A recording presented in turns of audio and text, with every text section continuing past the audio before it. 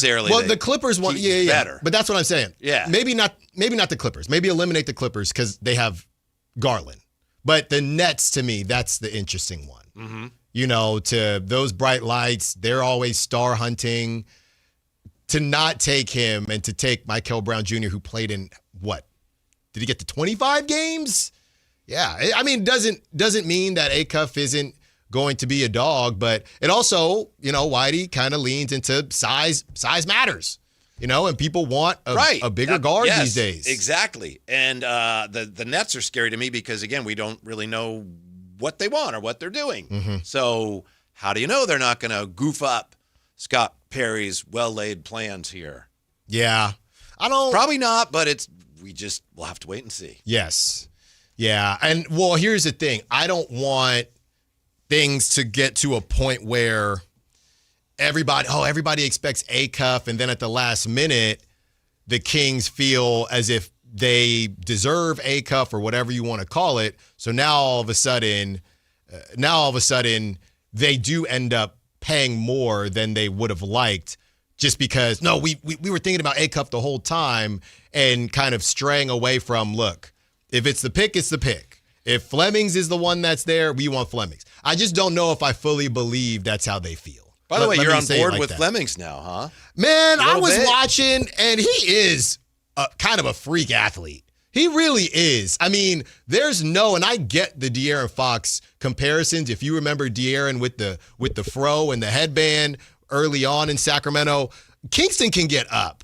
And I'm not seeing Acuff. I'm definitely not seeing Keaton Wagler. I'm not seeing none of those boys do what Kingston's doing athletically. That's not to say, yeah, that's not to say, you know, you should take him. But if anything, if you were to go Kingston Flemings and Dalen Swain or Kingston Flemings and Cameron Carr, I don't think that's a bad world. I don't think that's a bad world to live in. And I'll explain it this way, Whitey. Just like what you said. If Acuff is the guy for you and everything he does, you're just in love with, cool. But if you're looking at a guy that this many teams are saying no to for a plethora of reasons, different reasons, then why is it so crazy to think, you know what, we can take the point guard that's rated slightly lower than him and get another pick? You know, I'm not saying to do it as Acuff is popping up on our screen looking swagged up, of course. Mm-hmm. I'm not saying to do it, but I could definitely see Does that have purple on, Alan? Actually, I got 22. Doesn't that look a little purpley to me? The tie. Maybe. The glasses got a little tint to it. Yeah. Welcome to the 916. That's definitely purple, right? I think so. Or he's just iced out. It's hard to tell. Yeah, he's ready. Buck's purple. That ain't Buck's purple. Come on, Jay. No, he's ready. He's wearing red tinted sunglasses. What that mean? Clippers? That's that City Connect Bucks uni. Man. Come on now, Jay. He doesn't have all, you know. That Hawks, it might be that Hawks red. Yeah, that Hawks red. Mm-hmm. If he pulled up in a New York Yankee hat, Brooklyn, we out to Brooklyn, baby. Wow. You should have worn a little bit of every color so we could go, see? Yep. I was hoping you'd pick me. Yep. Wow. Now, see, that's why it's surprising, and maybe that's what you're saying, Whitey. You're not convinced that Brooklyn's out on Acuff. I don't know. I'm mostly convinced, but you got that X factor. They have really done a great job at keeping everybody guessing. The really interesting thing to me about this choice, if it is in fact a choice between Flemings and Acuff, there was a time, and it wasn't that long ago, when you would want your point guard to be like Flemings, because the point guard has always been traditionally a facilitator, setting up others, getting his own when he needs to get it. Mm-hmm. But Acuff is more of, as we've discussed with Jerry Reynolds, the lead guard. And that's what the point guard position has evolved into. I think they're both going to be excellent players. I think there was a time when if you wanted a point guard, teams might have looked at Acuff and said, I don't know. he may be a 2 in a 1's body. But now the way the point guard position is played, and given what it is that teams rely on their point guards for, he is the embodiment of the modern point guard. Just you would ideally like him to be a little bit bigger. You just need a guy that can get buckets. Yeah. Right? I mean, your offense. Yes, you need, look, the level of heliocentricity can vary, but a lot of these teams, they are heliocentric. It's just a matter of how you're playing off of that star player. Like Halliburton. Halliburton is unique in his heliocentricity because he distributes the basketball so much, right? Shea doesn't distribute the basketball as much. Luka's a weird one because he does pass a lot, but it does feel like he also has the ball a lot. But all these teams, whether it's Cade, whether it's Brunson, whether, I know the Spurs are kind of weird, but it's still Wemby. It was still Wemby. Jokic and the Nuggets, and all these teams, they have an engine. The level of how much it's all on the engine can vary, but you need that engine. And I think that's been the age-old argument between Acuff and Flemings. He might not be the most prolific engine there is, like some of the other names that I've mentioned, but you have to put your name in the hat and attempt to get someone like that. You know, for all the criticism that he gets, and much of it is deserved, James Harden has been in many ways the prototype for what we now think of as that heliocentric lead guard / point guard. Yeah, he really was, and especially for those that don't defend. Well, yes, he got better. He got better at it. But there was a period during which he was putting up almost unbelievable numbers. Right. And that's always been the argument about Steph, because Steph didn't play like that. And a lot of people have said if Steph was in a system like that, his numbers would be even crazier. But that's just not how he's always played. He played like that more in 2022. Yeah. When they won the most recent one, especially in the finals when it looked like, they're going to lose to Boston. And then he said, watch this. Like, right. Whoa. Right. There it is. I think, and so there are a couple different ways that you can go about it, Whitey. And honestly, it feels like the latter, which is the Celtics way, it feels like that's harder to build versus if you get a guy and you have some decent pieces around him, you got a shot, right? But the Celtics way of Derek White, it's just a very well put together team. If you go heliocentric and a guy that just has crazy usage, it can cover some warts that hopefully you will get taken care of. But building it like the Celtics and hitting on both guys and then adding a Peyton Pritchard and then signing a Derek White, that is a much harder way to do it. Now, where the Pistons are, and I even think the Hornets have a really good base in building something like that. And what happened, Whitey, is that they've gone away from as much LaMelo as they've had in the past. So it kind of gets you somewhere, and then eventually you get more talent and you can evolve. But it all starts with, number one, getting that guy. Yeah, I'm with Logical Raptors Fanatic. He says stopping one guy is easier than stopping a team. He says, it's a bad model. I don't want any heliocentric players. Now I think we're seeing kind of a hybrid heliocentric player who's, okay, it all starts with him, but he's not the whole offense. Well, yeah, anybody who's saying that, like I just said, you don't want Luka, you don't want Shea. I don't want Luka. Shea I take. You don't want Luka, you don't want Shea, you don't want Brunson. They're going to have the ball in their hands a lot. That's more so what I'm saying. That's just what it is. And that appears to be the plan for the Kings going forward. It is. It is. And we saw it last year. It was Russell Westbrook. Yeah. Well, yeah. We didn't think that would be the heliocentric player that the Kings added. Now, I do think there's a difference, though, Whitey, because with the conversations we've had about DeMar DeRozan, and we're going to continue to have a ton of those convos today, DeMar, that's not heliocentric to me.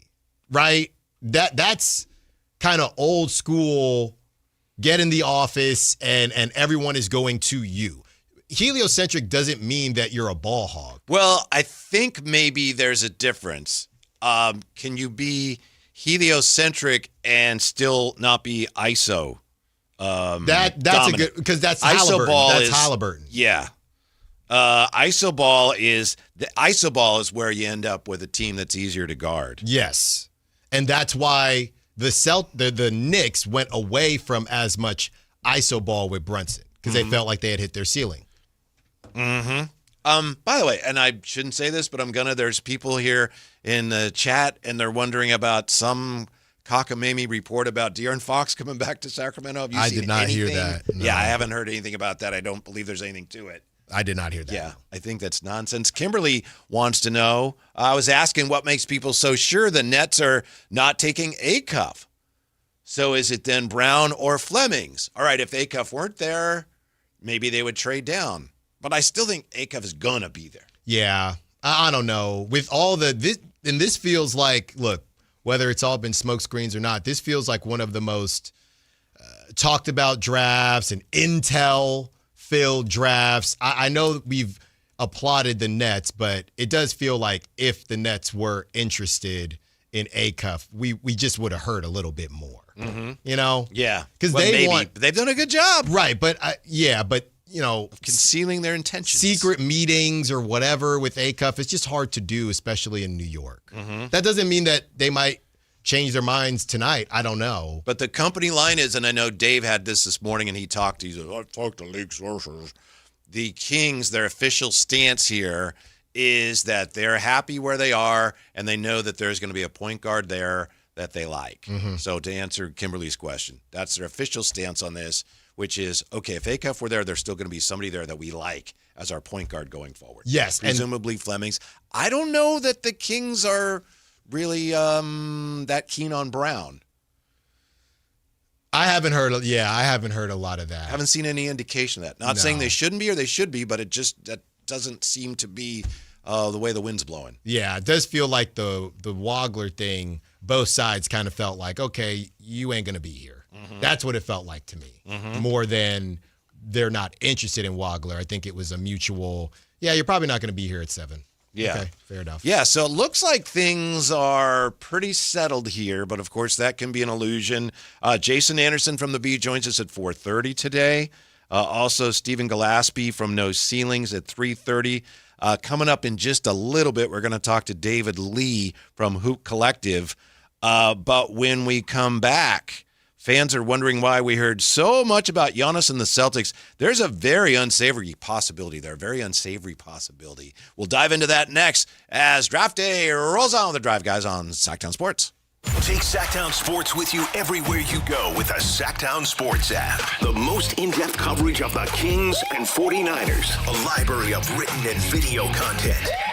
And all your favorite personalities all in one place. Download the Sactown Sports app today and get in on the action. Your local sports leader, Sactown Sports 1140. Dawn or dusk, I'm on the hunt. Skeeter here, Sacramento Yellow Mosquito and Vector Control District, and I'm wearing Skeeter Vision, night vision goggles that light up skeeters at dawn or dusk like the 4th of July. Mosquito, 12 o'clock. Got 'em. So fight the bite by wearing long sleeves and pants at dawn or dusk when they're most active. Apply insect repellent and drain stagnant water. It's a breeding ground. Dawn or dusk, the Sacramento Yellow Mosquito and Vector Control District reminds you to fight the bite. For more information or to report problems, go to fightthebite.net. Catch every soccer tournament match live on the big screens at Super Taco. Join Sactown Sports 1140 for the ultimate viewing parties. Win official jerseys, gift cards, and epic merchandise while enjoying great food. Bring your friends, wear your colors, and catch the action. Super Taco. Great food, great fun. See you there. Feel the force at Star Wars Night with the Sacramento River Cats. Join us at Sutter Health Park on Saturday, July 11th for themed fun, costumes, and summertime baseball under the lights. It's one of the most popular nights of the season. Get your tickets now at rivercats.com. If you have unfiled taxes or are in debt to the IRS, this is important news. Did you know the IRS has programs specifically designed to help people struggling with tax debt? Powerful tax assistance programs that can save you thousands if you qualify. No one knows these these programs better than the experts at Optima Tax Relief, America's most trusted tax resolution firm, A-rated by the Better Business Bureau. Their award-winning tax attorneys and licensed professionals have resolved over $3 billion of tax debt for their clients. One call to Optima can start the process, helping to put an end to your worries about wage garnishment, asset seizure, and other aggressive IRS actions. Find the best options to solve your tax problems. Call the experts at Optima Tax Relief today for a free consultation. Call 800-375-2922. 800-375-2922. 800-375-2922. Optima Tax Relief. Some restrictions apply. For complete details, please visit OptimaTaxRelief.com. Kick summer off right when you save up to $9,500 off MSRP on new 2026 Jeep Grand Cherokee Laredo Altitudes. You won't find a better looking, more powerful, and comfortable Jeep on the road. Your new Jeep is waiting at HobletDodge.com. Nobody beats Hoblet, period. $9,500 total net savings on select new 2026 Jeep Grand Cherokee Laredo Altitude. Up to $5,500 factory incentive and $4,000 dealer discount. Incentives include $1,000 Hoblet trade-in assistance with eligible trade-in and $2,000 make this the summer event retail cash. 3 of this net savings. Sample VIN 243062. See dealer for details. NASCAR legend Michael Waltrip is coming to Echo Park Automotive Sacramento this Thursday from 2 to 4 p.m. Get there early to meet Michael and celebrate Echo Park's sponsorship of A.J. Allmendinger's number 16 Chevrolet at Sunday's Toyota Save Mart 350 at Sonoma Raceway. 10 pairs of race tickets are up for grabs in a live drawing, plus score an autographed A.J. Allmendinger hero card. And while you're there, browse Echo Park's huge inventory. Get the new car feel without the new car price. This Thursday, 2 to 4.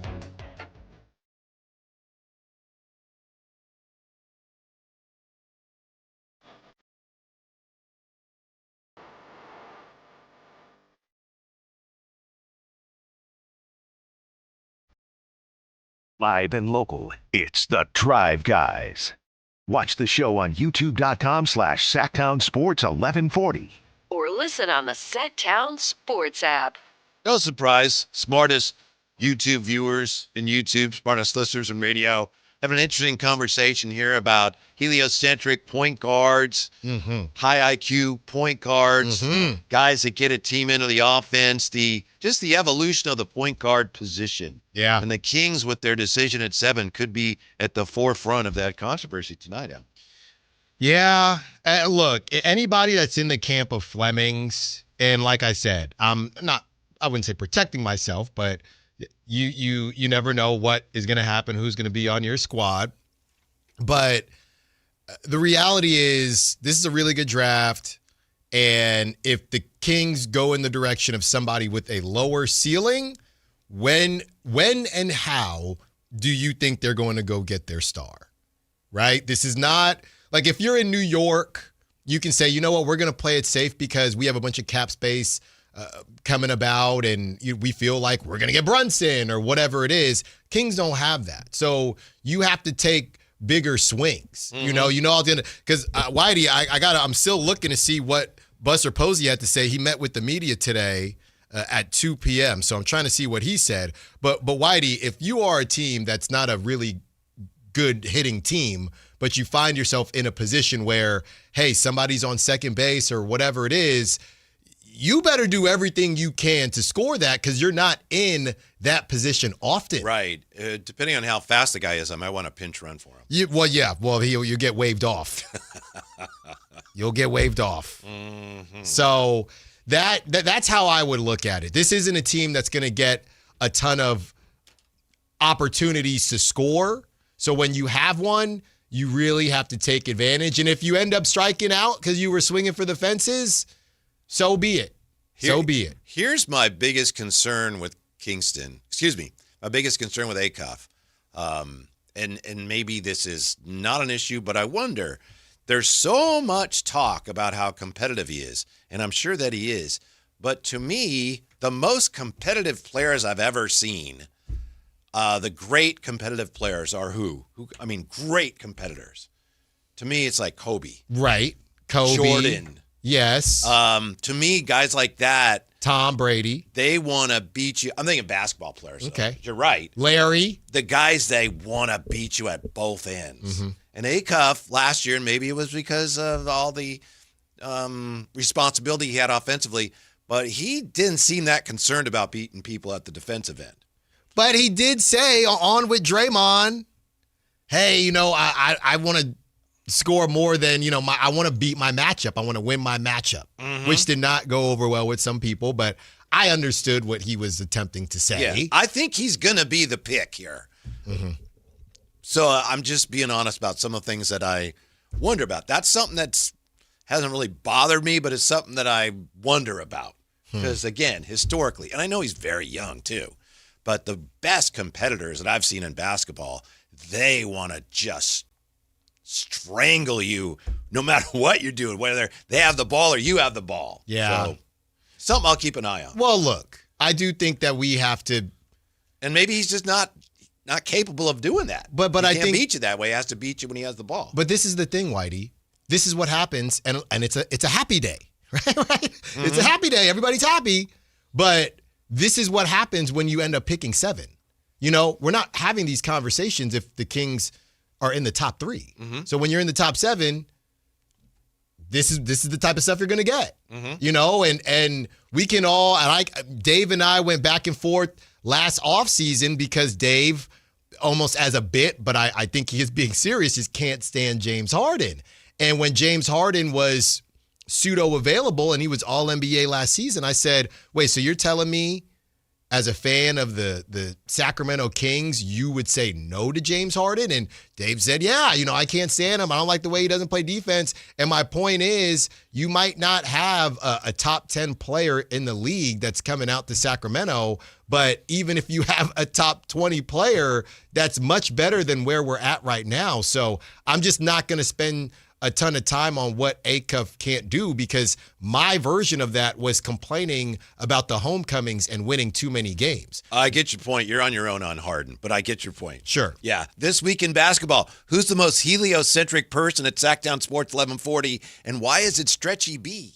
Oh, good. Yes. That's that. What? Yep.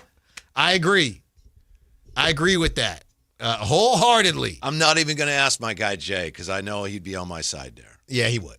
Yeah, that's without a doubt. That's without a doubt. Don't waste the time. No, yeah, we can just save that one. We can save that one. We heard a lot about how the Celtics might be the team that ended up with Giannis. Of course, he's traded to the Miami Heat. Certain facets of that deal can't become official till the new league year and all of that. Now, and Jay was the one who told me about this. Let me see if I have this right, Alan. Some people think that there was a lot of talk about the Celtics being involved to drive the Kalshi betting market. Yeah, it's a dirty Giannis world. Is involved. Yeah, it's a dirty world. He's an investor in the Kalshi betting market? He was, yeah, early on. I mean, wow. Yeah, it's kind of sketchy. Yeah, I don't know how deep you want to get, but it's a little sketchy because of. Well, we don't know. We can't get too deep because we don't know. We don't know what it is people are. I know some people, Chris Haynes was one of the people that was reporting this. Chris Haynes, I'm assuming if he was reporting something, it's because that's what he was being told. Yeah. He was only reporting what he's being told. Right. Now, if he's why? being told stuff by Giannis's camp, and Giannis is in with the Kalshi people. Exactly. It makes you wonder. Right. I don't like the looks of that. Those are the types of smoke screens we've been talking about. Now, those are dirty smoke screens. Right. If true, we don't know, and I don't think anything's going to come of it because what can you prove? Do you think anything's going to come of the Kawhi aspirations? Doesn't seem like it. No, it seems like the league got out in front of it, and they wanted to control the narrative, and as much as Pablo Torre reported, they seem to push back on it. And at some point, I think when they feel like it's time, could be wrong, I think the league's going to say Steve Ballmer was a victim of fraud. Kawhi probably shouldn't have done what he did, so we're going to fine him. But overall, nothing to see here. Play ball. Yep. So my point is, I think if there was any evidence that Giannis had done anything untoward, which as far as I know, there is none, the league would probably be inclined to say, we're happier if this just goes away. So don't do it again, and we won't make a big deal of it.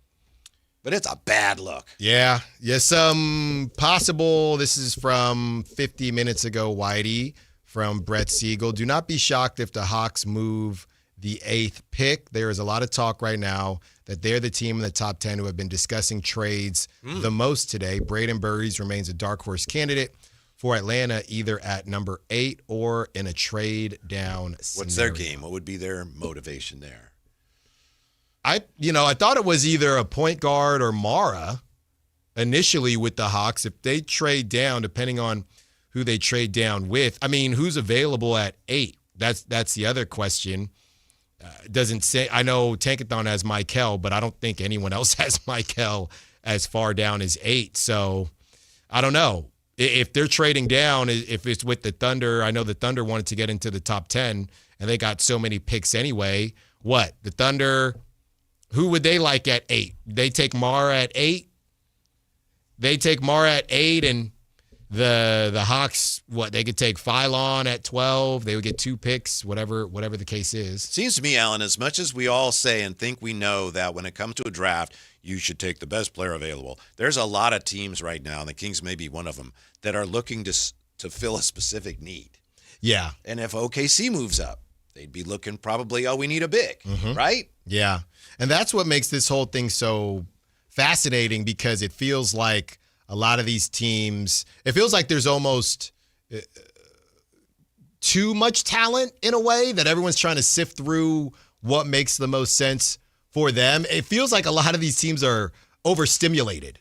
There's just so much going on, and well, we could trade down, and now there's 3-4 teams with 2 firsts. Should we do that? Should we take best player? Should we grab somebody in a position of need? What do we want to do? It just feels like everything's heightened this season because of how good the draft is supposed to be. Mm-hmm. Here I said something critical of Acuff. Now I'm going to say the one thing about him that I think is most overlooked, the quality that he has that we don't talk about enough. He has the ball a lot, right? We know he shoots the ball really well.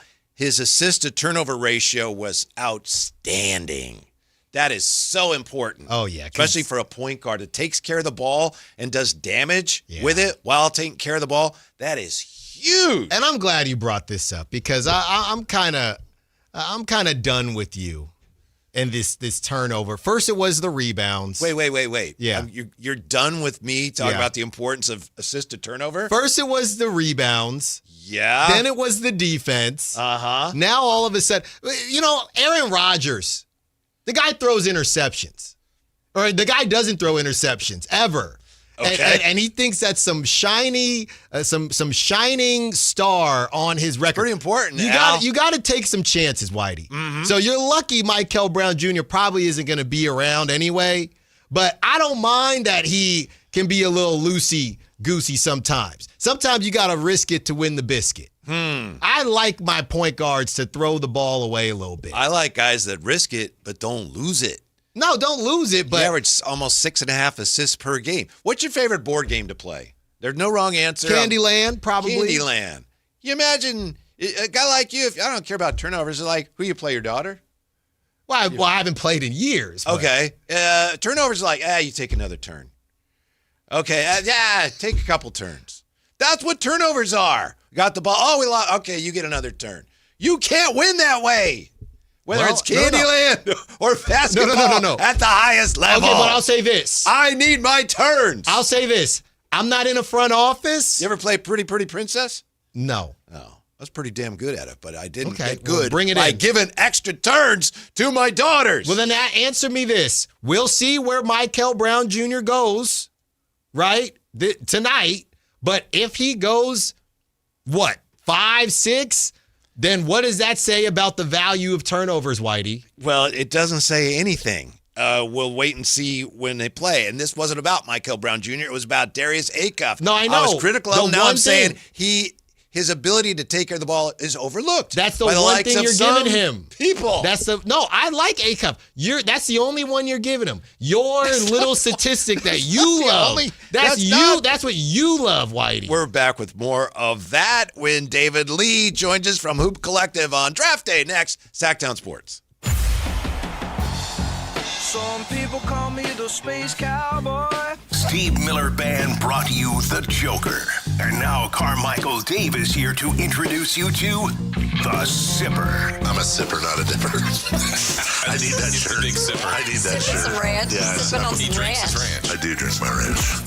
You're local sports leader. Sactown Sports 1140.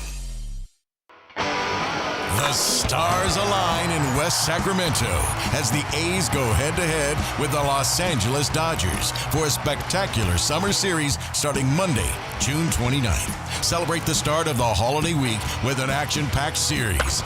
Be there to witness one of the most highly anticipated matchups of the season. Get your tickets now at athletics.com/tickets. That's athletics.com/tickets. And we're live from the living room as Doug eyes up the matchday spread. He's reaching for the Buffalo wing. Perfect. Hang on, what's this? Oh, he's gone for a can of Pepsi too. Incredible. What a finish. Sensational combination. Look at the delight on his face. There's no doubt about it. It just tastes better. Match days deserve Pepsi. Food deserves Pepsi. Grab a pack of Pepsi Zero Sugar for today's match. It's poetry in motion. You know, I used to think all money managers were the same until I spoke with Fisher Investments. Really? How different are they? Fisher's investment counselors are dedicated to service, not sales, keeping clients up to date on their portfolio.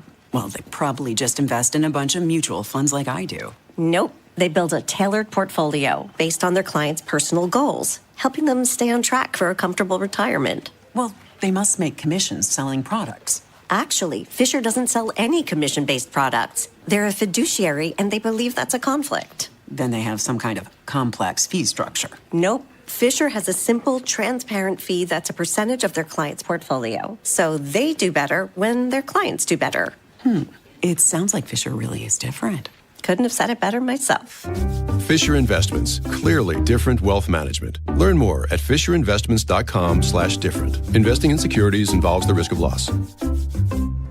Don't miss out on the biggest action sports event happening in Sacramento this June. Tickets are now live for MoonPay X Games Sacramento 2026. See nearly 100 of the world's best skate, BMX, and Moto X athletes compete at Cal Expo June 26th through 28th. Music performances featuring electronic music icon Cascade on Friday, June 26th, and Grammy-winning producer and artist Mustard, and music producer DJ Subtronics on Saturday, June 27th. Score your tickets today at xgames.com. Remember the days of real country music? Now you can get your favorite classic country every day on 105.1 HD3 The Ranch. Listen to The Ranch on the free KNCI app or anytime at 105.1 HD3. Meet Lee Platts, a renter whose possessions fill not only her apartment, but also the darkest corners of a mini storage unit. A land of both truth and fiction. Truth. Everything inside is protected by Progressive. Fiction. One day, Lee will fit into her clothes from senior year of high school. Renters. Discover coverage for what you love and what you can't get rid of in Progressive's Protection Zone. Get a quote at Progressive.com. Progressive Casualty Insurance Company, affiliates, and third-party insurers. Wesley Financial Group is not a law firm, and Chuck McDowell definitely not an attorney. This is Chuck. If someone talked you into buying something really silly and you want to get out of that silly little thing, my advice, get the facts. Call me and I'll send you our timeshare exit kit absolutely free. Inside, you'll learn how timeshare works and all your options for cancellation. Call Wesley now for your free exit info kit. 800-572-3344. That's 800-572-3344.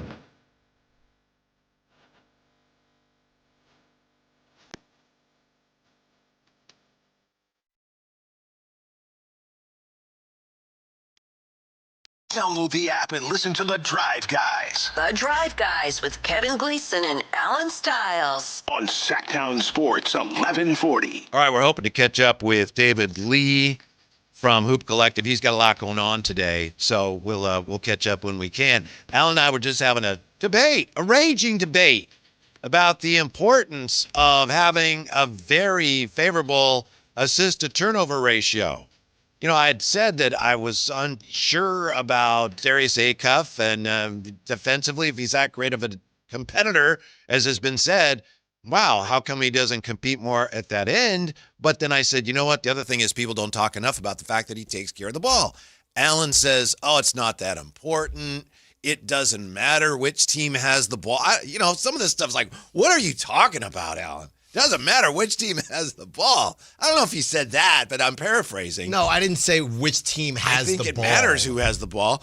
Mikael Brown Jr., you said don't overlook him just because he gets a little loosey-goosey. That's right. And then I said, look, whatever game you play now, it's at Candyland. I said, I want all my turns. And then someone in the chat says, chess is better than Candyland. Duh! Yeah, nobody is... What are we talking about? People are anxious today. They're ready for this draft to actually get started. Yeah. But no one is disputing that. At least I'm not. I don't think you are. I'm not disputing chess over or Candyland over chess. Okay? Right. Where you at with checkers? Just real quick. I don't know. I have no desire to play it. There was a time like, oh, let's play checkers. Let's go. But here's my problem with checkers. Does anybody actually know what happens after you get like 3 kings? I feel like after you get a couple kings, you get annihilated. Nobody remembers nobody knows the rules. Is it a double king? I remember, I can just go across. Uh-huh. You can just go across and take all the pieces. Oh, yeah. Once you're nobody king, knows those rules. You're like a queen in chess. You do whatever you want. Nobody knows those rules. Yeah. So that's the problem with checkers. Then you just go into the 4 corners and you're just delaying the inevitable. Right. Nobody knows the rules after, a couple kings. The game really ends. It should just be first to get 2 kings. That's how checkers should end. First to get 2 kings. Well, you got a lot of weird rules. Or 3 kings, whatever it is. Trying to rewrite the rules of golf and checkers now. Now, Whitey, hopefully Put down tonight. the score that you feel most comfortable with, honey. Hopefully tonight, Scott Perry will be playing chess, not checkers. Yeah. 4.5. Mm-hmm. No. Again, I guess USGA 4.5. Okay, thank you. Right. My handicap, that's really a 5. Right. Oh, come on, Jay. Yeah. Don't do that. Yeah. With if this handicap, Jay, that's a solid close to a 4. Hey, if Acuff's the pick, he's the pick. The pick is the pick. The pick is the pick. This is the greatest thing ever. Try it at home, Jay. Maybe not that this would ever happen. You forget to do something at home, you get in trouble, or at work. It's like, hey, you're supposed to do this. Why didn't you do it? Hey, man, the pick is the pick. That's really all we got to say. That's right. That's really all we got to say. Yeah. When I close my eyes, and I'll do this with eventual champions, can I imagine a team holding up the Larry? Can I imagine a team winning a Super Bowl? Who is the player that I truly see in the purple? And I really don't see Keaton Wagler in the purple. I got in trouble once because of Larry himself, Larry O'Brien. Okay. Larry O'Brien, when he was first commissioner, and he gave a speech on opening night. I don't know who was playing. And here's the new commissioner of the NBA, Larry O'Brien. And he comes out and he goes, oh, to hell with speeches. Let's play basketball. So we're having dinner with our pastor at our church, Pastor Freeze. And we're, at his apartment, really cool pastor. He had a guitar and stuff. He's like, man, he's a cool young pastor. And my dad says, how about that Larry O'Brien speech, Kev? Tell the pastor what he said. And I said, he said, to hell with speeches. Let's play basketball. And he's like, oh, my dad's like, don't say that. Like, well, that's what he said, That's Dad. what he said. Dad, I'm sorry, pastor or not. That's what he said. How old are you? 14? No, I can't say 13? that. I don't know. No. But my dad said, what did he say? Right. That's on your dad. He set you up. But anyway, Larry O'Brien. Larry O'Brien. Mm-hmm. So who can I see when I close my eyes with the Sacramento Kings? And truly, just the Mikael Brown Jr. thing, I don't see it. We just have heard nothing about it. Like I said, the Keaton Wagler thing, he's made certain decisions, and that's fine. I really do think it's Acuff or Flemings, and just feels like Acuff was always targeted. We're finally here now. I'm not saying that the Kings aren't going to have to move up, but I do feel like they will be leaving with who they wanted, which has always been Darius Acuff. And then, listening to Matt and Kayla on the way in, it was interesting because Matt was talking about how much he feels like he can trust or wants to trust Scott Perry versus some of the previous regime, front office and things like that, which is just it's just interesting to me when certain people do certain things, right? How you view them. Can you imagine if Monty McNair was still here and the word on the street was that he was drafting a 6'2" point guard? Right? I know it's completely different and Acuff is Acuff, but could you imagine that? Well, that's a good point. Who doesn't play defense? Mm-hmm. Could you imagine that? People would lose it, right? So I thought it was pretty interesting listening on the way in. I mean, Davion's close to that, but Davion did play defense. Davion did play defense. Yeah.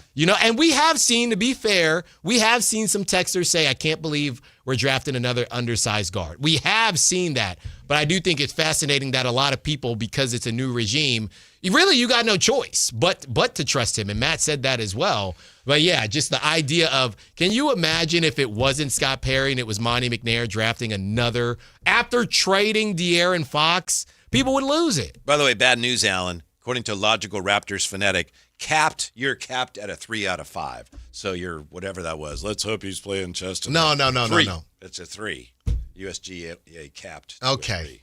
Just like my strokes. Perfect. Yeah, I guess so. Even better. Apparently. That's not me. I'm just telling you what's being said there. Thank you. Mm-hmm. Appreciate it. The one thing that I think we know about Scott Perry, what impresses me so far, and this is only a second draft, hadn't been here that long, but he does seem like he is aware when you do one thing, it can go different ways, so you have to be mindful of, hey, this could go that way. If it goes that way, we do this. If it goes this way, we do that. I think even with Schroeder, I think he was mindful of, okay, if he's here for years, great. If not, we move him for other pieces. To his credit, he took responsibility for that. Mm-hmm. But I still think that could end up being really good depending on what happens with DeAndre Hunter. Tonight, it looks like Acuff's the pick. I think Scott Perry is prepared, if Acuff's not there, to go another way. And I think he's proven already that, and he's very nimble in that fashion. Here's a weird thing, though. There's a part of me that does want a little bit of chaos. Like we said, those of you who may not know this, we're on till 7 p.m. tonight. Yeah, we're putting in overtime. Whitey's buying everybody pizza. It's very nice of him to do so. Sure. So we appreciate that. I like mine pepperoni. Didn't say what kind of pizza. Pepperoni, light cheese, onions, olives, and a little bit of bacon. That's perfect. Thank you very much, Whitey. So we're going to be enjoying that. And we got you guys till 7 p.m. Okay, Draft-a-Palooza is here, and in the state of Draft-a-Palooza, Whitey, there is a part of me that wants Acuff, that wants the Nets to take Acuff, because it would clear the Kings of, hey, well, there's nothing we could do. Yeah, and then you trade down and you get Kingston and my Cameron Carr or my Dalen Swain, and people can't say, well, you missed on Acuff. The only miss, can you count a miss, Whitey, if it's, well, you should have given up capital to get him? No. Don't you think some of that is because we're all so just worn out of talking about Acuff? I think so. No fault of his, and it's like, ooh, maybe something else will happen. Yeah. Well, I think the other thing, too, is these drafts happen, and, you're not – technically, I know it's supposed to be a really good draft, but normally you don't get 5 25-point-per-game scores in a draft, right? So the chances of you drafting one are not that high. They're not. By the way, we mentioned that David Lee was going to join us. He does some things for the Hawks, and we haven't been able to connect, possibly because the Hawks got some stuff going on. Jonathan Wasserman reporting that hours before the draft, the Hawks are a team that sounds pretty active in trade talks at number 8, according to multiple sources. So the Hawks are a team to keep an eye on here. They're going to take those Thunder picks. Trade back. Yeah. Somebody got to do it. Trade down for what? See? When we come back, what do all these NBA trades mean for your Kings? Next, Sactown Sports. Some people call me the Space Cowboy. Steve Miller Band brought you the Joker. And now Carmichael Dave is here to introduce you to the Sipper. I'm a sipper, not a dipper. I need that shirt. Big sipper. I need that shirt. Some ranch. Yeah, He drinks his ranch. I do drink my ranch. Your local sports leader. Sactown Sports 1140. This is the story of the one. As a safety manager at a manufacturing plant, he does everything he can to keep his coworkers safe. From finding ways to reduce risks to keeping safety supplies in stock. And for that, he relies on Grainger. Grainger offers a broad range of quality products and next-day delivery, so he can always play it safe. Call 1-800-GRAINGER, click Grainger.com, or just stop by. Grainger, for the ones who get it done. With 25 award-winning years in Northern California, Ashton & Price is your local injury law firm. Pro attorney tip: if a firm presents as local but they're in LA, red flag. If your first consultation is not with a lawyer, big red flag. At Ashton & Price, your first consult is with a local attorney, and if serious injury prevents travel, a lawyer will come to you. Still not enough? George Washington's my uncle. At Ashton & Price, no red flags, just red, white, and blue. Remember, for the best advice, don't think twice. Call Ashton & Price. As we roll into summer, there's a new opportunity for you to get a new truck at a great monthly payment at Folsom Chevrolet. At Folsom Chevy, they're now offering 0% financing for 5 years on every new 2026 Silverado half-ton in stock. 0% financing on a two-wheel drive, four-wheel drive, LT, RST, High Country, you name it. Together, let's drive. Must finance with GM on approved credit, $16.67 per 1,000 financed. Cannot be combined with other offers. Ends July 7, 2026. At Power Business Technology, we're not another big box corporation. We're your neighbors, locally owned and operated. We know what businesses like yours need, from reliable printers to high-performance copiers. We'll help you find the right solution with personal service you just can't get online. Need setup or support? We're just down the road and always happy to help. Power Business Technology, family hometown service with big-time solutions. Contact us today for all your business printing needs at 844-POWER-BZ. That's 844-769-3729, or visit us at powercopiers.com. This is Sactown Sports 1140. Hey, it's Carmichael Dave. What's up? It's Matt George. What's good? It's Alan Stiles. With the most trusted voices in the community. This is Jason Ross. Hey, it's Kayla Anderson. It's Whitey Gleason. Ready to help promote your business, both as partners and customers. All you have to do is ask. Pick up the phone, dial pound 250 and say, grow my business to get connected with a team member today. That's pound 250 and say, grow my business. Our team will review your product, quickly pair you with a perfect endorser, and create video and audio samples, all at no cost or obligation to you. With the most live and local on-air lineup, a dynamic content-driven website, and a state-of-the-art mobile app, Sactown Sports 1140 is tailor-made to help you connect with a sports audience in Sacramento. So why wait? Dial pound 250 today. Say, grow my business, and let us help take you to the next level. Catch every soccer tournament match live on the big screens at Super Taco. Join Sactown Sports 1140 for the ultimate viewing parties. Win official jerseys, gift cards, and epic merchandise while enjoying great food. Bring your friends, wear your colors, and catch the action. Super Taco. Great food, great fun. See you there. Capital Casino is conveniently located in downtown, 411 16th Street, and has been a part of the greater Sacramento area for over 20 years. They offer the best variety of games in the region in a safe and friendly environment, and there's plenty of parking, all well lit and monitored by security. Come have a great meal at the cafe and restaurant inside. Capital Casino has the best food, the best service, and the best action. But please always remember to gamble responsibly. 1-800-GAMBLER. Skeeter here, my card. Field Tech, Sacramento Yellow Mosquito and Vector Control District.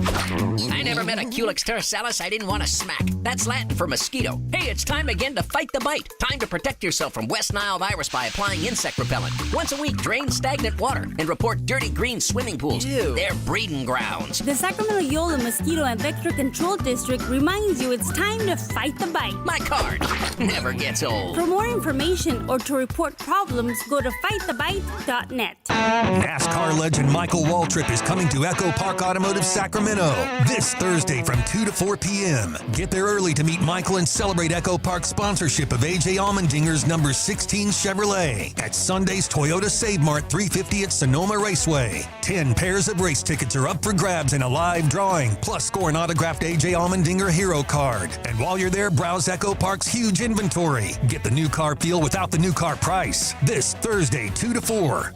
KHD 1 Sacramento, KYMX HD3 Sacramento. From the Power Business Technology Toshiba Studios. This is Sactown Sports 1140.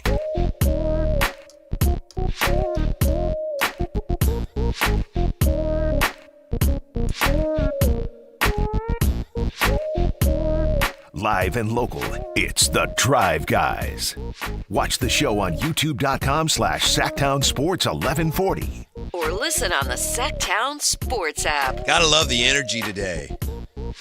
Vibing in the 916, Al. Oh, yeah. Most def. Everybody excited about the draft. And then nationally, reporters getting excited about things. Quite possible that things pretty much go Chalky Chalkerson's way. However, there's talk today that the Atlanta Hawks may be doing some things. We don't know if they are or they're not. We do know that Jay had lined up David Lee from Hoop Collective, does some stuff with the Hawks. He was going to join us. He wasn't able to join us. He was too busy to join us. He may join us later, but I bring that up because it could be another indication that the Hawks got some things going on. They do. Does seem like they do. I was trying to, Kevin O'Connor put out his 47th mock draft. Here we go. I was trying to. What's he going to do now? I don't know. What's he do with because it's a template. He just updates. Yeah. He just saves it for next year. Because it's not going to be like this next year, right? Here's my question. Do we think that this draft from, the no ceilings and all of the different outlets, do we think we've entered a new realm of NBA draft coverage? Or was this season just an outlier because of how good the teams are supposed to be? Because this was out of control this season. I think it's a combination of the quality of the draft and the fact that the Kings had the 7th pick. But I think it's been going on for a few years. Okay. So many members of the media now with the podcast, it seems like there's so many people who just, the NBA draft's what we do or what I do. Yeah. Yeah, well, everybody's looking for a new lane. Everyone's looking for a new lane, and this seems to be a fun lane, especially with NIL in the mix, but does feel like this was on another level. Kind of a perfect storm in some ways. Yeah, this was on another level And we still season. don't know for sure who the first pick is going to be. No, I mean, KOC has AJ and Darren Peterson 2, Cam Boozer 3. Isn't it incredible that for all the criticism and the angst over Darren Peterson, he almost certainly is going to go no lower than 2, maybe 3. Mm-hmm. I mean, talent always prevails. Mm-hmm. Talent always prevails. You can be a pain in the you-know-what, not to say Darren Peterson was, but if your talent outweighs whatever the perceived negatives are. There's even a Jay Billis thing at ESPN.com where he has best guard in the draft, and in parentheses, other than Darren Peterson. Right. Like it's just such a foregone conclusion. That he's the guy. Of course, other than him. And by the way, the answer was Acuff, according to Jay Billis. Best guard in the draft other than Peterson. It's going to be fun to look back on this draft like 5 years from now. You know why, Alan? Because he doesn't turn the ball over. Oh, my goodness. Number one reason. That's the number one reason? That's my number one reason. That's your number one reason. Yeah. Okay. Well, look, at the end of the day, we're now both on board with Acuff. We kind of have to be, assuming that that's the direction they go.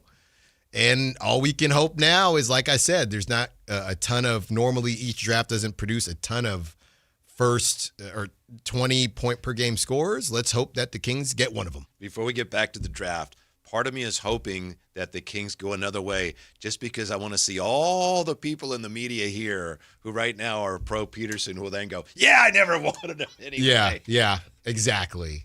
Oh, no, that wasn't really what the Kings needed. Mm. That's why I'm telling you. And maybe it's because I'm not super it's not that I'm not super or not sold on Acuff, but I don't know. If the Kings didn't get Acuff, I wouldn't be upset. I don't know how to explain it. I haven't developed that connection to him yet. And I'll be honest, I'm still once the Kings dropped to 7, I just became more detached from actual players. If they were in the top 3 and I had, if I really liked DeBanza or, if the Kings had picked number 2, I'd be probably gutted. Yeah. If DeBanza was gone. Depending on the details, I'd be upset if they traded up to get him. Oh, yeah. And if they traded down, I need to know what'd they get, what'd they give up. Yeah. No, I don't. If they take him at 7, I understand that. I see that. Yeah. But what does O'Connor say they will do at 7? He's got Acuff. Woo! Yeah, he's got Acuff at 7. And, yeah, but again, he's got Michael at 5, Wagler at 6, Acuff at 7, Mara for the Hawks at 8, Kingston at 9, Nate Ament at 10 to the Bucks, and Braden Burries headed to the Bay Area. So Mara at 8, I know you touched on this earlier. That to me suggested, the Hawks are up to something. They may be talking a lot with OKC. Well, here's the other thing. Let's not forget, the Hawks have 2 picks already in this draft. So I don't know if they would say, hey, we give you 8 and then we swap your they got a 17. lot of options, huh? Because right now he's got Ibuka Okori going to the Hawks at 23. I think that would be a phenomenal draft for the Hawks to get Mara and Okori, who we had Bobby Gerald on earlier on the morning show. Mm-hmm. Anyone you talk to, I saw Cam Salerno. He was actually, funny enough, he was on Bet MGM once we got off yesterday.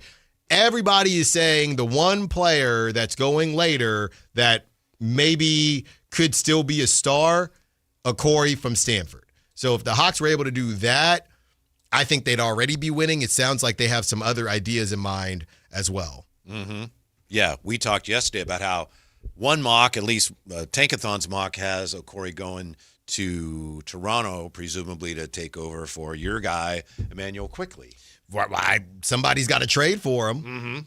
Somebody's got to go get Emmanuel Quickley. And that's the thing, man. These types of drafts, how bad or good does bringing on Emmanuel Quickley for 3 years at $30 million a year, that probably doesn't sound appetizing with all these talented players that are out right now. Now, I don't know that anybody's going to be as good as Emmanuel Quickley, but that's why it's hard to trade even a Domantas Sabonis.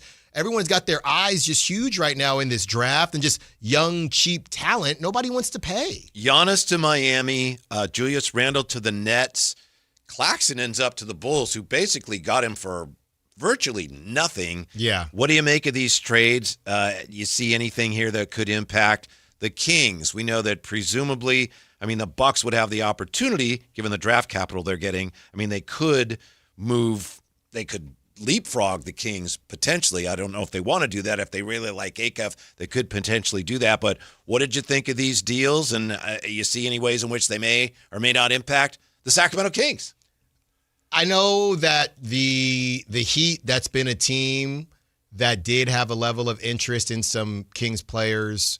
It didn't end up, obviously nothing ended up happening, but they're going to lose Norman Powell. That's the report. Yeah, unless he's like, I'll work for a couple candy bars and some baseball cards. So I don't know if DeMar interests them, but again, once you waive and stretch him, it doesn't really matter what he does. He's not really your problem anymore, right? So it more so matters if there's a potential trade, which you're talking about with the Heat. I'm talking about with the Heat. The Heat. In theory, the Heat, if they said, if he's a free agent, he's going to the Clippers, and we want him, they would trade for him.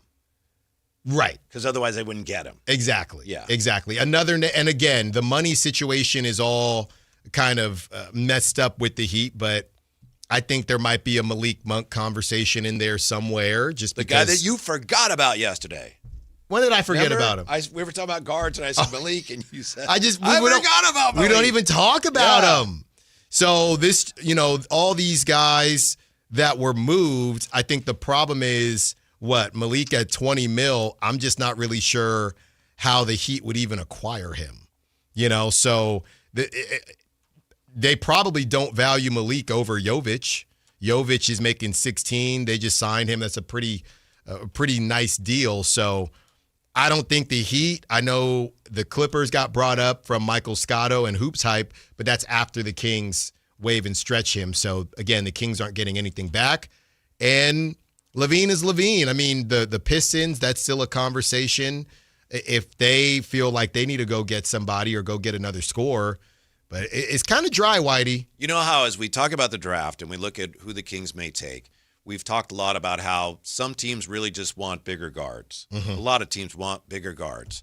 And I think that's true not only of guys coming into the league, but guys who've already been in the league. My point is, I think that has affected Malik Monk's value around the league, this trend towards bigger guards. Yeah. I mean, it's just the idea. Especially if you're a smaller guard and you can play point guard, but you're not really a point guard. Well, I mean, think about it. The last couple years, guys have just kind of jumped into the league and been able to score the basketball, right? If you are a scorer, you're a scorer. A.J. Mitchell, people are looking around saying, we should be able to find an A.J. Mitchell. McCain has done right. well. We can find a McCain. We can find a couple years ago, your guy, Andrew Nemhard. We can find guys You're like right. that. Finally, he is my guy. That's right. Normally you say, Pajemski is your guy. Well, he's your guy too. He's another bucket getter for you. So I just think that the league is really funny because they don't value. It's not that they don't value bucket getters. Mm-hmm. I think they just understand that it's not that hard. They don't feel like it's that hard to find bucket getters. Mm-hmm. And I don't think, and if you're not going to be a top 2 or 3 option, I don't think that they deem you worthy of paying anything more than $15 million a year. I think that's really what it is. We like Malik, but in a small way, he's even somewhat overpaid.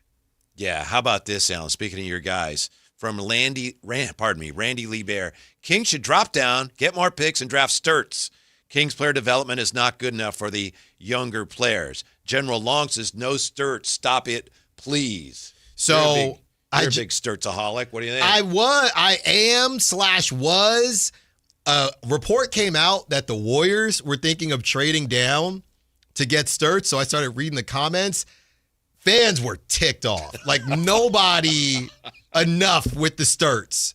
Enough with Bennett Sturts. So, yeah, if I'm trading down, I'm sorry. It's not for Bennett Sturts. I can't do it. Mm-hmm. Can't do it. I need a little bit more upside. You know, in a way, I was relieved that Minnesota decided they were moving off of Julius Randle. Nothing against him. He put up good numbers. When they got him for Cat, I remember thinking, that is not going to work. Kyle Draper, I was doing the show with Drapes. Drapes said, no, I think that'll work. And it did work for them to a degree, but ultimately they basically, it's almost like a salary dump. Mm-hmm. They move off of Julius Randle. I just never thought he was the right guy for them. I'm not sure he's the right guy for, like, the Nets now are going to make a run with Julius Randle. There's something about him that I find puts up numbers, but especially in the biggest games, it's like, ooh, where did Julius Randle go? Well, you know what this is, right? I mean, to me, we had this conversation a couple weeks ago when we were going back and forth with, what was my guy, Eric Slater, who covers the Nets. And I brought up the Domantas Sabonis conversation. And I think that's what you're seeing here, Whitey.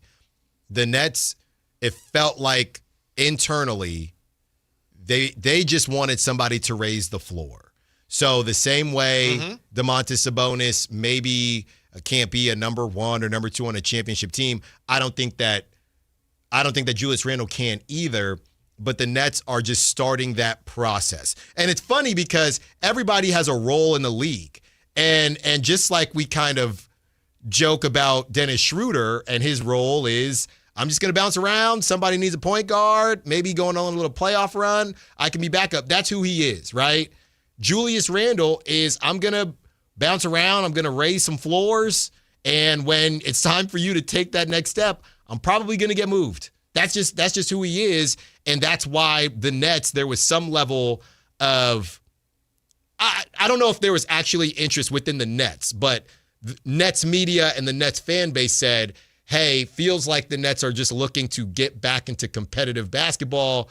Domantas Sabonis could be somebody you raise a floor for 2-3 years and then he's out of there, which comes back to the Kings. Could the Kings view Domantas Sabonis as that over the next few years since you can't tank, and then you make a decision when his contract's done? I know we've been talking a lot. We talked on the crosstalk about, what happens if you thought about trading Maxime, and we have no reason to think that they're looking at that. But one of the things you brought up, I wanted to circle back to, you said, I think, correct me if I'm wrong, you said, look, if the Kings keep Domas for the first half of the year, hoping maybe to move him at the deadline, that would create an issue for Max because Max wouldn't play. Yeah. I think even if that were the case, I think for half a year short term, I think it'd be worth it if it helps you get more for Domas. There's no guarantee that that's the way it works out. But to me, that's not a big problem. It's not ideal, but given that I know they can play together a little bit, I wouldn't be worried about that. That would not be something I'd worry about if it's like, oh, we're going to keep Domas for half a year. Yeah, but what do we do with Max? To me, that's not an issue. Well, it's a gamble. I mean, if I knew that he would be gone by the trade deadline, I'm with you. We just don't know that. Yeah, fair enough. Yeah, we don't know that. But if I knew that, I would completely be on your side. And let's not forget Dylan in this conversation either. By the way, let me tell you something right now. Yeah, do it. Let me tell you something right now. Do it. I don't know if I sent this to you or Jay, but Dylan Cardwell, y'all know there's only one thing I like more than grinding film for a potential draft pick. That's summer tape. And the Dylan Cardwell summer tape just dropped. This brother is shooting step-back threes. Oh, I saw it. You saw that? Did I send that to you? He was boogieing on people. Yo, we got action. We got action. So you got to do what you got to do. He's expanding his game. Oh, my goodness. Hey, I'm telling y'all, during one of the breaks, just Google your boy, Dylan Cardwell. I'm going to need that jersey. I'm going to be like Matt. No, I'm taking that jersey home. After watching that, you need to give me, I need a rookie Dylan Cardwell card right now after seeing that man. He looked like a different player. Now, I don't know who he was playing. Could be, some plumbers. I'm not sure where Looked like they he were. wasn't really giving maximum effort because he didn't need to. Still, he didn't need to. He was working on his game. Why did he hit the jelly? Oh my goodness! So that's the type of stuff. I wonder if he'll be at Summer League. Who? What? Maybe. Him? Neek? Yeah. Neek's going to be in France. He will be. All right. Jay says. No, you mean Maxime? Oh, Maxime. Yeah. Yeah. I know Maxime will be in France. Yeah. Oh, you said Neek. Sorry. Right. Yeah. I don't. Yeah. Sorry. Neek. You all said these Neek guys. And I said it'll be in France. I meant Maxime. You would think. Correct. You would think that Devin would have graduated, right? Carter. Yeah, I think he might not even be eligible. Okay. But I think there'd be a good chance. Well, I mean, they have rules about it. Elmore was out there. If Elmore was eligible, I don't know how Devin. They're like an 8-year vet. You show up for Summer League, they're like, They're like, let's see your birth certificate. Yeah, the other way. It's like, you are too old to ride this ride. I would think there's a chance that Dylan Cardwell, a good chance he'd be there. You would think. And I'm telling you, get your popcorn. Oh, yeah. If he's there, I'm attached to him at Summer League. Because this to the dude. point where he's going to go, leave me alone. Nope. Where you going? I'm going. Because this dude, so I bring that up because if Sabonis is there, I get it. You can move some things around. I understand that. You can have your Domantas Sabonis at 5, Dylan at 4, vice versa. Maxime, I understand all that. I just don't know how long they want to do that dance. I don't know. I don't know. But I'm not, look, I don't want, but those comments that I had yesterday, so I got home, Whitey, I felt like maybe, I'm a little, not bored, but we're getting ready for the draft. I said, hey, this is all I said, Whitey. It's not a big deal, I said, this took off on the show today. If Maxime Reynaud in 2 seconds got you back into the first round, let's say later than pick 20, there's no world where the Kings say no, right? Whitey, 44 comments. Mm-hmm. Why comments. In your bedroom voice? Well, it's nighttime. It's nighttime. The lights are dim. Okay, it's time to check tick. it, It's time to tick off some Kings fans. This is about that time. And a lot of people said I was insane. A lot of people did not like that take. And not to get all the way back into it, I just find that thinking that the take is ridiculous. It was almost an exercise that we've done before when it comes to the Keon Ellis's and players like that, where you don't want to do it. Like this guy go back and forth with Kings fan Krish. He says, we definitely say no. I don't know if it's a definitely. You might say no, but I'm just going to push back on you that the Kings would definitely say no. Mm-hmm. And then that's what this is. Somebody said, is this engagement bait? No. It's not. It's really not. Jay, come on, man. It's not. It's tough because you discussed it on the show, so you just running with it, Alan. I got you. Thank you. Got your back on that, There baby. you go. Thank you. But think about it like that, Jay. Come on. Dalen Swain, all these guys, and Kings fans are saying, Maxime is untouchable. Of course. Untouchable. You know that a lot of Kings fans, we talked about it yesterday. You know that there's a percentage, I'm not sure how large it is, but there is a solid percentage of Kings fans, underline fans, who would immediately say, nope, I don't want to do that. You know that. Yeah. So my follow-up is always, okay, well, how good is he going to be? How good, what is the level of untouchable for how good you think Maxime Well, it's clear is going from to be? talking with you, and bless you for your opinion, you really don't put much stock in the year he had last year. And I get it. But I'm not coming after you, but it's pretty clear. But I'm consistent, though. My whole take That's has fair. been about the That's season fair. at large. I know it has I say been. the same thing about Precious. I'm only pointing out something that I think is true. I'm not trying to accuse you of anything. Yeah, I'm the same. I don't know what to do with any of these dudes after this season. That's my larger point. And if you saw somebody like go look, Dalen Swain, that dude is boogieing at 6'7". I'm not saying to go get him. I'm saying you better be sure that Maxime is your center of the future. When Bobby was on this morning, he said as of right now, Dylan and Max are backups, right? Are projected as backups in the league. I would trade a backup center for the 20th pick in this draft and a couple seconds. I would. Now, if you think that we don't Maxime, know if the Kings see it that way. No. And they probably don't, right? Because there's a whole thing that Maxime wanted to come out here. Maybe he could have went earlier if he didn't necessarily want to come out here. So that's why he got drafted, quote unquote, as low as he did. My larger point is when you say it shouldn't even be a conversation, then I know where you're at now. Because it definitely should be a conversation. I spoke with multiple people close to the King situation. Horses. No. What does that mean? Multiple people familiar with the King's thinking. People who live near the arena? Multiple people they're close to the situation. In close proximity to Golden One right now. And they definitely said it wasn't laughable. Not that they're not speaking on the Kings whether they would do it or not. Just that it ain't laughable. You know what I mean?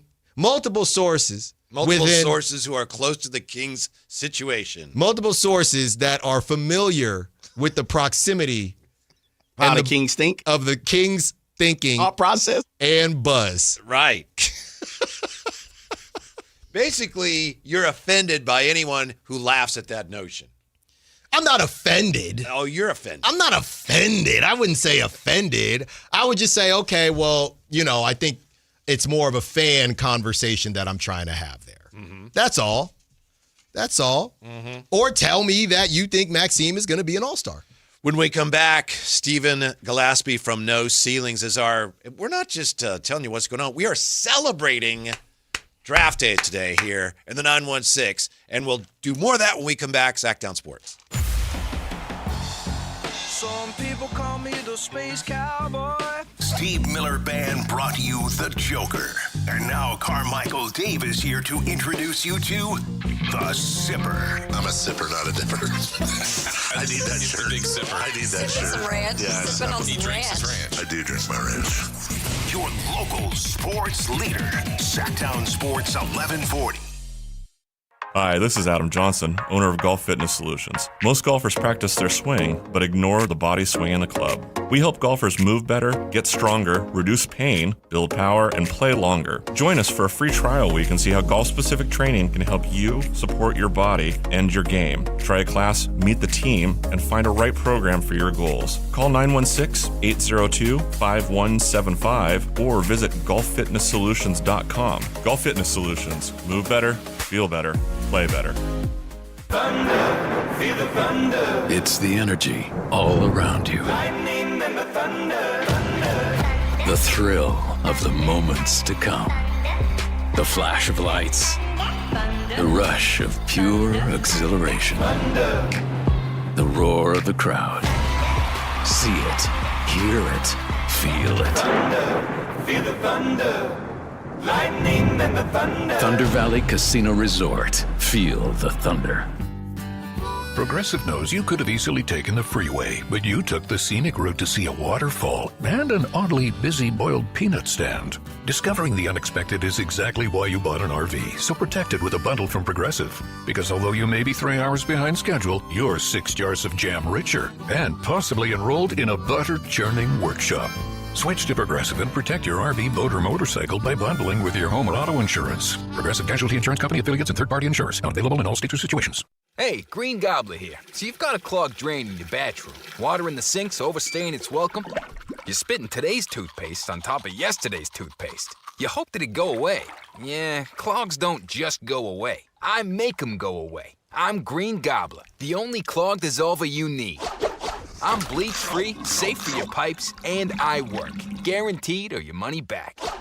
Because I never met a clog that was gonna unclog itself. Green Gobbler. Let the gobbler get it. MoonPay X Games Sacramento 2026 is taking on Cal Expo this summer. Catch live music performances and more than 100 top skate, BMX, and Moto X athletes compete. June 26th through June 28th. Get your tickets now at xgames.com. And we're live from the living room as Doug eyes up the matchday spread. He's reaching for the Buffalo wing. Perfect! Hang on, what's this? Oh, he's gone for a can of Pepsi too! Incredible! What a finish! Sensational combination! Look at the delight on his face. There's no doubt about it. It just tastes better. Match days deserve Pepsi. Food deserves Pepsi. Grab a pack of Pepsi Zero Sugar for today's match. It's poetry in motion.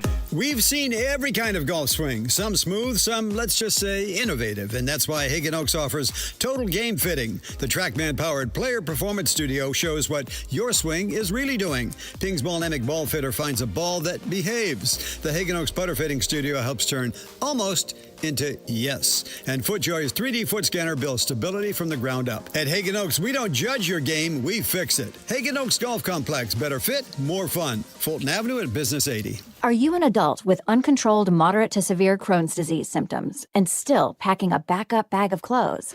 Just in case? Skyrizi Risankizumab Riza can help you take control of your Crohn's. Feel significant symptom relief, including less abdominal pain and fewer bowel movements at 4 weeks. Plus, Skyrizi is proven to help people achieve remission and visibly improve damage of the intestinal lining. Individual results may vary. Skyrizi is a prescription injection medicine. Don't use if allergic to Skyrizi. Serious allergic reactions, increased infections, or lower ability to fight them may occur. Before treatment, get checked for infections and tuberculosis. Tell your doctor about any flu-like symptoms or vaccines. Liver problems leading to hospitalization may occur when treated for Crohn's. Ready to take control of your Crohn's? Ask your doctor about Skyrizi, the #1 prescribed biologic in Crohn's disease. Control is everything to me. Learn more at skyrizi.com or call 1-866-SKYRIZI.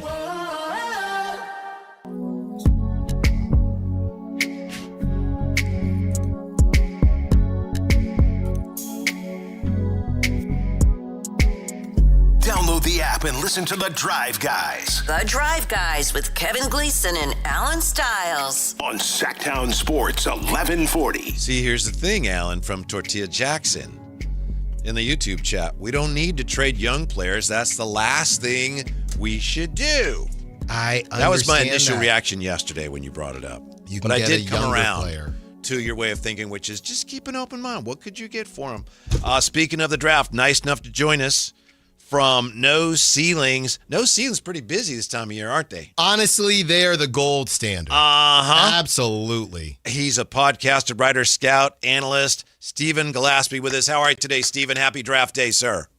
Happy draft day, fellas. I'm excited just like the rest of the basketball community. I haven't slept. I'm exhausted, but I'm just running on pure adrenaline right now.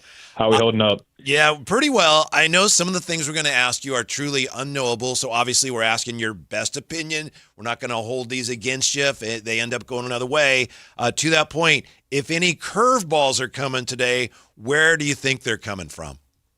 Oh, like some of the stuff that we're hearing right now as far as intel goes is that Atlanta is kind of a spot that looks like they're going to be doing something a little bit kind of different. I won't get too far into the details, but pick number 8 is where I would be looking to see some potential crazy stuff happening. And I know there's a lot of intel mocks that have been getting put out, like some publications post multiple in a day. I'm just going to warn everybody, like, no one knows. Like, this draft is, like, almost kind of unknowable. The intel is, like, held, firm lid tight. It's we're waiting with the rest of the community to see what actually happens. Steven, obviously that huge trade last night with Giannis. Now the Bucks have 2 picks, 10 and 13. I know we've spoken to you before, and I've been on the train of trade down for what? The Kings sitting at 7. Look, you can get 10 and 13. Kings and Flemings might even be there at 10. We know they like Acuff. Would you be interested in doing that if you were the Kings? Double up, go get you somebody like Kingston Flemings and Cameron Carr, or do you think Darius Acuff is that much better than Kingston Flemings, and for the Kings specifically, it's that important for them to get somebody with star potential? Where are you at in a conversation like that, mostly assuming Kingston Flemings would be there at 10 for you? I am on the latter of what you just laid out. I'm really in love with the top 8 or 9 of this class. And, if I knew what would happen after the fact and I knew like who would be available, that was probably obviously would change my opinion. But right now I'm not feeling great moving out of a player who we feel really good about being a potential face of the franchise, as opposed to 2 guys who one of them might be in that area. So I would hang firm. If I have a top 8 pick, it would take a pretty penny to get me to move back. How much of the perceived Kingston Flemings drop, how much of that was the combine? How much of that is Michael Brown Jr. Getting back to health? What happened there? I mean, the dude was kind of slotted at 5, it felt like, for a lot of the season. I'll give you a boring answer. A lot. A lot of it's just kind of, crescendoed into the result that we have now. There's the whole shot selection diet with him being very mid-range heavy, and you can look at, the context around him with the 2 big lineup. Neither one of them were really floor spacers.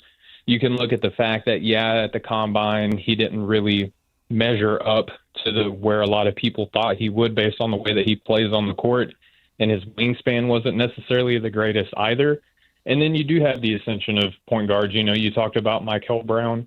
He's a guy that we were pretty high on throughout the whole year, but now you're looking at other guards like LeBaron Philon is a name who people like over Kingston a lot now. Wow. Abuko Okori, another guard who might get drafted later, but there are a lot of NBA teams who have significant interest in him and are trying to keep him, their best kept secret. So it's a lot. He's just fallen victim to the depth of this class, if you will. This class, obviously the top 4 are going to be as great as they're going to be, but the identity of this class is defined by the freshman guard talent. That's Stephen Gillespie, nice enough to join us from No Ceilings. We know that teams obviously don't like to tip their hand. They don't like to show their cards. However, as I'm sure you know, Stephen, the Kings for months have been saying, well, to anyone who would listen, Acuff's our guy. Are they going to get away with announcing in March or February that they were targeting Acuff and then actually have him be there when they pick? I think that it's a strong possibility. And, I think that if an NBA team is announcing that, they probably feel pretty confident in the availability of it, and I just got done saying this class is defined by freshman guard prospects. And even if the Nets liked them, nothing about the way that their front office has conducted themselves. They seem very respectful and receptive to, the camps of the players and stuff like that. And I have a hard time imagining Sean Marks and company hearing, hey, we would prefer to be a Sacramento, him to be anything other than, oh, okay, yeah, that's fine. We like this other guard too. We'll take him. So I don't really see anything getting in the way of Acuff to Sacramento, but obviously I think if he was going to go anywhere else, it would probably be Brooklyn. When you look at the Kings this past season, Stephen, and you had somebody in Scott Perry do some great things. He gets back into the first round with Nick Clifford. Obviously, Maxime Reynaud goes in the second round, second team all-rookie, and Dylan Cardwell looked really good too.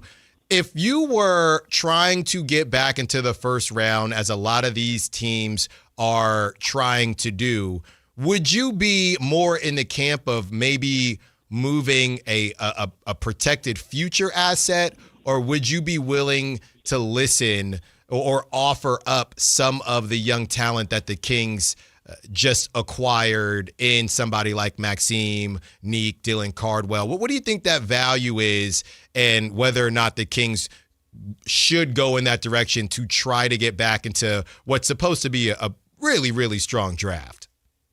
I think that, with Sacramento having one of the top second-round picks and, now that the draft is split between 2 days, they have even extra time to kind of prep for who's available and who they like, or maybe even field offers for moving in different directions.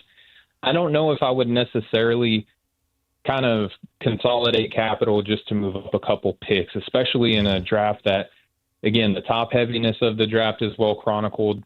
The guard depth, the freshman guards are well chronicled. But I think once you get to 22 to probably 40, I don't know if there's going to be that significant of a drop off in talent. And that's just looking at a big board at face value. That's not taking into account players who might slide out, LeBaron Philon, if you look at all the intel mocks, he's sliding, in these mocks. Jaden Quaintance is falling tremendously in these. We even considered him in our intel mock, is he even going to be available in the second round? And could you imagine being able to get Jaden Quaintance in the second round after you already get somebody else at the top of the pit or the top of the draft? So I don't know. I'm more interested in kind of holding pat in the second round. And to y'all's point, Sacramento has done really well drafting with these later picks. Mm-hmm. Stephen Gillespie with us. You mentioned Jaden Quaintance. Yesterday we were having some fun. We were giving out our golden pillows, and we were giving awards for the guys we think are going to be the real sleepers in this draft. You look at the players who are MVPs in the finals and where they're drafted. It's like, oh my goodness, how did nobody draft that guy sooner? Quaintance was my pick to be like the golden pillow, the real sleeper. Is there anybody in this draft that you look at and say, hey, that person, maybe they go later in the first round or second, but that person has a chance to be a real star? Well, respectfully, I'm probably going to at least borrow the idea of that bit. I love the golden pillow as an award concept. That's incredible. You got it. But to your point, yes. In our, what would we do mock that we did over for No Ceilings, I was pretty much pounding the table from pick 15 on.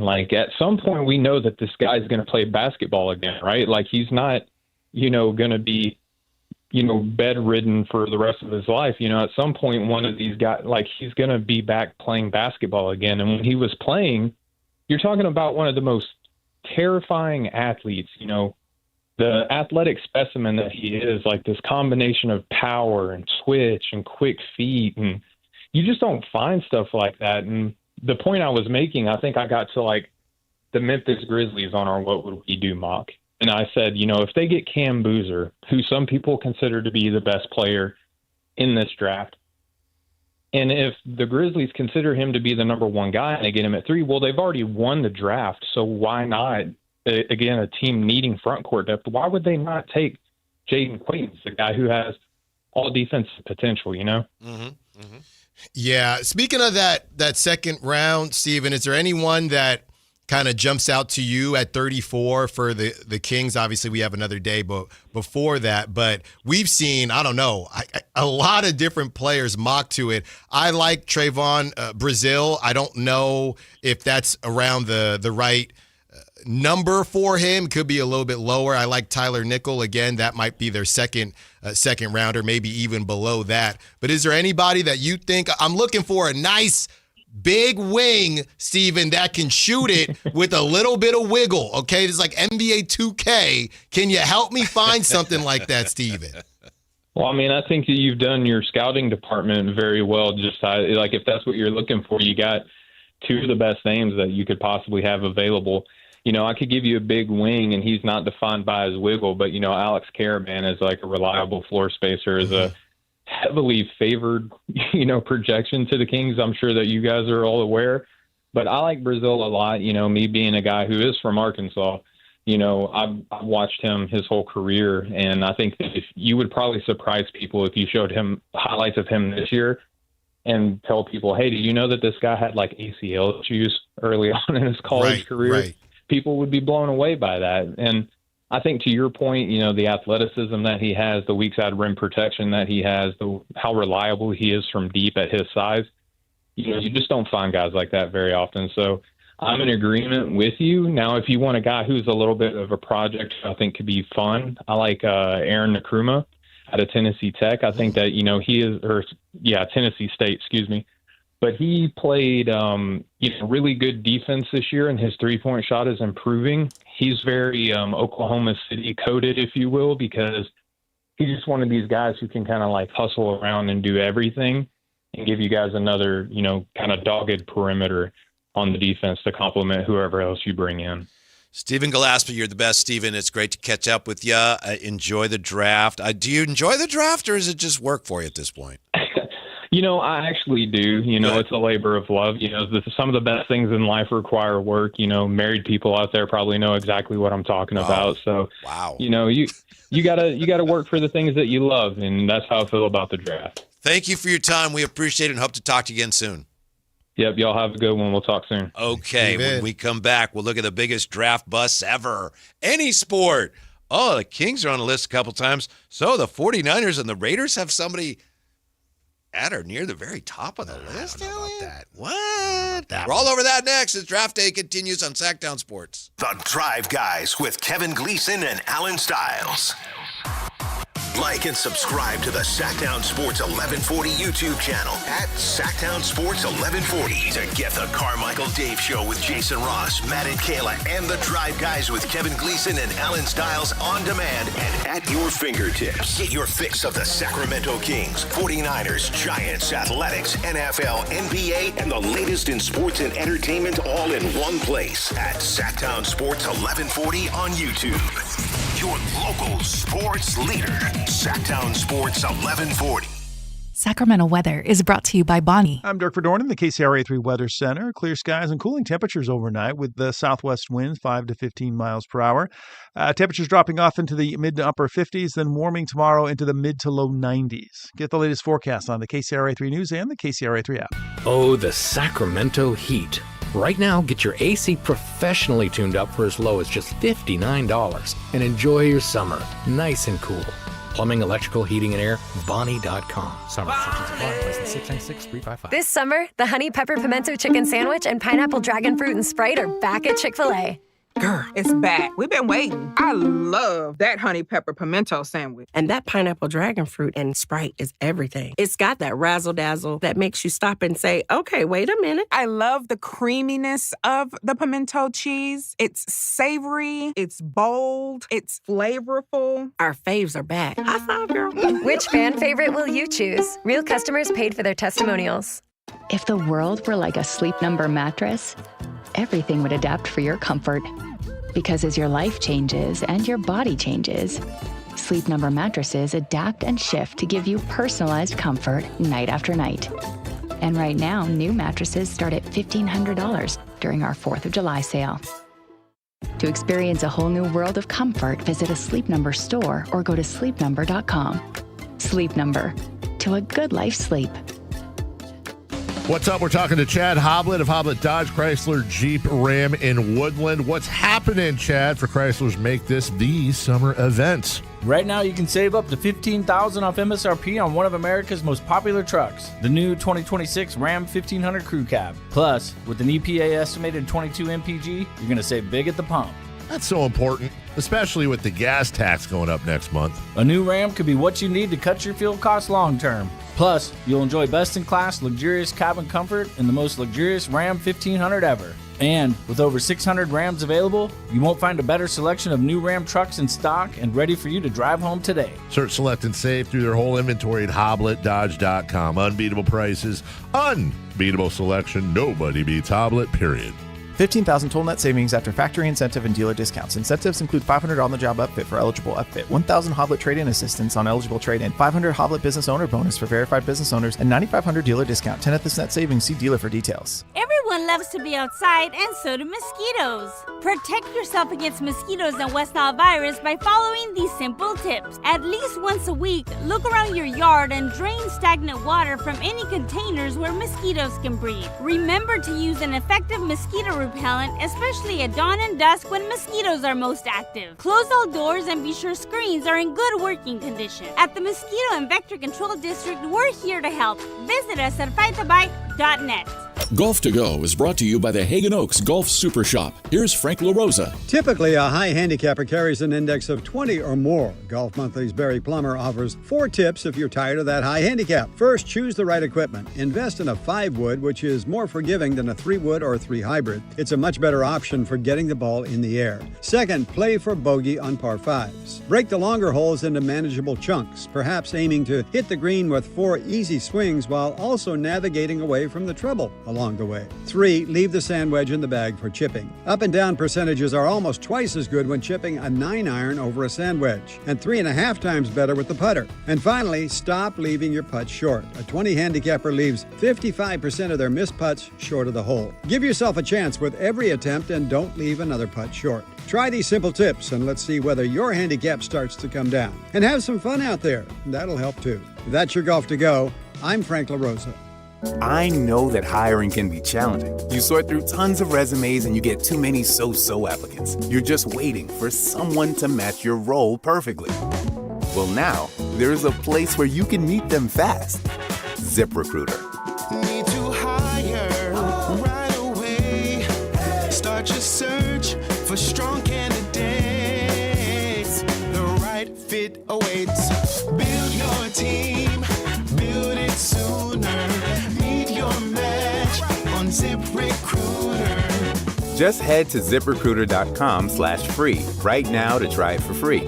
And you're on your way to meeting your match. 4 out of 5 employers who post on ZipRecruiter get a quality candidate within the first day. So try it now. Go to ZipRecruiter.com/free. Once again, that's ZipRecruiter.com/free.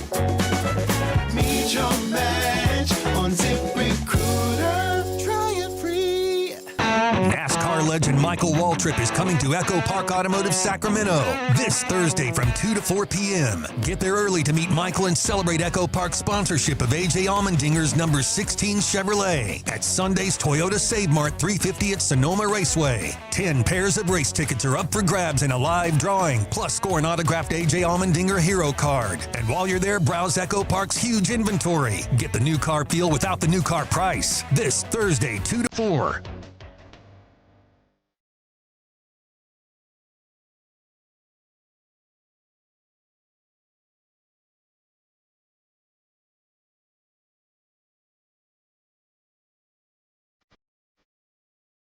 Your home for Kings basketball for over 25 seasons. Sactown Sports. Drafting days are here again, Alan.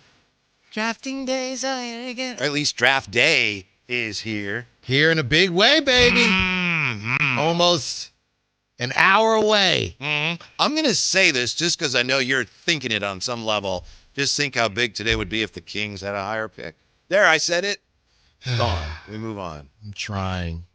I know it was in there. I could almost see it. Well, that's the problem. Swirling around in your head. That's the problem is, you're seeing all these highlights now of, all these guys, DeBansa and Peterson and Boozer. Mm-hmm. What could have been.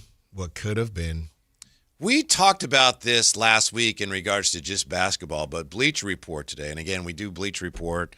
Alan is contractually obligated. He practically works there, and there's 3 Bleacher Report things a month we got to do as part of your deal. Whatever it is. Something like that. Yeah. Biggest draft bust in sports history, not just NBA history, in sports history. Ranking the 99 biggest draft busts of all time. And let's look at the teams who appear most often on this list. The Cincinnati Bengals, the Cleveland Browns, Detroit Lions, Portland Trailblazers, and Las Vegas Raiders have 4 of the 99 biggest draft busts in history. Each team has 4. Is this recent? It's of all time. I don't know about that. By the way, number 1 is we can win with Jamarcus. He's number one. He's number one. He's number one. Yeah, according to your friends and coworkers at Bleacher Report, the biggest draft bust in history. We can win with Jamarcus. I don't think he's one. Well, I can show you. He literally on this list is the biggest.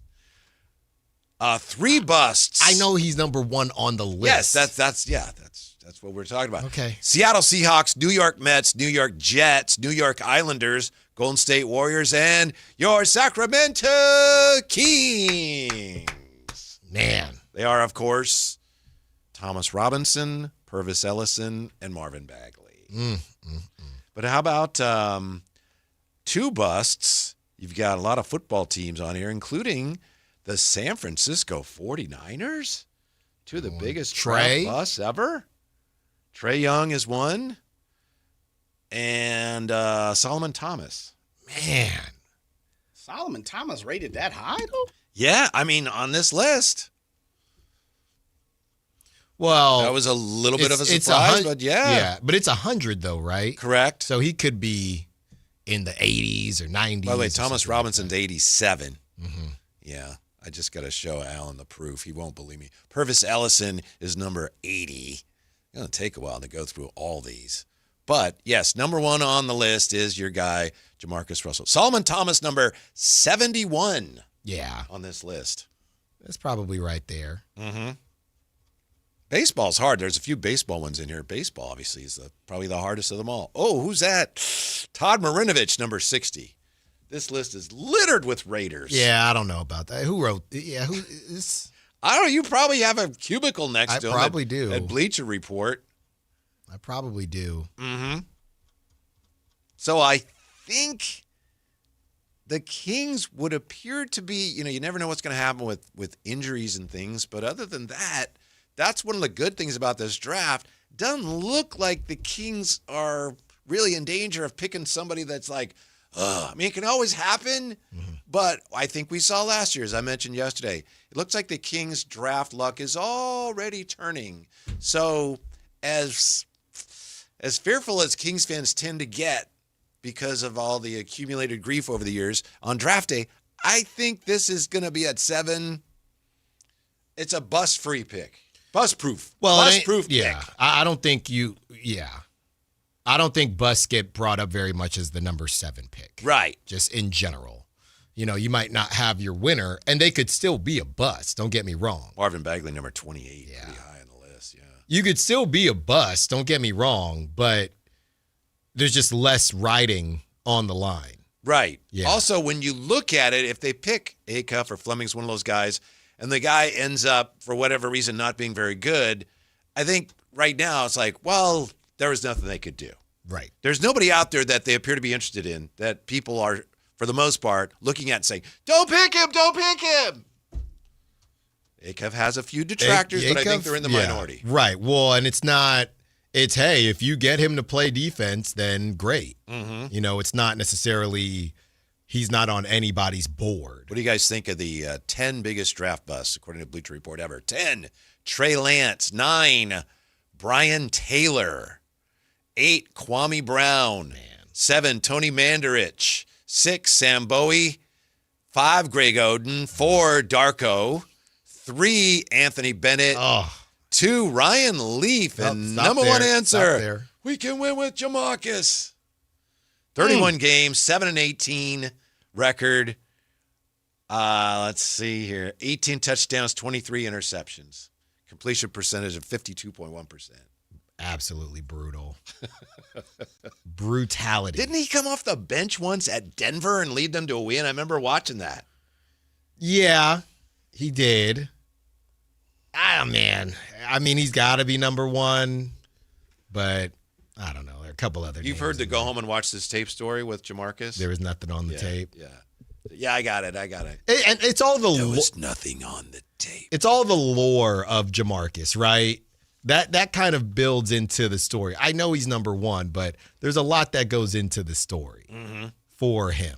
Next hour, Jason Anderson from the... Sorry about that. Didn't mean to do that to you on draft day, but... Yeah, I don't know why we're talking about this. Yeah, it just kind of came up. Today. No, it didn't come up. Hey, Alan, The pick is the pick. Hey, if the pick is the pick, is the pick, man.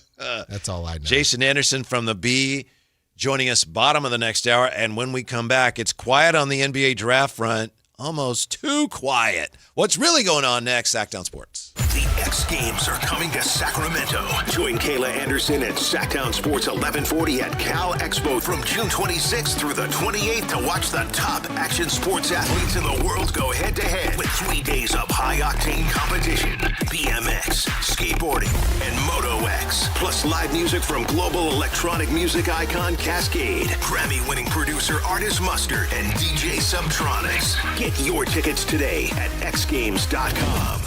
Your local sports leader, Sactown Sports 1140. This is the story of the one. As a safety manager at a manufacturing plant, he does everything he can to keep his coworkers safe. From finding ways to reduce risks to keeping safety supplies in stock. And for that, he relies on Grainger. Grainger offers a broad range of quality products and next-day delivery, so he can always play it safe. Call 1-800-GRAINGER, click Grainger.com, or just stop by. Grainger, for the ones who get it done.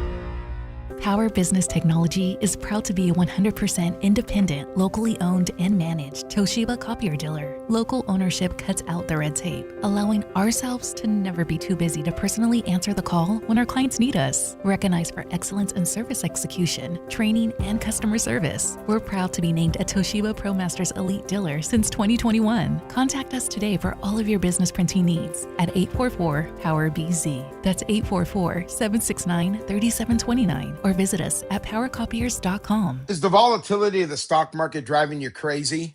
Is your retirement account sinking, yet you're getting older and you're starting to worry about, will I have enough for retirement? What about the money in the bank? These banks pay nothing these days. How do we get growth to get to retirement account? It's simple. Move into gold and silver. Want to know how to do it? Listen to my show, Striking Gold, with me, Kenny Michaels. Wesley Financial Group is not a law firm, and Chuck McDowell definitely not an attorney. This is Chuck. If someone talked you into buying something really silly and you want to get out of that silly little thing, my advice, get the facts. Call me and I'll send you our timeshare exit kit absolutely free. Inside, you'll learn how timeshare works and all your options for cancellation. Call Wesley now for your free exit info kit. 800-572-3344. That's 800-572-3344. This summer, the Honey Pepper Pimento Chicken Sandwich and Pineapple Dragon Fruit and Sprite are back at Chick-fil-A. Girl, it's back. We've been waiting. I love that honey pepper pimento sandwich. And that pineapple dragon fruit and Sprite is everything. It's got that razzle-dazzle that makes you stop and say, okay, wait a minute. I love the creaminess of the pimento cheese. It's savory, it's bold, it's flavorful. Our faves are back. High five, girl. Which fan favorite will you choose? Real customers paid for their testimonials. Hi. I'm Justin Gingery from the law firm of Gingery, Hammer, and Associates. When you have been injured by the fault of another, you will want advice you can trust. If you know an attorney you can trust, I hope you call that person. But if you don't, please call me. I promise I will be the attorney you can trust. Along with my partner and associates, I have been helping accident survivors recover for their injuries for over 25 years. And we can help you. There's no charge for calling. So please call us today. When you get an injury, just call Gingery. Only one radio program captures the excitement of hunting and fishing as it happens. The award-winning California Sportsman with Sep Hendrickson. Only California Sportsman takes you where the action is. Live on the water, live in the blind, and live with the top pros and experts in outdoor sports. California Sportsman with Fishing Hall of Famer Sep Hendrickson is your premier destination for all things outdoors. Sep's Saturday Morning Outdoors. Ultimate Bass and California Sportsman, 5 a.m. to 8 a.m. Saturdays on Sactown Sports 1140.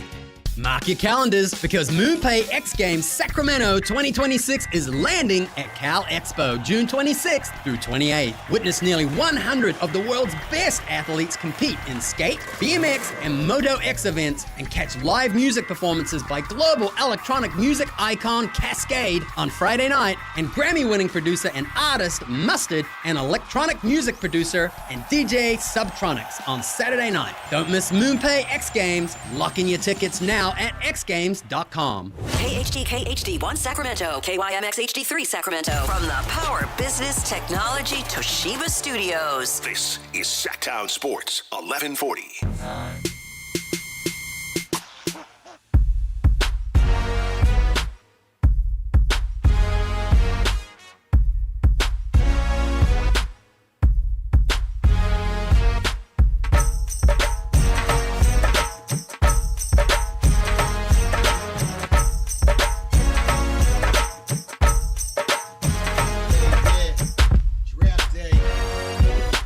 Live and local, it's the Drive Guys.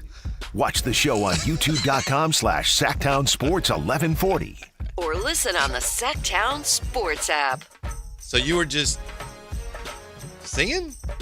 Just Rapping? a little, just getting hyped up for 1 hour out. Jay didn't know where the audio was coming from. Yeah. What do I have up? It was you and Jay. Something very similar just happened just a few moments ago. Alan's looking at his computer screen, and he's usually looking at that when he's reading texts and things. And he says, "You guys always exaggerate everything. That's why I don't talk to you. I thought it was a text." He goes, "No, that's Rafi Devers talking to the media today." Yeah. You thought I got a text from someone. Yeah. No, that was Rafi Devers to the media. You guys blow everything out of proportion. That's why I don't talk to you guys. Yeah, we're right back to the draft in just a moment here. And also Jason Anderson joining us at the bottom of the hour. There's some weird things going on with the Giants today. And I know on draft day, we wouldn't normally talk about the Giants, but there's some weird things going on with the Giants today. Buster Posey met with the media, and they wanted to ask him questions about the hats and what the league said about the hats and the Pride Night. And Buster Posey's like, "Yeah, if you have baseball questions, I'll answer them." "Well, don't you think, Buster, if the community's talking about something, shouldn't you address that?" "Yeah, well, I'm just here to answer baseball questions." He's not a player anymore, Alan. Yeah. He's running the club. Well, basically, I don't know. I don't even know why they sent him out there or whose idea it was, because he goes out there, he says, "Hey, we already shared what we're going to, we already shared in the statement what we're going to say about Pride Night. And I'm here to talk about baseball," knowing that everybody had questions about it. I mean, there's an investigation going on. So he just eliminated all that.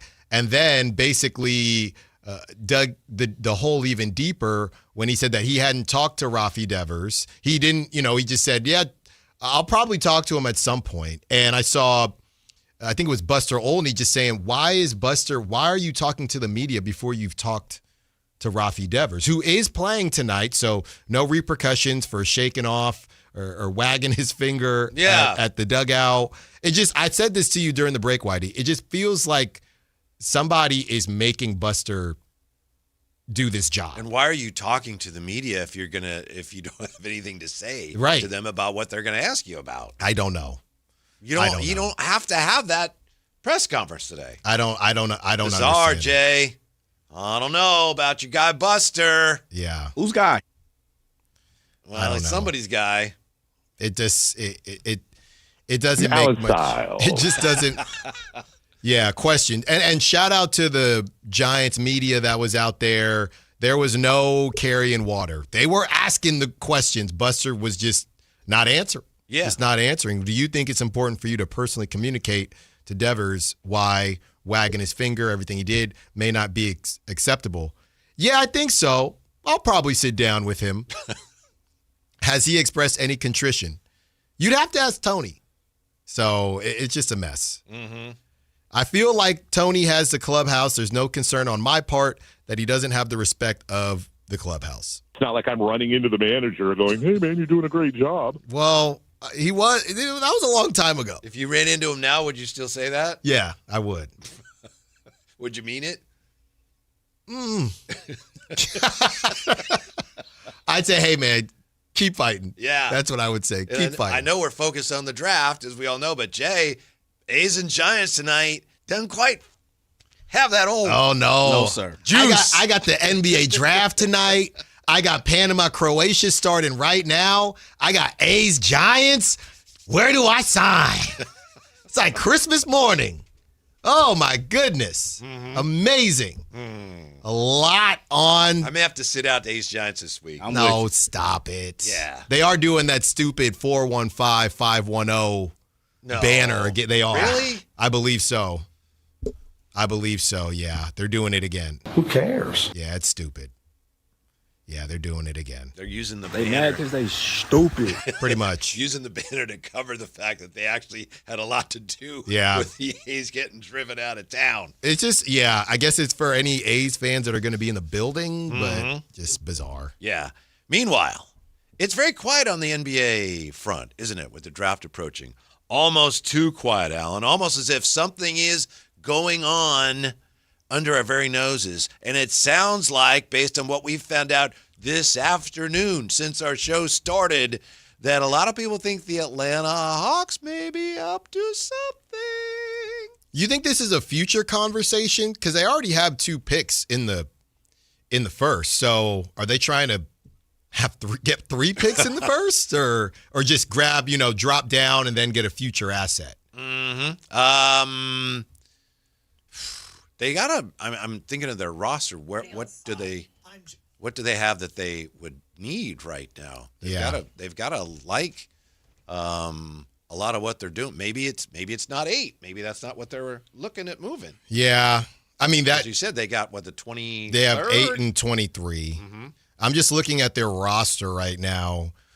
They got Jalen Johnson, Dyson Daniels, Kuminga, who they probably won't have Kuminga. Right. Onyeka Okongwu, Nickeil Alexander-Walker, who they had just signed. Corey Kispert, 3 years. Zachary Rissache, 2 more years. Buddy Hield randomly is on the Hawks. 2 more years there. I think a lot of GMs have to really be envious of what Sam Presti has been able to do, where every year it seems like he has more draft picks than he can use. Yeah. And it feels like the Hawks are kind of trying to follow that model. Exactly. In a way where we just got a bunch of wings and a bunch of draft picks. And I don't know. I mean, I think they still have space to add guys because they're not playing Rissache. Kuminga is probably going to be gone. So it is fascinating that they don't just want to take those picks unless they find a way to get 2 for 8, and then they bring in 3 new rookies. 3 new rookies. That'd be crazy. Yeah. I would guess that maybe, speaking of OKC, maybe that's the team that they're talking about. Maybe they would do that. Yeah, we'll give you 8 for picks 12 and 17. I mean, that would be a haul. Yeah. An absolute haul. You'd have 12, 17, and 23 to a team that, let's not forget, fellas, technically that team gave the eventual champions the hardest fight. The Hawks did. So they could be feeling, they're definitely going to be one of those dark horse picks next season in the East. So this could be unsafe to assume, but perhaps if that's true, if the Hawks at 8 are talking to OKC, maybe that means OKC can't find any partners at 5 or 6, and maybe the Kings safely at 7 are almost certainly going to get Acuff. That's a good point. And the Kings, decided not, or, seems like they've decided not to partake in the trading down extravaganza. So if they, but I guess that's the other thing, Whitey, to your point, if we're fairly sure that Keaton and Michael are going 5-6, then yeah, unless somebody like the Nets surprises people, seems like it's going to be pretty cut and dry. Here's Jeremy Woo's latest mock. This is, you can smell how fresh it is. 1, DeBonsa, Wizards. 2, Peterson, Jazz. 3, Cam Boozer, Grizzlies. 4, Caleb Wilson, Bulls. 5, Keaton Wagler, Clippers. 6, Mikael Brown Jr., Nets. 7, Darius Acuff, Sacramento Kings. And at 8, we'll see. Maybe there's something going on there. But it looks like right now, that's why I say it's almost too quiet. It looks right now like those top 7, you can almost just carve them in stone right now. That's what it seems like. Yeah, that's what it seems like. And I'm going to be honest, man. I wanted some chaos. I really did. You still may get it. I wanted some chaos. Can I just have that? That's all I want. What kind of chaos do you want, and why do you want it? Well, I don't know. I mean, I know Acuff is supposed to be a dude. Absolutely. But if the Kings were to get two firsts, I'd be really excited about that. I don't know. Jay kind of got me going with the Bulls, maybe taking Acuff at 4 just to spice it up. Just felt like we came so far, and now everything is basically, I don't know, maybe not in Sharpie, but we know it's going to happen. And now we got to, again, kind of bring up Acuff in a different way because now he will be the guy. And it's exciting, don't get me wrong, but I don't know. I mean, it's just we feel like, we already knew that. Yeah, it just felt like it feels like the crescendo. I've just been robbed of everything. I was robbed of the top 3 picks. Now I'm robbed of any drama, right? Or I'm robbed of my anxiety. I wanted to be anxious going into tonight. What could happen? And I that's partly maybe I projected wanting the Kings to at least hide who they wanted. So going into tonight, I truly wouldn't know, but I feel like we all know. Yeah, I know in past years, I remember participating in these pieces in the B and polls here at the station. Like, who do you think they're going to take? Well, we know who they're going to take. We know. Yeah. We know. Which, again, it's interesting that they were able to pull that off, if in fact they are. And as our guest mentioned, Stephen Gillespie, he says, well, I think if the Kings were saying that way out, as far as they were saying they wanted Acuff and he was their target, they must have had a pretty good idea even then that he was going to be there. Yeah. But, conventional wisdom on this draft has been, you can still find people saying it now, well, things are going to start at 5. I don't think so, Alan. Maybe, but it looks like Clippers are going Wagler, as we said, Nets, maybe Brown, and then the Kings, Acuff. So it looks right now like maybe this draft will, so to speak, start at 8 if the Hawks are talking about doing a little something. That's what it really feels like. Unless, I don't know. I guess Mara is the one that could change some things. Jeremy Wu has Mara going at 11. I'll be surprised if he lasts that long. To the who? To the Golden State Warriors. I mean, better than them taking Bennett Sturts. Oh, it'd be a good pick for them. I'd just be surprised if he lasts that long. He has Flemings, Ament, Burries, and then Mara, 11. Can I ask for this? Still ends up with Morris Johnson. But what about this? Yeah.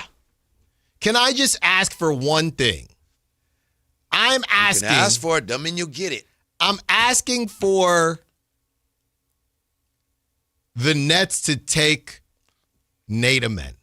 Because if they take Nate Ament, I would be fascinated to see if the Kings mess around with Michael Brown Jr. instead of Darius Acuff. Or, whatever reason, I want Michael or Keaton available at 7 with Acuff. That's my last wish for the draft. As far as we know, they have shown no interest in Michael, right? Doesn't seem like it. Wagler, different story. Wagler, we thought he worked out. Kevin O'Connor said he worked out. James Simmons, no, he didn't work out. Right. I don't know. We know Flemings, he did work out, right? There was conflicting reports of whether he worked out or not. And they had the whole thing at Burger King. They had dinner. Yeah. This is what I need. This is my last wish. They've been really, closely associated with. I need Michael to go to the Clippers at 5. Mara to go to the Nets, who they need a center. They moved on from Nick Claxton. So I need Keaton and Darius available at 7. That'll wake me up. That'll give me some goosebumps. That's what I need. But Alan, it's Acuff regardless. Hey Jay, if Keaton's there, Brown could be there too. I don't know about Brown, but Jay and I, we know some circles, some not league circles, Alan, but some circles around the league. Flemings could be there, and he will be.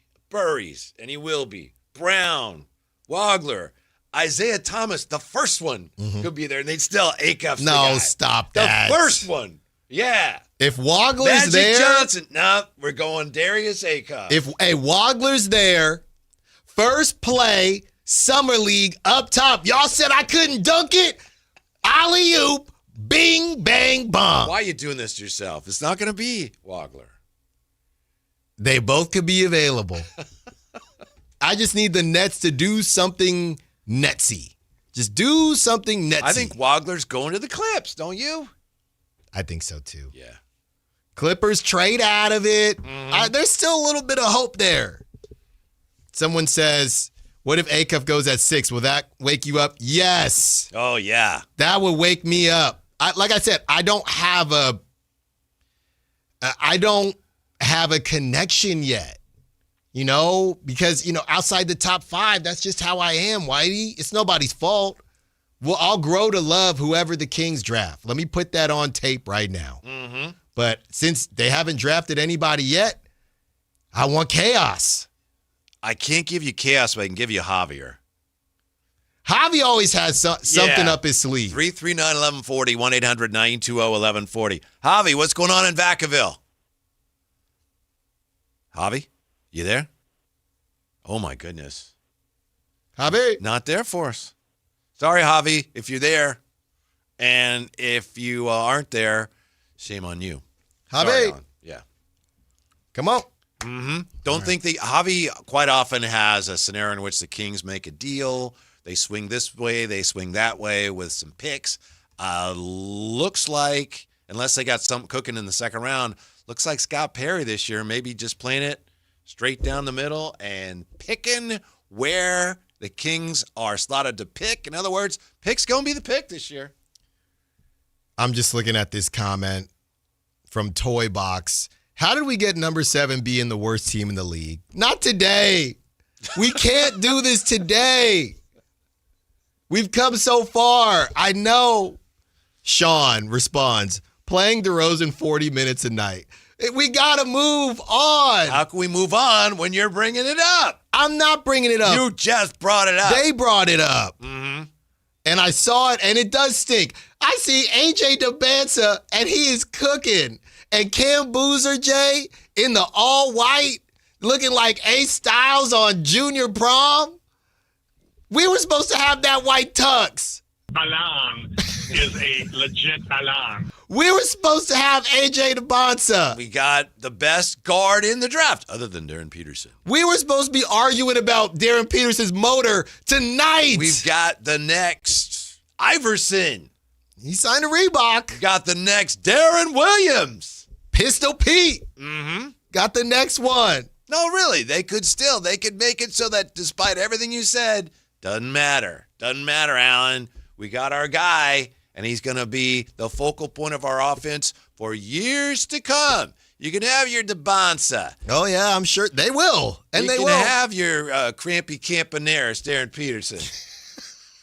We got the guy we want. We were supposed to argue about Caleb Wilson's jump shot today. Somebody else's problem, Alan. Oh, yeah, it is somebody else's problem. Caleb Wilson, some question marks about him. It's supposed to be our problem. Darius Acuff, plug and play.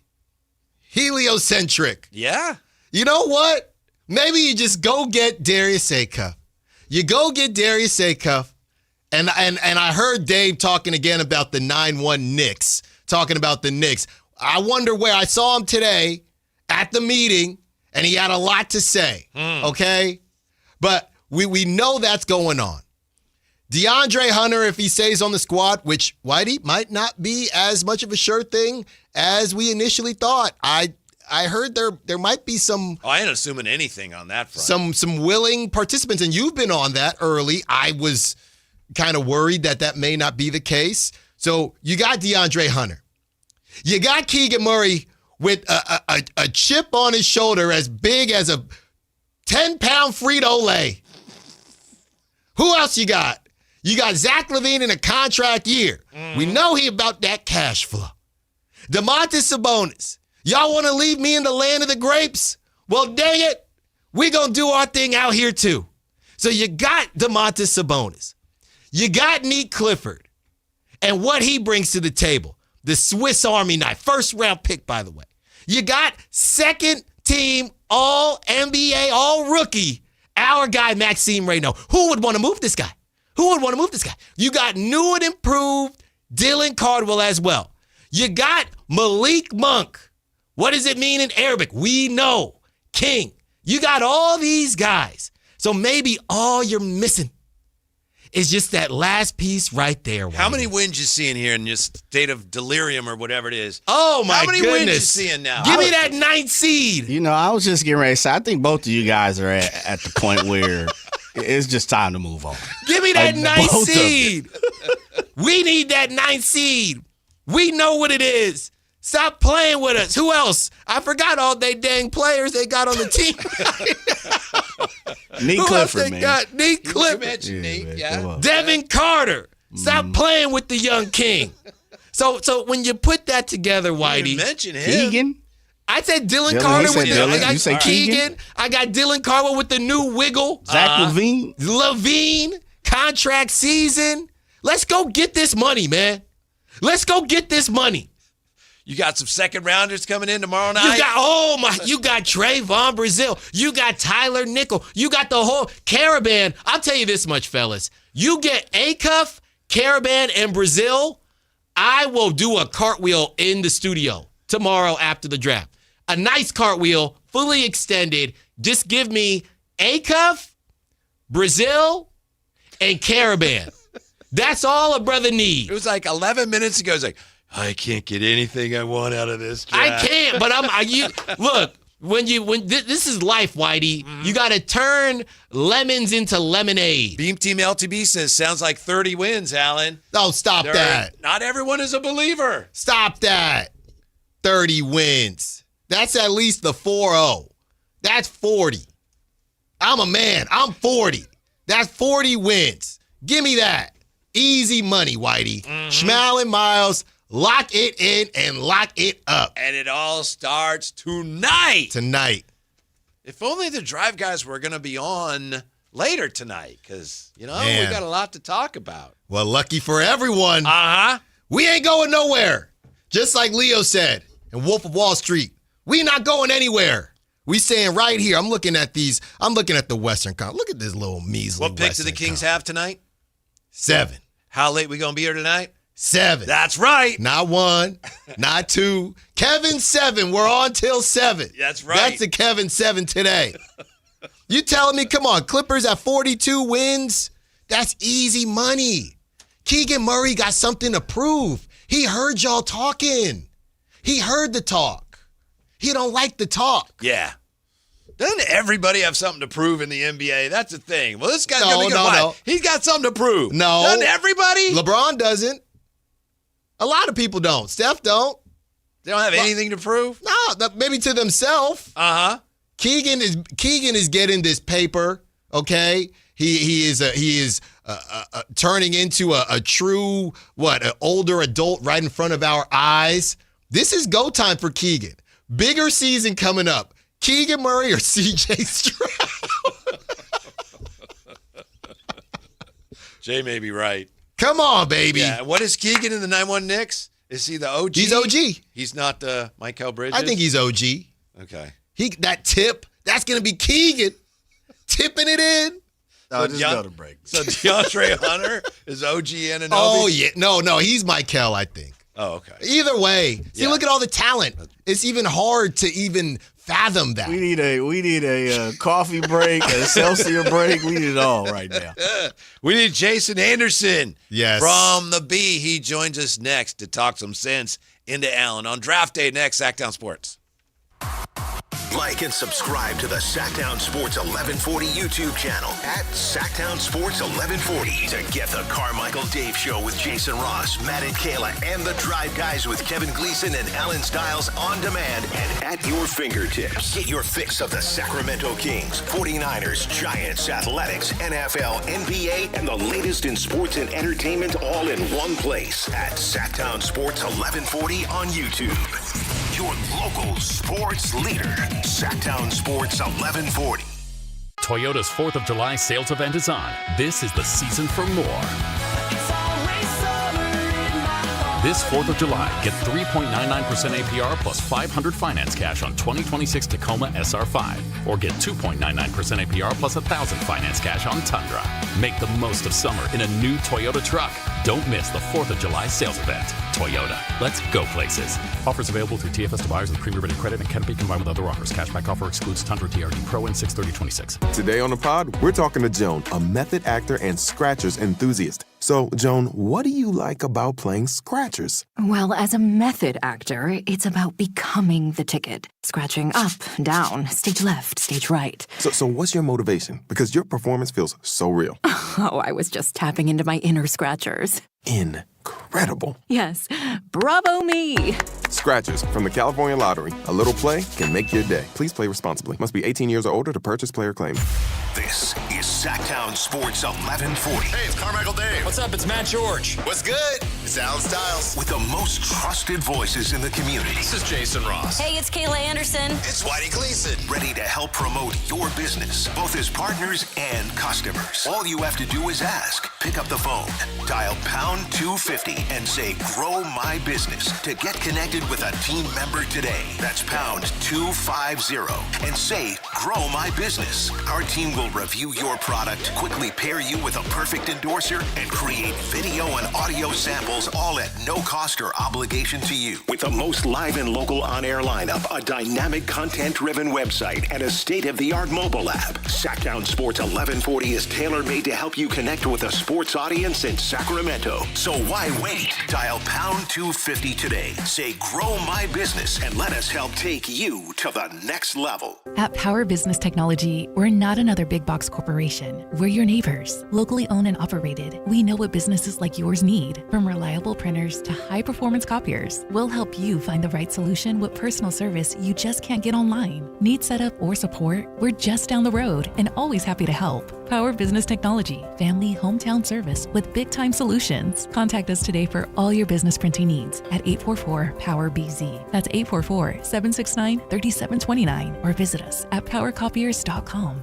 Capital Casino is conveniently located in downtown, 411 16th Street, and has been a part of the greater Sacramento area for over 20 years. They offer the best variety of games in the region in a safe and friendly environment, and there's plenty of parking, all well lit and monitored by security. Come have a great meal at the cafe and restaurant inside. Capital Casino has the best food, the best service, and the best action. But please always remember to gamble responsibly. 1-800-GAMBLER. From the FIFA World Cup to competitive business environments, grand ambitions lead to game-changing achievements. At Bank of America, we're there to support businesses at every step, providing insights and expertise to help you gain an edge. He shoots, he scores! What would you like the power to do? Explore winning business solutions at BofA.com/gamechangers. Bank of America, official bank of the FIFA World Cup 2026. Now that Wendy's has these new biggie deals, everyone in the family can get what they're craving, from nugs to JBCs. The parental units can get an $8 biggie bundle, the eldest who think they're so grown can get a $6 biggie bag, and the little one who can do no wrong can get a $4 biggie bites. You know, assuming they have a credit card. No, I'm kidding. We take cash too. $4, $6, and $8 biggie deals for the whole family. Only at Wendy's. Price and participation may vary. Single items at regular price. Prices may be higher in Alaska, California, and Hawaii. Join Sactown Sports this Thursday from 2 to 4 at Echo Park Automotive Sacramento, and meet NASCAR legend Michael Waltrip, who's in town for the Toyota Save Mart 350 at Sonoma Raceway this weekend. In celebration of 80 years of 49ers football, Sactown Sports is counting down 80 of the most memorable moments that have shaped the team's storied legacy and winning tradition. Here's today's faithful flashback. Number 55, major merger. The 49ers join the NFL. The San Francisco 49ers joined the NFL in 1950, following the collapse of the All-American Football Conference, where they had been a charter member since 1946. As one of the AAFC's strongest teams with a record of 39 wins, 15 losses, and 2 ties, the 49ers were absorbed into the NFL along with the Cleveland Browns and the original Baltimore Colts. The 49ers would struggle in year 1 in the NFL, but over time they would find their way and become one of the most decorated teams in NFL history. Faithful Flashbacks on Sactown Sports 1140.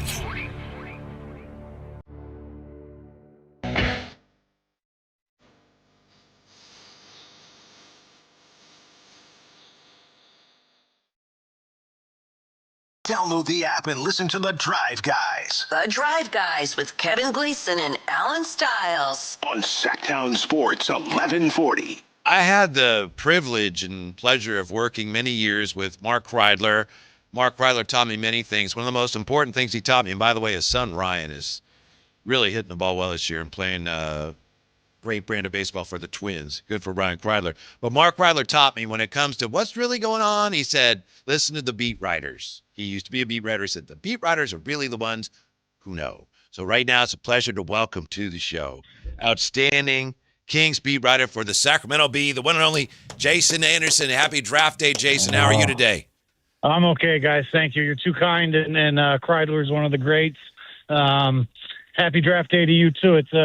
It must be a big day. Are you guys working all the way till 7, I heard? That's right. Yep. The rumors are Wow. true. Yeah. Wow. Wow. You guys going to be okay? No. Alan, you're going to have to get in the studio late night session tonight. Or like a late or early evening, maybe. It's gonna be one for the ages, Jason. Definitely. Yeah. Hey, man. Hope you guys get enough rest. Thank you. Yeah, because he'll be working all night long working on the story. That's right. Yeah, that's right. So it looks like Darius Acuff's the guy that they've been wanting all along. Are they going to get the guy that they back in March, whatever they said they wanted? Yeah, I think so. The way things are shaping up from everything I've heard and been able to gather, I just think the stars have kind of aligned here for that scenario. I would be very surprised if after those first 4 guys come off the board, I'd be very surprised if Wagler doesn't go to the Clippers and Brown doesn't go to the Nets, and then that's going to leave the Kings with Acuff sitting right there for him. So I think that's the way this is going to play out. Things could happen.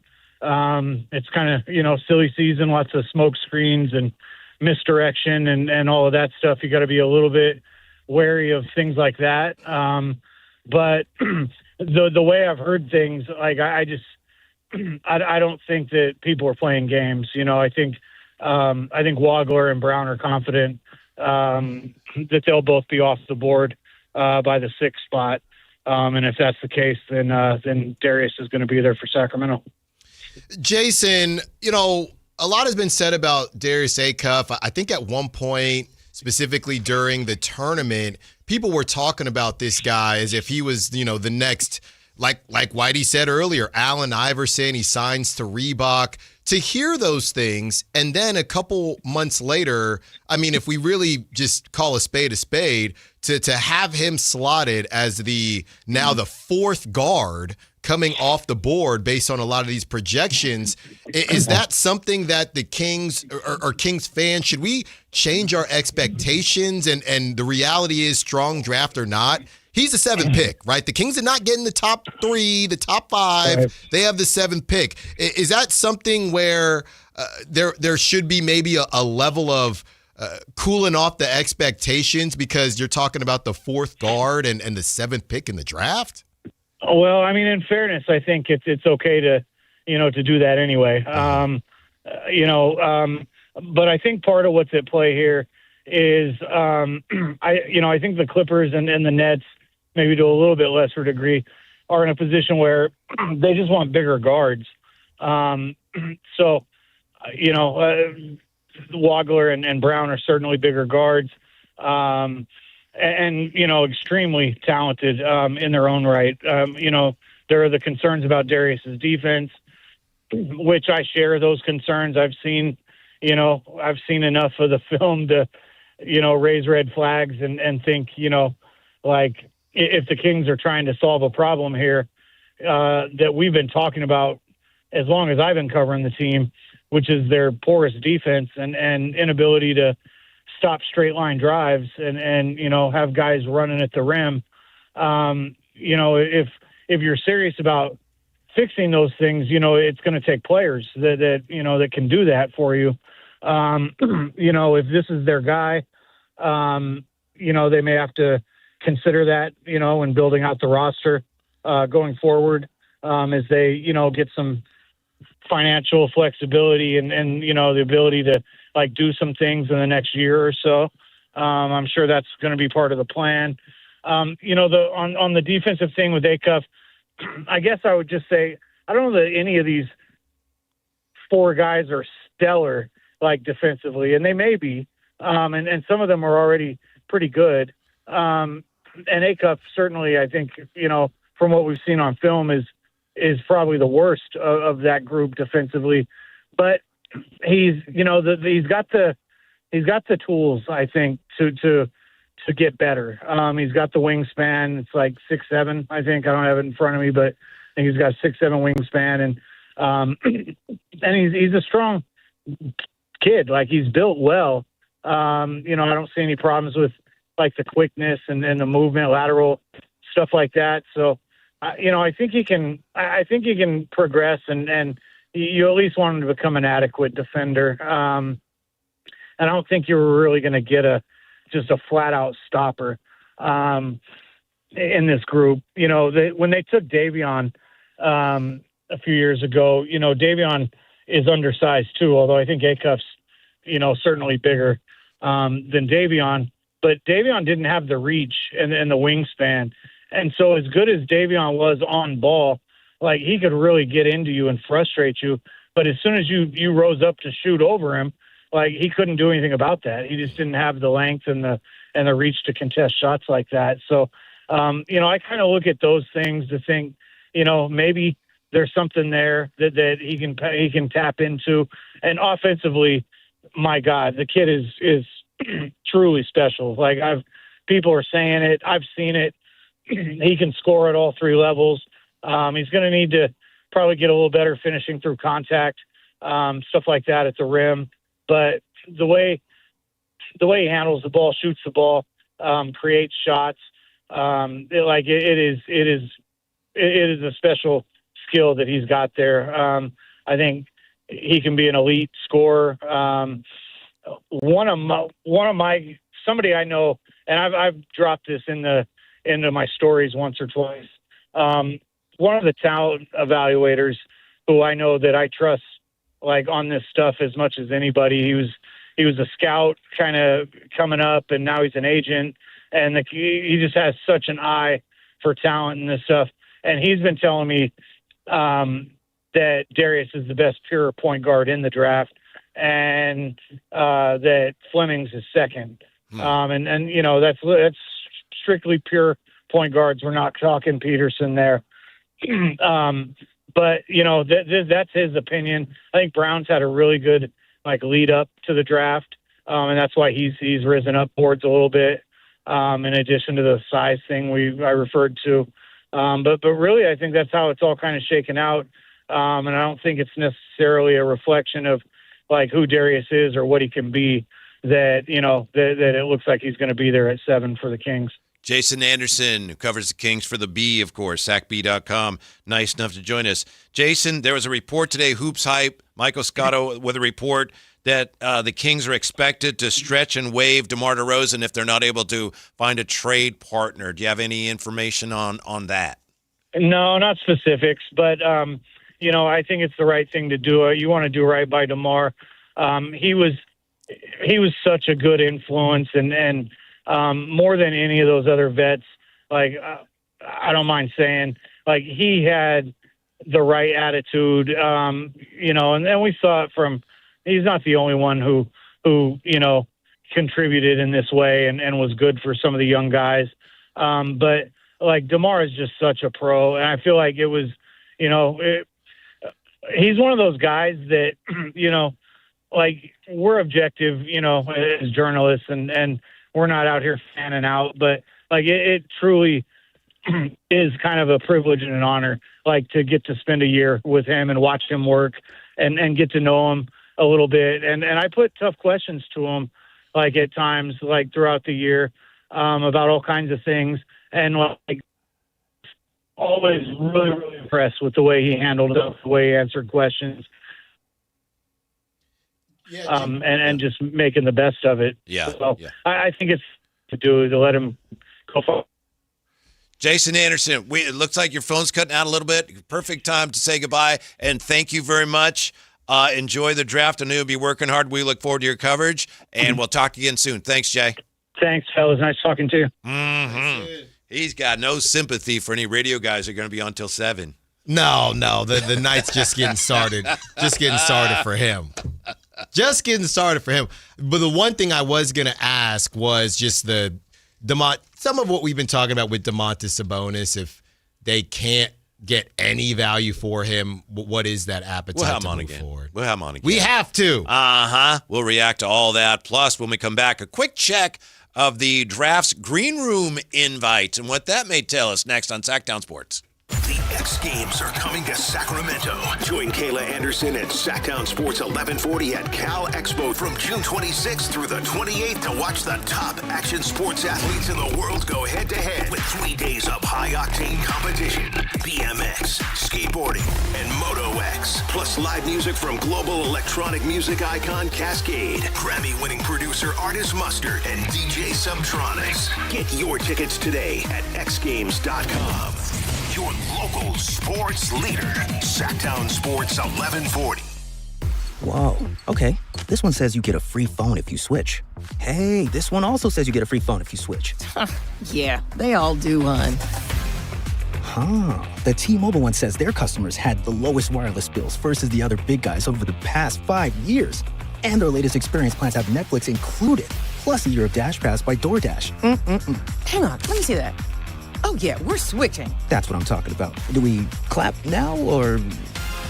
At T-Mobile, get savings that keep stacking up. That's value you can feel every day. And right now, bring your phone to T-Mobile and we'll give you $400 when you switch.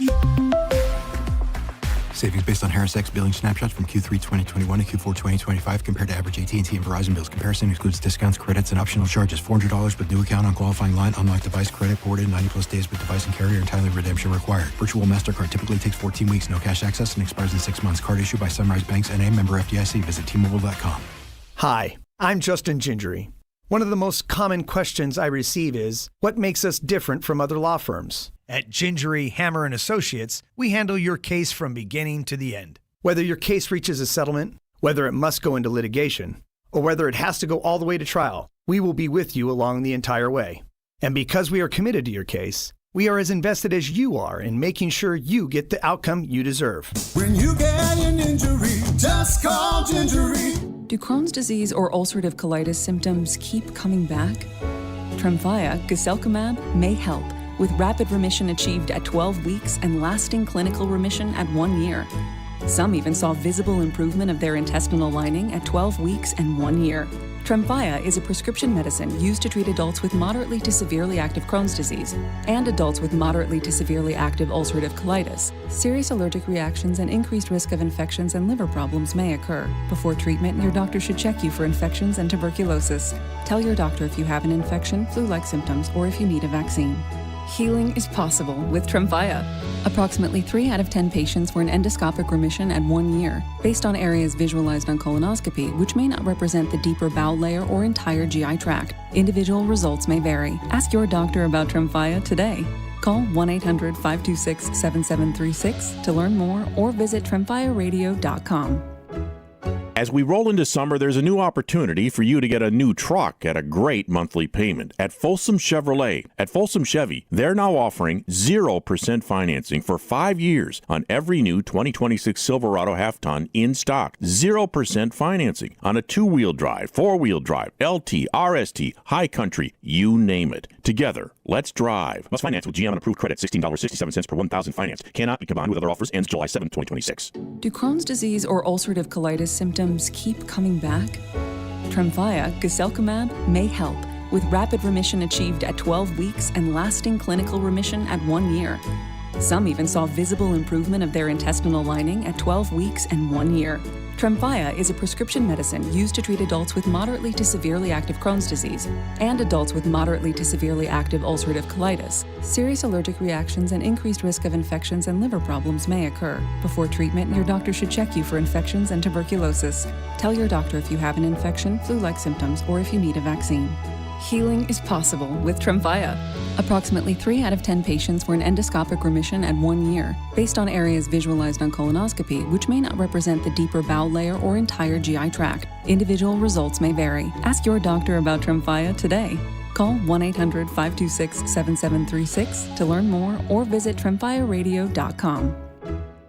Don't miss out on the biggest action sports event happening in Sacramento this June. Tickets are now live for MoonPay X Games Sacramento 2026. See nearly 100 of the world's best skate, BMX, and Moto X athletes compete at Cal Expo June 26th through 28th. Music performances featuring electronic music icon Cascade on Friday, June 26th, and Grammy-winning producer and artist Mustard, and music producer DJ Subtronics on Saturday, June 27th. Score your tickets today at xgames.com. It's time for your Sactown Soccer Report. Powered by Sac Yolo Mosquito and Vector Control District. This week's key matches include Jordan versus Algeria, England versus Ghana, Switzerland versus Canada, Turkey versus USA, Norway versus France, and Panama versus England. In soccer, defense wins championships. At home, defense stops mosquitoes. Train standing water. That's your backline. Dress with sleeves and defend with repellent. That's your keeper.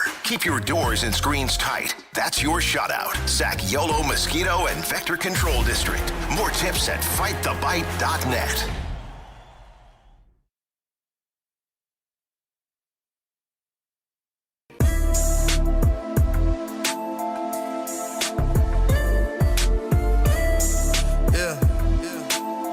I see my boy Jay pull up in that new Benz. Download the app and listen to The Drive Guys. The Drive Guys with Kevin Gleason and Alan Stiles. On Sactown Sports 1140. So who has been invited to the green room and does it matter? We found out who is in the third round of a green room invitation sent out by the league. And according to Hoops Rumors, the NBA invited, same number of prospects invited to the green room for the 2025 draft. The NBA determines which prospects to invite to the green room after asking teams to vote on which 25 players they expect to come off the board first. The goal is to avoid a situation in which a player doesn't hear his name called on the first day of the draft. It's possible that could still happen. But now, according to this, they have 24, 25 invites, but there's 27 people on this list. So, of course, we know that green room invites have gone to, and we've seen some of them already, DeBonce, Darren Peterson, Boozer, Caleb Wilson, Keaton Wagler, Darius Acuff, Mikael Brown, Kingston Flemings, Nate Ament, Mara, Burries, Lendeborg, Kareem Lopez, Morris Johnson, Steinbach, Filon, and this is where it gets maybe a little more interesting, Alan Graves, Christian Anderson, Bennett Sturts, Cameron Carr, Cenac from Houston, Dalen Swain, Isaiah Evans, and Ubuka Okori. Your green room invites, according to Hoops Rumors. Again, that's 27, which is more than they had last year, according to this piece. Yeah, I don't think I see a lot of surprises there. Mm-hmm. Did you say our guy from Kentucky, who's kind of been dropping a little bit? Among, let's see, ESPN top 30 prospects who are not among this year's green room invites at this point, and this was Jaden Quaintance. Did you say Jaden Quaintance? No, I did not. He is on this list of, as of the 17th, guys who were not invited. Huh. Yeah. Interesting. Yeah. They also had, again, this is based on teams actually vote on it. As of this date, we also had non-invites, Koa Pete, Malik Thomas, Caravan, Ejiofor, and Visar, along with Jaden Quaintance. I'm sorry, guys. I'll never understand in this world of NIL. I just don't know why Koa Pete stayed in. I can't get over it. I cannot get over it. You know what else I would say, Whitey? Is this any consolation? Or do I sound like a GM right now? Because I feel like this is something Scott Perry would say. If Darius Acuff stayed in the draft or went back to school, he's possibly the number one pick. You'd think yeah. Right? I don't know if that's true. Obviously, we'll never know. And a bunch of people could probably say that. But if there was a bingo card, I feel like that'll come out at some point. Hey, he went 7. If he had stayed in school, he's probably top 3. And it might very well be true. So it's interesting. I was just thinking about that and how it probably is true, but it's also a really solid spin. There's my boy. Who's your boy now? Alan Graves. Oh, okay. Kings can't get him, but let's go. Really interesting piece I read about him somewhere today, which said that scouts would watch him play and they'd say, hey, he's pretty good. And then analytics departments of college teams, they'd say, no, you don't understand how good this guy is. And they'd look at all the things he does, like, again, Alan, you don't like this stuff, but possessions, offensive rebounds, turnovers that he forces as opposed to times he turns over the ball. And the analytics department fueled, to a large degree, his rise up the draft boards. No, I like that. Because to the naked eye, it's like, yeah, he's pretty good. Yeah, but look what he's actually doing. And Alan Graves said once he became aware of that, it started affecting the way he played. Because when he was trying to do those things, he wasn't as good at it. It's like, no, don't worry about it. Just play. That's the way you play. Yeah. Huh. That is interesting. I don't see any. He's actually continued to climb up. I know a couple guys dropped out, but Alan Graves was not at 18 when this thing started, because that's why I was talking about him, because I thought he might slip to the second round. Now he's firmly in the first round. So it's probably cooked for me. Have you ever seen the movie, I believe it's Conspiracy Theory, with Mel Gibson, where they talk about how the government turns people into assassins, and at one point he gets kidnapped by the government, and they tape his eyes open so he can't close them. They're showing him all these things. That's you at home watching. Literally. Yeah, the video on these players. Literally. Aren't you sleepy, Alan? No. I gotta watch What's more that other tape one? on CNAC. Is it Bird Box? That's the other one. Where that's where they blind you. Right, but or they cover your eyes. You're supposed to have them covered, but then there's a scene where they're making him look. I didn't see. I only read the book. I didn't actually. Yeah. There's a meme where he's just like, yeah. But then in that, if you see what you're not supposed to see, you go crazy. Yeah, you're done. Yeah. So that's why. They were basically saying, "Hey, Dalen, let's go. Dalen Sway, Jay, all my guys, they're here now, looking fresh too, Whitey. Come on now." This is probably the most anticlimactic draft in Kings history. Well, I mean, it's up there with ones where they didn't have a pick. There's Keaton. Uh-huh. Is it Keaton? It ain't Wills. Who's going to drop? Who's most likely to? Nobody, man. I'm done. Nobody's dropping, man. Somebody's going to drop some. I think Flemings might be the one. Well, yeah. Flemings. He's going to drop, man. I'm saying out of the top guys. He's done, Whitey. Yeah. He's ready for reaction. I guess so. By the way, don't you think the answer to your question on Koa Pete, why would he stay in the draft, is because he looks at it and goes, man, my stock is falling. I don't know if I can get it back up. Next year? Yeah. Oh. I got to get in there now. No, I wouldn't look at it like that. Yeah, I'm back to college. 2027 is supposed to be pretty soft. I know. That's a great argument. There must be a reason why he's not doing that. Right. I understand. Why is he right. not doing that? I'm going to get worse. I mean, I don't like that. Maybe he doesn't want that stigma of, he couldn't cut it last year. That's a good call, but I'd rather that stigma and be in the first round than, no, I stuck it out. And he's continued to drop. He's a guy that I haven't seen a lot. I've tried to watch him, and it's like, oh, that Burries guy is good. I never really saw him do anything. Koa Pete was legitimately, at Tankathon, he was top 10. Yes, I remember. I don't know if I've ever seen a drop like that. And he didn't really, he got injured a little bit, but he didn't even get, who would have thought, Jay? They didn't even invite the brother to the room to the green room. And worse is, without him, his team was still really, really right. good. So, hey, more power to him. He finds that jump shot, he'll be okay. Mm-hmm. He's going to be looking. Yeah. Hard. He may need help. Yeah. Looking for it. The 5 biggest questions of the draft when we come back. Also, the draft just about ready to get underway. Finally. Yes, Sactown Sports. Take Sactown Sports with you everywhere you go with the Sactown Sports app. The most in-depth coverage of the Kings and 49ers. A library of written and video content. And all your favorite personalities all in one place. Download the Sactown Sports app today and get in on the action. Your local sports leader.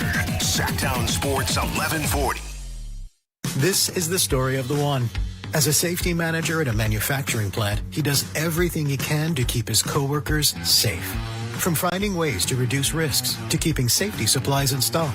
And for that, he relies on Grainger.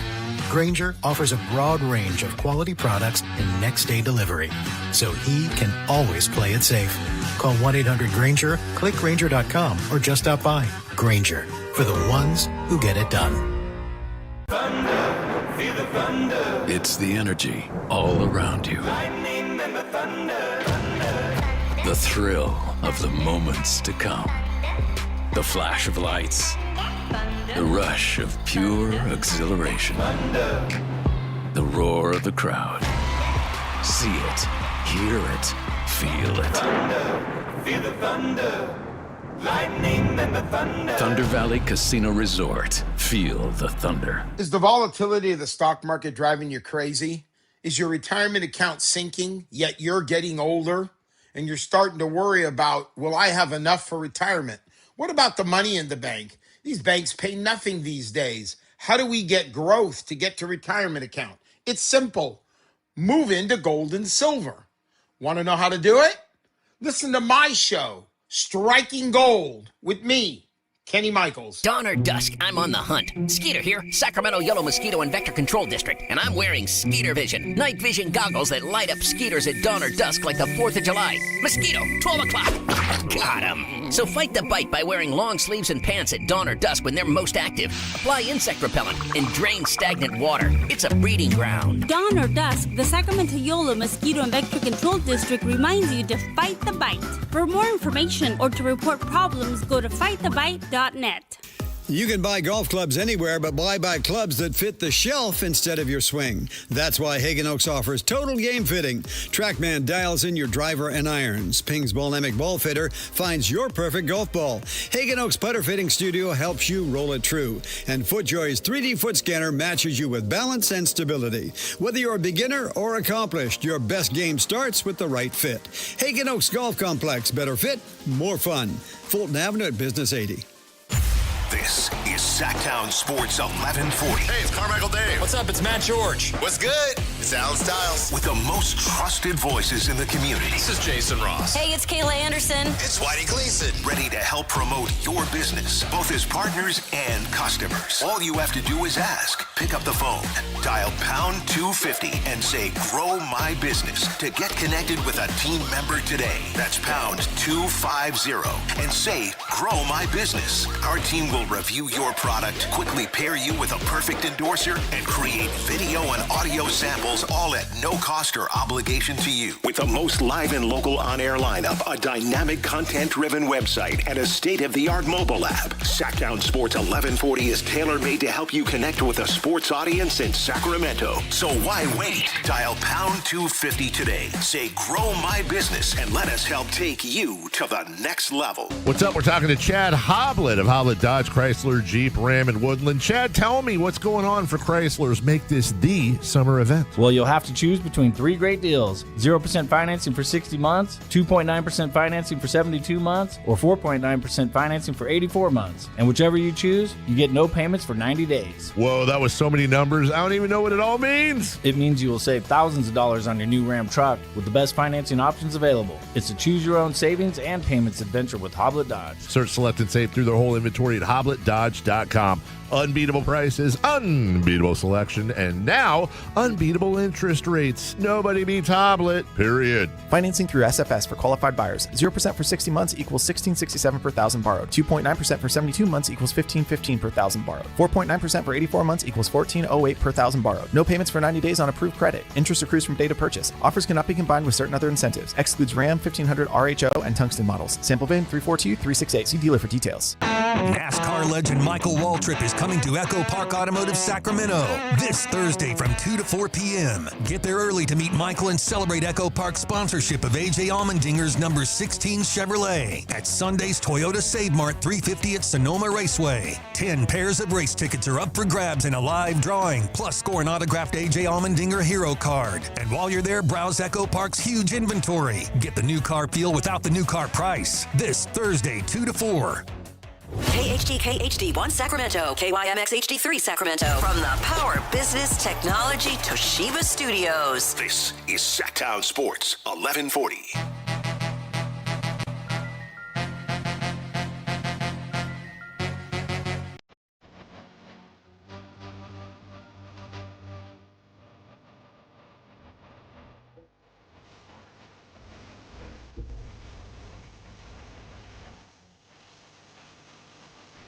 Live and local, it's The Drive Guys.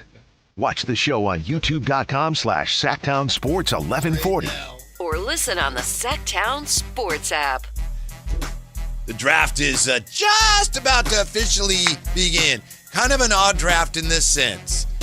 It's supposed to be one of the deeper drafts we've ever had. At the same time, and I don't doubt that, but at the same time, there isn't that guy. There isn't the Abdul-Jabbar, Magic Johnson, Keem Olajuwon, Cooper Flagg, Wemby, right? There isn't that guy in this draft. But at the same time, I mean, teams have been salivating over making picks in this draft for a long time. Oh, yeah. It's an interesting combination.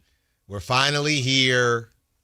And let's just say everything comes out stock. And by the way, if you're driving around or on YouTube and can't get to the draft. You see that right now? What? They got there on the stage. Future starts here, and there's 5 players that are shown on this graphic that they have on the stage. I hear what you're going to say. Yeah, and it's a top 4 players, pictures of them on the stage there at Barclays. And Darius Acuff is the 5th player. I'm getting a little nervous about the Nets. I'm getting a little wiggly about the Nets. And just relax. Don't start nothing, won't be nothing, I'm Alex. just saying. Oh, here he is. Adam Silver. I am actually from another planet. I finally decided to announce to Earth that I'm actually from another planet. Oh, my gosh. Yeah, you were right, Jay. We're delirious. We got 2 more hours. Taking you up to 7 p.m. tonight, baby.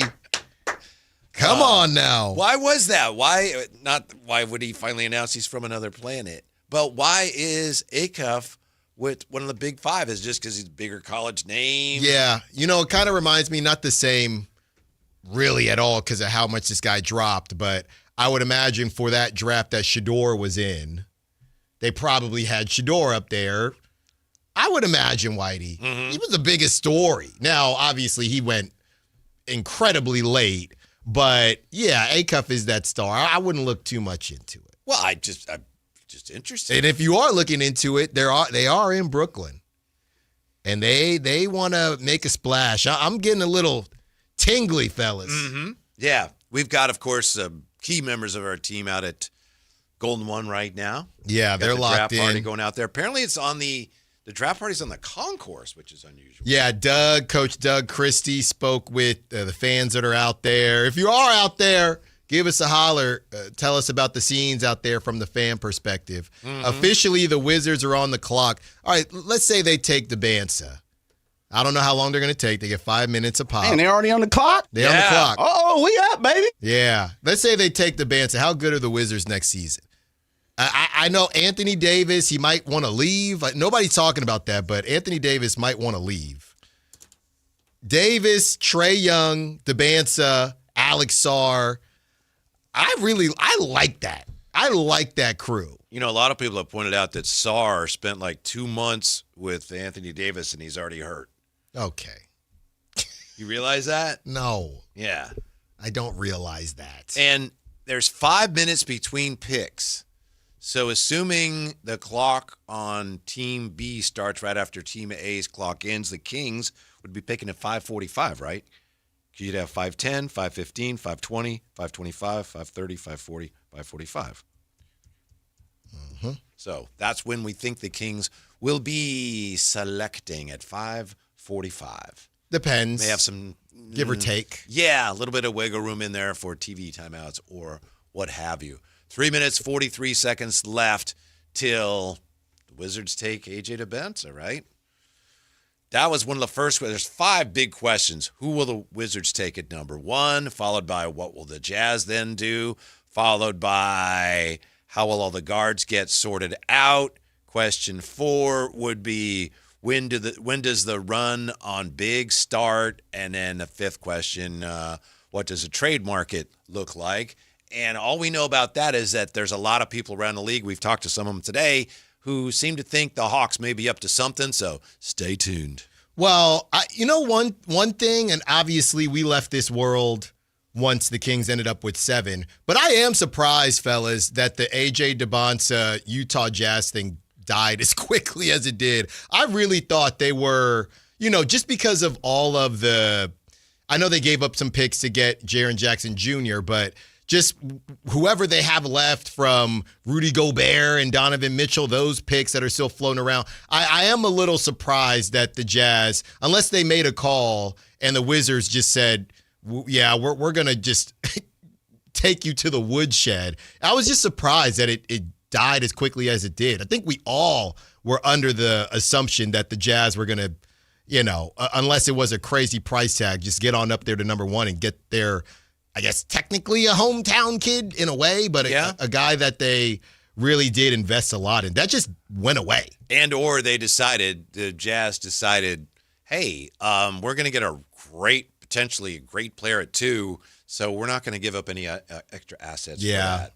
We'll get I was going to say, we'll get him in a few years, but in 5 years, AJ's probably not going back to Utah. Probably not. It could happen. It was now or never. But the other thing is, and of course, the Wizards taking all this time for no dang reason. And by the way, they haven't made the pick yet, so we're assuming. It's in. Pick is in. Mm-hmm. Pick is in. And so they got to, contact the commissioner, and his spaceship has got to come down. What? Oh my God. Yeah. Okay, so like right now the clock hasn't started yet on Utah, so that would mean the Kings would be picking a little after 5:45, right? Because pick is in, clock hasn't started, so it'll be later than 5:45. See what I'm saying? Yes. Right now we're in kind of that nether region. Hold mold. Mm-hmm. Yeah, as we're waiting for it, and what happens is, the spaceship has to get clearance to land on top of the roof of the Barclays. Anyway, it's going to be DeBenza, right? I think so. Mm-hmm. I think so. They're showing right now Darren Peterson. He's looking around like you never know. You never know. Could be Cam Boozer. You never know. Mm-hmm. We're going to try to get you the audio here when the commissioner comes up, but he hasn't just yet.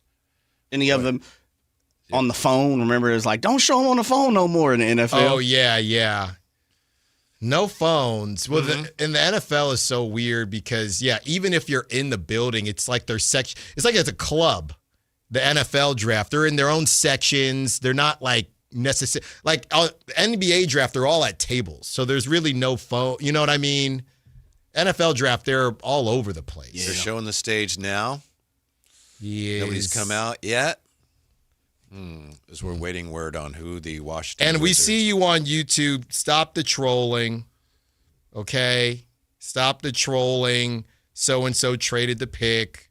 We don't believe you. Mm-hmm. We do this not is believe not our you. first NBA draft. That's right. I've seen at least 3. I don't even have the screen open anymore. Mm-hmm. You guys are messing with me. Boy, Cam Boozer's a little nervous. Understandably. Yeah. He probably... There's no way. There's no way. So what? Just like what Kristen Peak told us, it sounds like, guys, that DeBenza, if he goes to the Wizards, probably will play the 2. And they really like that Trey Johnson that they took in 2025 too with the 6th pick. Mm-hmm. He'd probably be a swing man. You know, he can play 2, 3, a wing, as they say now. That's interesting, though, Whitey. I mean, here we go. Here we go. Here comes the commissioner. With the first pick in the 2026 NBA Draft, the Washington Wizards select Anise Dabansa Jr. from Brigham Young University. Wow. I don't know what he was talking about. He did that on purpose. He did that on purpose. I'm like, who? Wait, I didn't have him on the draft board. What? Who? Wow. I did not have that on the draft board. AJ Dabansa goes to the Wizards, so presumably they kept that a secret because they were hoping against hope that at some point the Utah Jazz might come to them and say, what's it going to take? Yep. That didn't happen, so a new era of basketball in Washington is underway here. This is almost the last time I'll ever pay attention to the quote-unquote connections that a team has. If the Jazz let Dabansa go, that's all I need to know. But it was out of their control ultimately. No, everybody, hey, we like you. This would have been nice, but you know what? We're just going to let you do your thing. Mm-hmm. So good for the Wizards. I don't know, guys. There's always a hot Eastern Conference team that I fall in love with every season, and I already feel like, assuming Anthony Davis plays ball and doesn't try to force his way out of there. That's your Eastern Conference team now, Ramsey? No. It's not no. Hold on. I'm not a fan. Okay. I just think, hey, they could do some things this next season. Everybody, this is on camera. No. Like last season for me, it was the Magic. Mm-hmm. Hey, I thought the Magic could make a run, and they did not. Yeah. So I think the Wizards are going to be keep an eye on this team. I'm not a fan. The league pass squad. Exactly. See, why are you trying to get me in trouble, man? I still think he's a small forward. I mean, maybe because I think that's one of the few issues with his game is his handle. But, I think maybe especially initially he'll be at that 3 spot. We'll see. No, I think you're right. Now it's, Yeah, Trey Johnson is only 6'5". He's a shooting guard. So they'll run Trey. I think he's a prototypical modern wing, in my opinion. Is he an apex wing? Max vertical, like 42. Is he a heliocentric apex wing is the question. Eventually. That's what he was in college, right? Yeah, so the 2 Treys at the guard position, Dabansa at the 3, Sarr at the 4, or Anthony Davis at the 4-5. That's a good little squad. Yeah. So our draft coverage is well underway. We'll be with you well into the night tonight. We're trying to figure out when the Kings will be choosing. And we got just a little more than 2 minutes left before Utah. This should be interesting. I think it will be. I think it legitimately is something that they had a hard time deciding. This was their guy. The reason I keep bringing it up, Whitey, is because it felt like they had such a plan. Utah had this whole plan, and they got pretty lucky by getting 2. It would have been, if they ended up where the Kings are at, then, it's over. But they were so close. I just felt like, why don't you just kind of finish the job here? But they felt like, they can still make some things happen. And what is it, Whitey? Our friend yesterday, que sera, sera. Mm-hmm. Whatever will be, will be. Right. That's pick is the pick. The pick is definitely the pick. Do you like the interviews with family? I remember when Dion used to do it on NFL Network. Mm-hmm. He'd have a guy got drafted, and he always goes, "So you were selected now," and he'd always go, "So how does it feel?" Yeah. That's what it Dion. So you picked by the Cowboys. Let me ask you, how does it feel? That's what he would do with every guy. I like it. Mm-hmm. Right? I like it. Yeah. Some of the people you can see, oh my goodness, these people, mothers, whoever, fathers, they're realizing my child's whole life is just immensely rich. Everything. Just like that. Just Everything. like all the times we supported him and drove him to practice and all of that, and it worked. And it paid off beyond our wildest dreams. I know it's not the same. I just got to ask you, how does it feel? Do you feel like, and look, it doesn't matter if you have a kid who's in that position, that's all that matters, right? But the NIL kind of robbed us of that. You know what I mean? Yeah. They're touching millions before the draft now. That's which true. They should be. You're right. They You're right. should be. Yeah. But back in the day, it was. You're right. We have literally changed our life. Now it's AJ already got a couple million in the bank account. But that's one of the answers I keep coming back to when I ask, why is it that people watch these drafts? And I think that human interest story is a very powerful one. Oh, yeah. Yeah. Oh, yeah. Sometimes they're, a little clunky, but when you hit on one, it's great. Yeah. The pick is in now for Utah. Darren Peterson waiting anxiously. Man. It's going to be him, right? Boozer's family. They might like. Yes. He's family, Whitey. Mm-hmm. 916. How do you, real fast, I'm sorry, Alan. How do you, as parents, both of you guys are parents, so am I, how do you go to your son if you pick Darren Peterson? And your son, coming into the season, was probably the number one pick on many people's board and grew up in Utah in some form or fashion because you played there. Like, how do you go to your son and say, well, son, it's business? Yeah, I don't know. I think it's in that situation, it's just so cool anyway, But I know what you're saying. Pick is in, and here comes the commissioner. There we go. With the second pick in the 2026 NBA Draft, the Utah Jazz select Darren Peterson. Wow. From the University of Kansas. It ain't Darren. Crampy Campaneris. Hey, after all that. He's awesome. After all that, he still went number 2. Who's more of an a-hole, Cam Boozer or Danny Ainge? 339-1140. 1-800-920-1140. Like, who are you pointing the finger at if you're Boozer? Are you like, Dad? Are you just immediately texting because your dad's right there, right? Are you like, Dad, what's up with this? It's just love is lost. Yeah. Right? I don't need it. I'm not wearing your jersey. I did what I could, son. I did what I could. I'm not wearing your jersey. I'm not wearing anybody's jersey. I'm not doing it.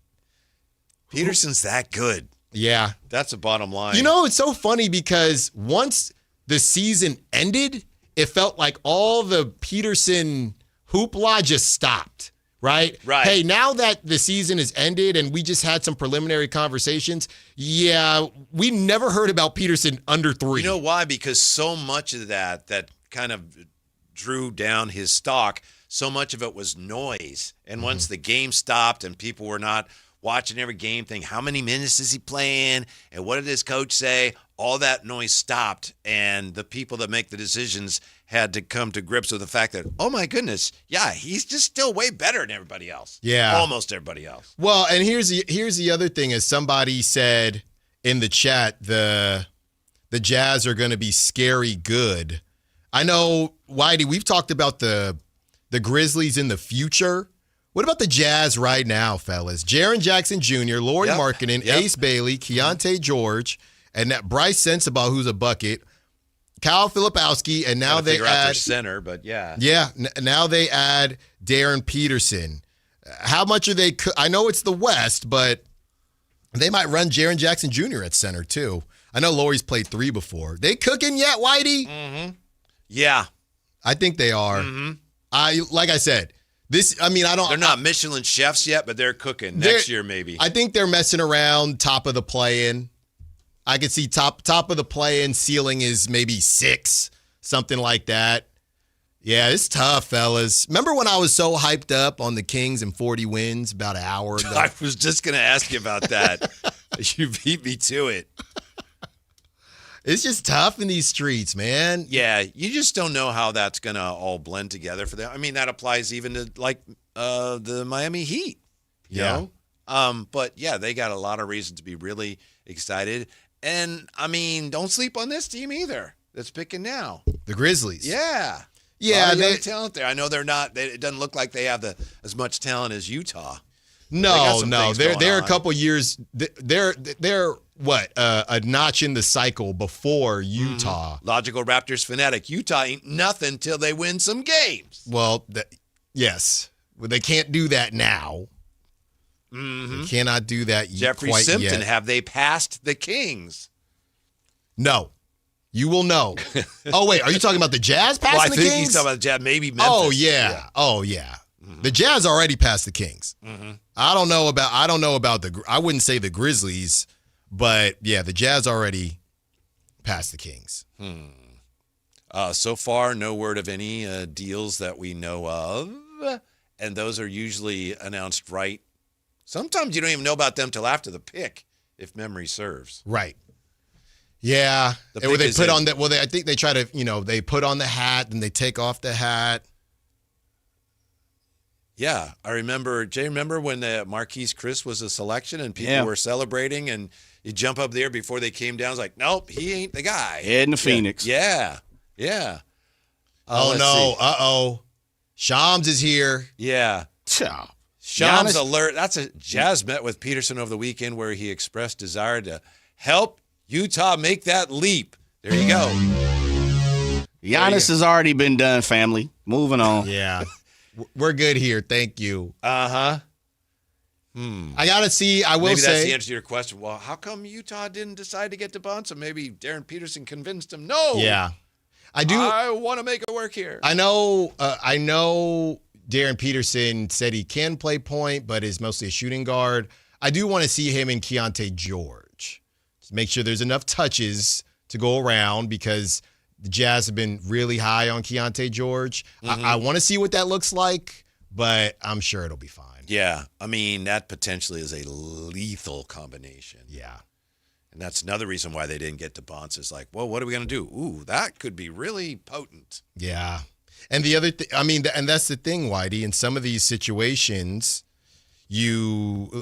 for example, you hit on Keontae George with the 16th overall pick. So this whole thing is a process. It's not just tank. You get the first pick, second pick. Like the Spurs model is, number one, outdated now. You can't even do it. But number two, it's not that typical. A lot of times, you look and you get one top pick, maybe two, but there's somebody that changes your outlook. You hit on a 16th pick. You hit on a 21st pick. Yeah. That's how you wake up and you say, oh, we're in a great spot here. The Spurs model is nothing matters. Whatever you do doesn't matter until you get David Robinson or Tim Duncan or both or Wembanyama. Exactly. Then all of a sudden everything else kind of falls into In the place. 2026 NBA Draft, the Memphis Grizzlies select Cameron Boozer from Duke University. Chalky Chalkerson so far. Come on, man. Right down the line. Come on, dude. DeBonsa to the Wizards, Darren Peterson to the Jazz, and Cam Boozer to the Memphis Grizzlies. Cool. We should not actually be picking in front of the Kings, but that's the way it is. We'll Good be right for back them. with more of our draft coverage. The Kings, we got 4 more picks for the Kings, so don't go away. Drive Guys, Sactown Sports. Some people call me the Space Cowboy. Steve Miller Band brought you The Joker. And now Carmichael Dave is here to introduce you to The Sipper. I'm a sipper, not a dipper. I need that shirt. Big sipper. I need that shirt. Some ranch. Yeah, Sipping on some ranch. I do drink my ranch. Your local sports leader. Sactown Sports 1140. Hi, how can I help? Well, my husband and I feel like we've outgrown our current money manager. I see. Our lives have changed, and we need something more than just mutual funds to help us in retirement. She's right. I hear that often. At Fisher Investments, we'd start by getting to know you, your finances, family, health, lifestyle. We tailor a portfolio around your goals and needs. Sounds good. Can you help with estate planning? Yes. We have a team of specialists who can help you with estate planning, Social Security, investment income, and more. We'll get to know your whole financial picture and help keep you on the path to a comfortable retirement. And your fees? We have a simple, transparent fee that's a percentage of the value of your portfolio. So we do better when you do better. I feel better already. At Fisher Investments, we're clearly different. Learn more at fisherinvestments.com/different. Investing in securities involves the risk of loss. Mark your calendars because MoonPay X Games Sacramento 2026 is landing at Cal Expo June 26th through 28th. Witness nearly 100 of the world's best athletes compete in skate, BMX, and Moto X events and catch live music performances by global electronic music icon Cascade on Friday night and Grammy-winning producer and artist Mustard and electronic music producer and DJ Subtronics on Saturday night. Don't miss MoonPay X Games. Lock in your tickets now at xgames.com. Toyota's 4th of July sales event is on. This is the season for more. Check out Toyota's 21 hybrid and electrified models. Score deals on the 50 MPG Corolla Hybrid and 51 MPG Camry. Get 0% APR on all Toyota EVs like the new CHR. Or get 0% APR plus $1,500 finance cash on BZ. Don't miss Toyota's 4th of July sales event. Toyota, let's go places. Offers available through TFS to buyers with premium rated credit and cannot be combined with other offers in 6/30/26. The stars align in West Sacramento as the A's go head-to-head with the Los Angeles Dodgers for a spectacular summer series starting Monday, June 29th. Celebrate the start of the holiday week with an action-packed series. Be there to witness one of the most highly anticipated matchups of the season. Get your tickets now at athletics.com/tickets. That's athletics.com/tickets.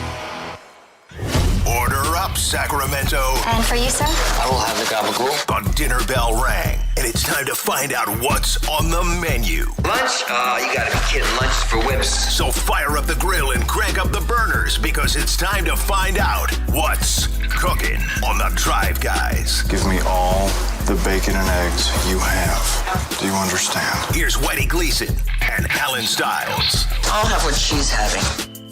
What's cooking is this crazy NBA draft? Question mark. Hasn't been crazy yet. One of the most interesting things that could be cooking for the Kings. What happens if Acuff is gone, is trading back in play? Doesn't look like anything's going to happen. It looks like if there's going to be a trade, like the earliest we would see that, of course, we don't know for sure, but it might be 8 because we've heard a lot today from people suggesting the Atlanta Hawks may be up to something. So as far as the Kings, it looks like Acuff's going to be there at 7. So far, the draft has gone as expected. Alan's getting anxious and a little nervous. He wants some surprises. So far, he ain't got any.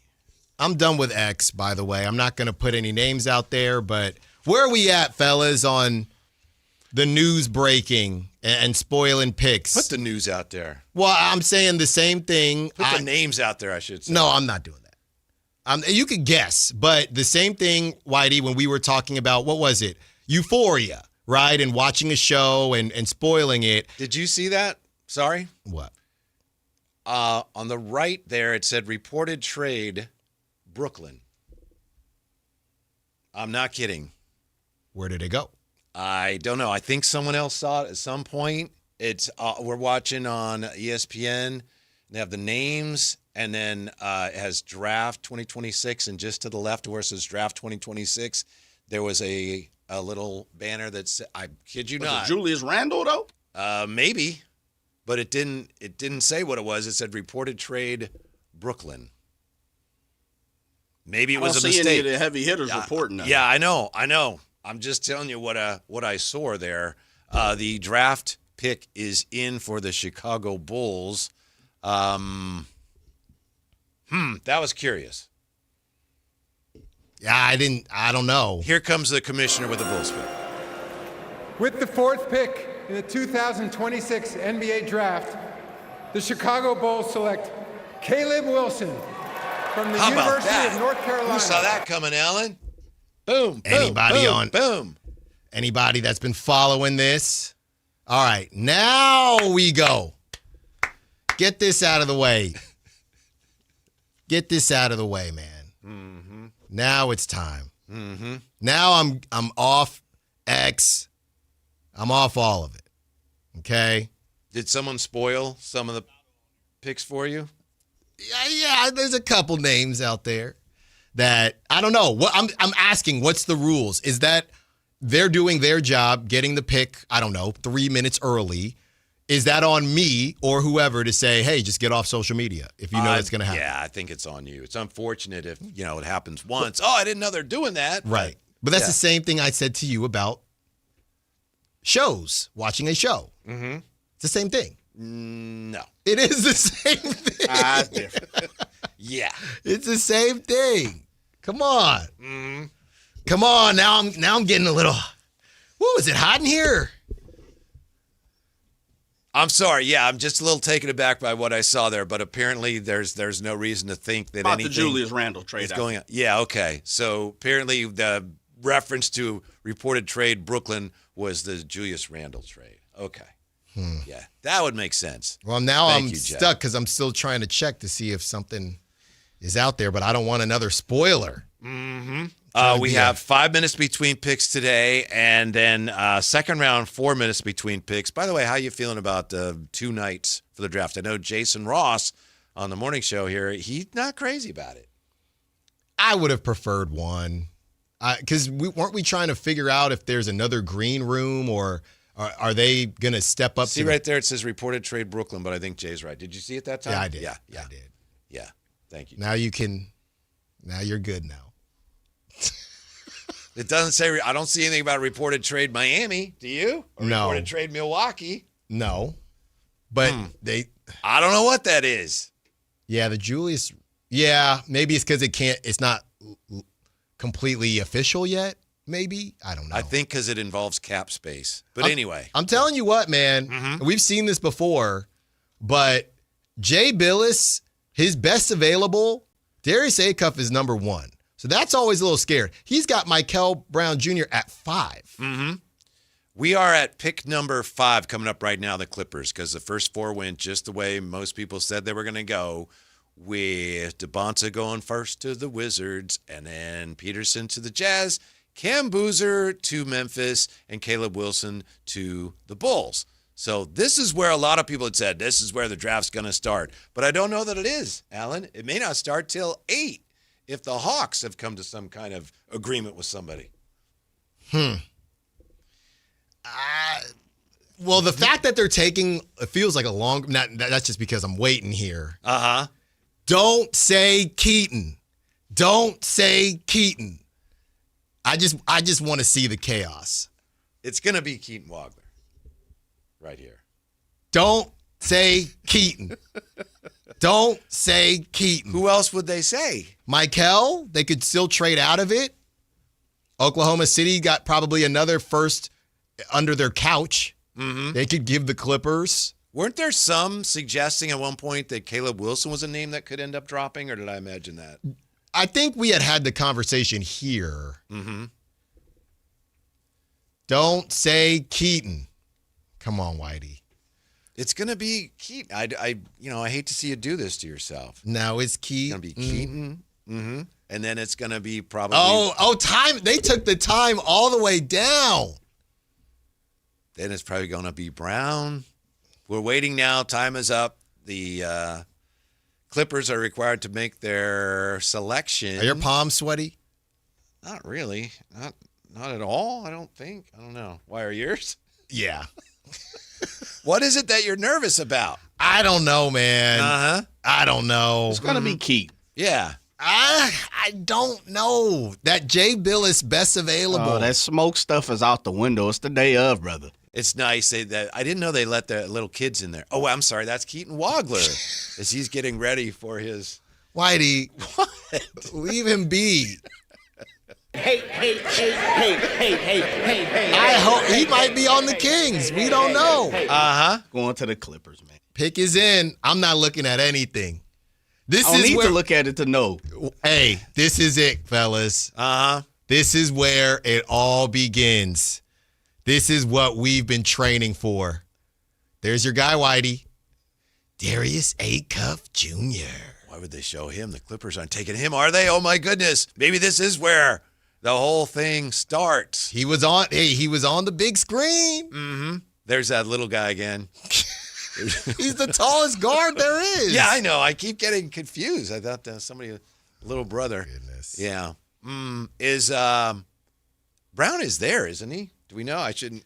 I saw him earlier. I saw him earlier. All right. Mm-hmm.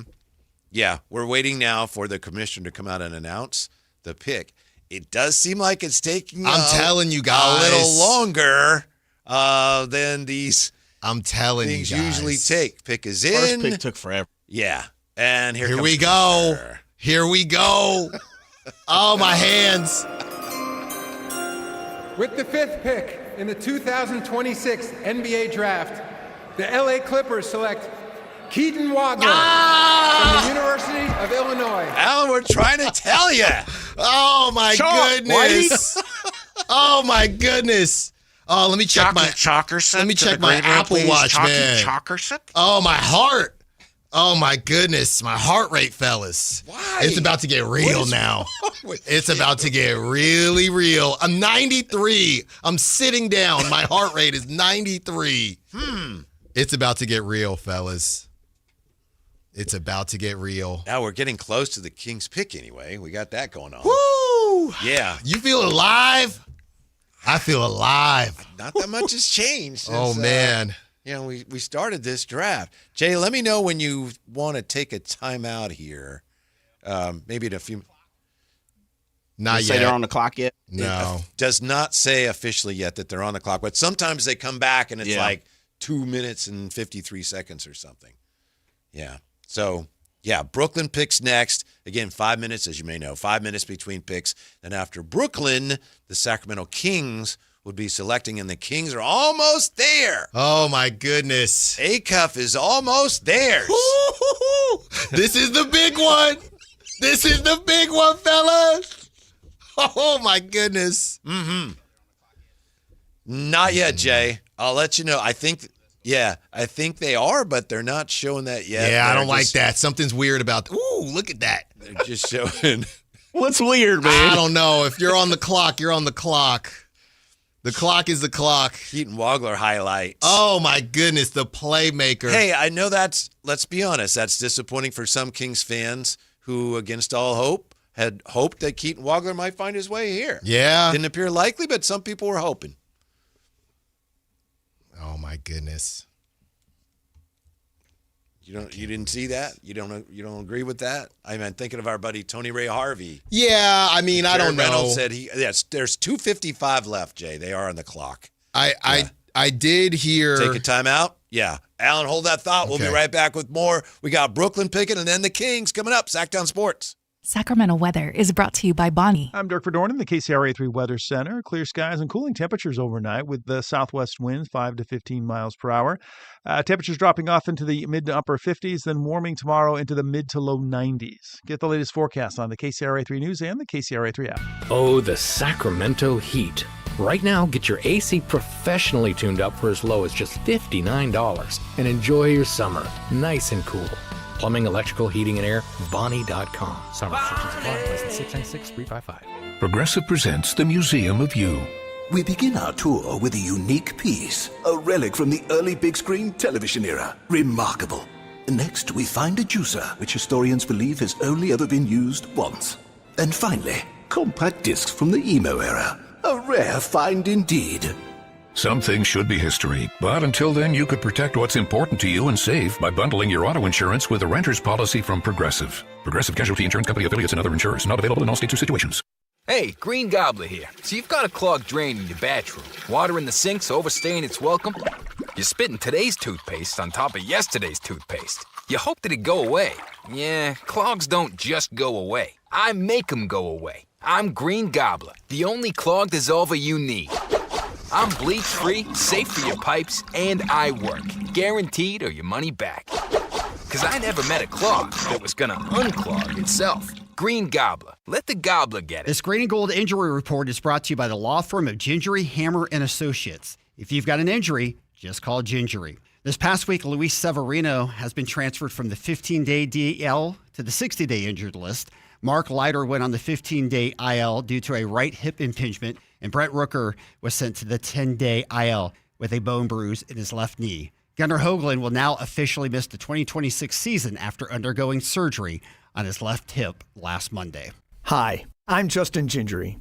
One of the most common questions I receive is, what makes us different from other law firms? At Gingery, Hammer & Associates, we handle your case from beginning to the end. Whether your case reaches a settlement, whether it must go into litigation, or whether it has to go all the way to trial, we will be with you along the entire way. And because we are committed to your case, we are as invested as you are in making sure you get the outcome you deserve. When you get an injury, just call Gingery. Catch every soccer tournament match live on the big screens at Super Taco. Join Sactown Sports 1140 for the ultimate viewing parties. Win official jerseys, gift cards, and epic merchandise while enjoying great food. Bring your friends, wear your colors, and catch the action. Super Taco. Great food, great fun. See you there. NASCAR legend Michael Waltrip is coming to Echo Park Automotive Sacramento this Thursday from 2 to 4 p.m. Get there early to meet Michael and celebrate Echo Park's sponsorship of A.J. Allmendinger's number 16 Chevrolet at Sunday's Toyota Save Mart 350 at Sonoma Raceway. 10 pairs of race tickets are up for grabs in a live drawing, plus score an autographed A.J. Allmendinger hero card. And while you're there, browse Echo Park's huge inventory. Get the new car feel without the new car price. This Thursday, 2 to 4.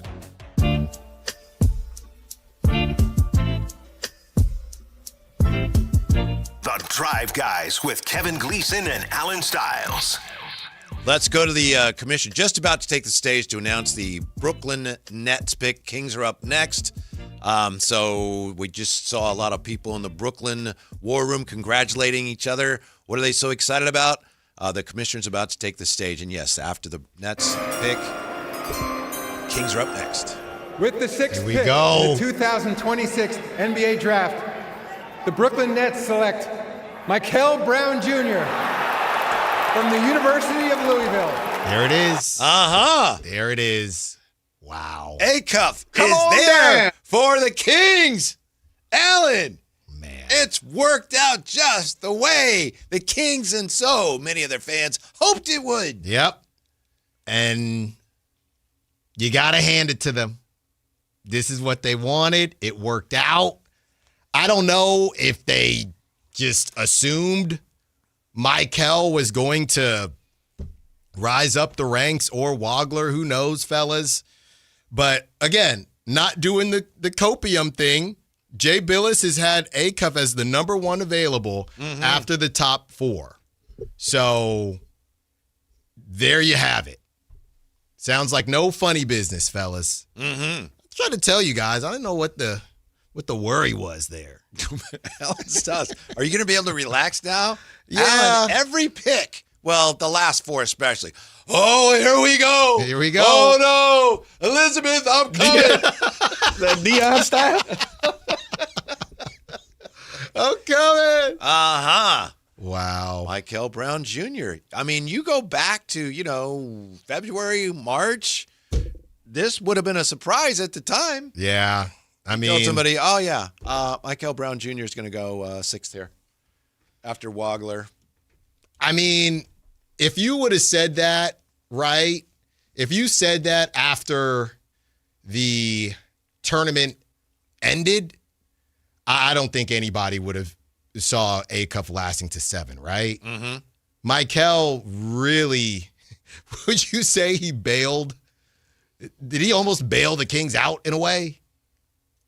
Well, I suppose you could say that. Yeah, I don't know. I believe what the Kings were saying. Obviously, they had really good intel on how this was going to go. They had every reason to be comfortable they were going to end up with the guy that they wanted. But I do think that they felt like, however this plays out, first four being what the first four are, we're going to end up with somebody we really like. Very good chance going to be our number one target. And they're about to make that official. Yeah. And look, here's the thing, man. Obviously, we're waiting now. 916. How did this work out?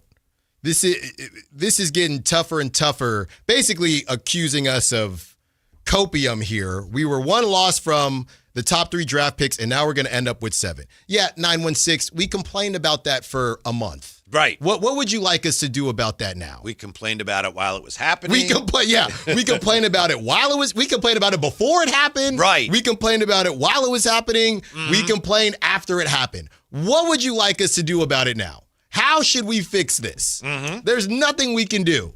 All we can do now is pray to the basketball gods that Acuff is the guy. If you've been listening to this show, I've been banging the table over and over again to the fact that things got testy during the season with players and all of that. But we're here now. Pardon me. Try this on from Rick Bonilla. AJ was the only player I'd rather have over Acuff, so getting number 7 in the lottery wasn't a disaster like I thought it'd be. That's not me. That's not Alan. That's Rick Bonilla on the chat. I think he speaks for a lot of people. And given the ratings of some of the experts like Jay Billis, the Kings might end up with a really great value pick at 7. They might be getting one of the top 5 players at 7. Right. If the Clippers, how about this? If the Clippers never traded for Darius Garland and they still had James Harden, there's a really good shot they take Acuff. You know, the Michael Brown Jr. thing in the Nets, I don't know what the Nets are on. I know Michael has that high upside, but we knew he wasn't going to go to the Clippers. The Nets have a ton of guards already from last draft. So you could easily say that trade, the Clippers trade, changed everything for where Acuff was going to fall. It's just amazing how young some of these guys look. Like right now they're talking to Michael Brown Jr. and his parents, and Michael Brown Jr. looks like a 16-year-old kid sitting there like, yeah, oh, can I go home? Yeah, well, they're not headed home, headed to the top. And, well, he's already home. Technically, he's in Brooklyn. Yeah.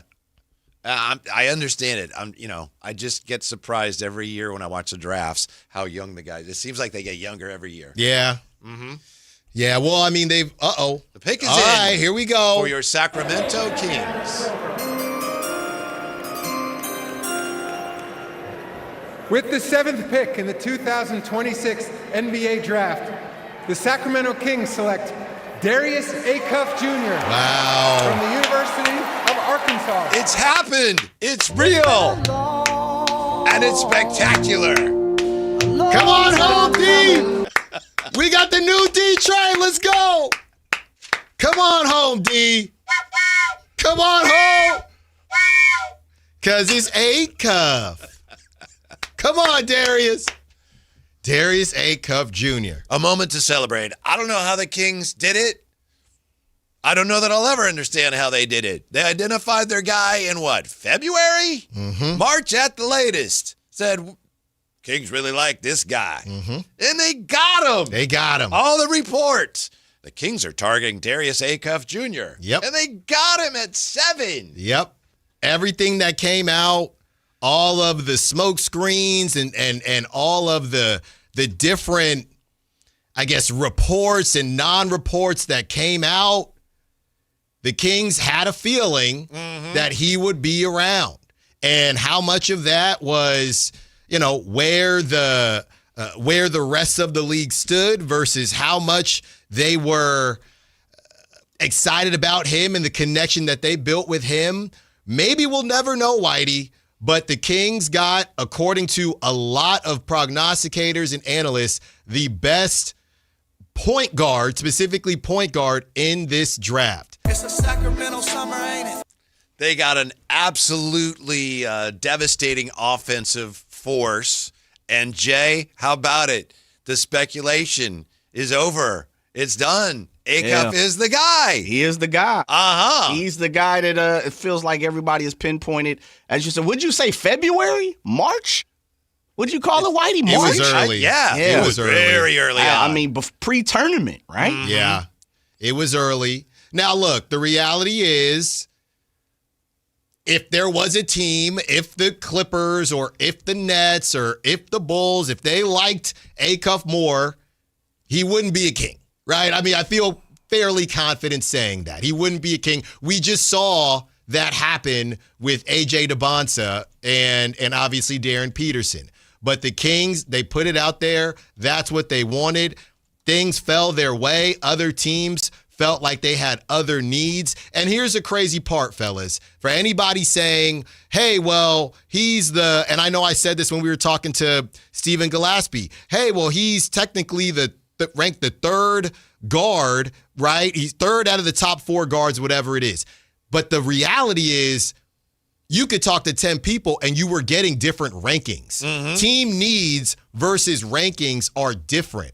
the team needs ahead of the Kings did not seem to match with Acuff. And it feels like the Kings knew that early and wanted to put it out there. Look, we don't believe that there's any smokescreen or anything that we have to worry about in terms of somebody going and getting Acuff. And we'll, kind of put our name on it and see what happens. And it worked out for him. Yeah, let's go back to March since we have explained that the Kings identified their guy in February or March. Here's a scattering report from March. Stephen No on Darius Acuff. Might be the best shot maker in college basketball right now. Fantastic three-level scorer that will wow you with his talent. Three-point shooting electric this year.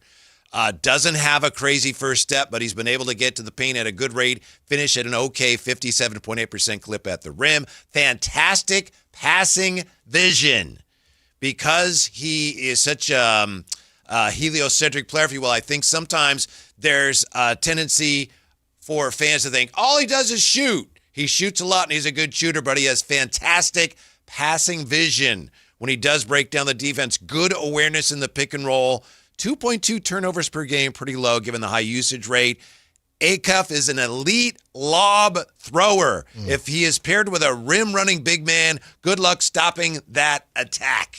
We're going to be celebrating a lot of those lobs this year at the Golden One. Elite lob thrower. Dylan Cardwell's going to be raising the roof. That's right. Pumping it up all season long, man. Yeah, here is Brendan's breakdown. Brendan Nunes, his breakdown on Darius Acuff Jr., the newest Sacramento King. It's time for your Sactown Scouting Report, breaking down the top prospects for the Sacramento Kings ahead of the 2026 NBA Draft. Darius Acuff Jr., point guard, Arkansas. Few guards in this draft offer the kind of upside Darius Acuff Jr. does. He can create shots, make tough offense look easy, and has the tools to become a featured scorer at the next level. But with that high-risk, high-reward profile, are the defensive concerns too significant to ignore? Read the entire breakdown from Brendan Nunes right now at SactownSports.com. Presented by Power Business Technology. Copiers and printers for all your office needs. So we talked earlier this afternoon about how, you know what, this thing might go the way everyone expects it to go. Yeah, and so far, every pick, boom, boom, boom, boom.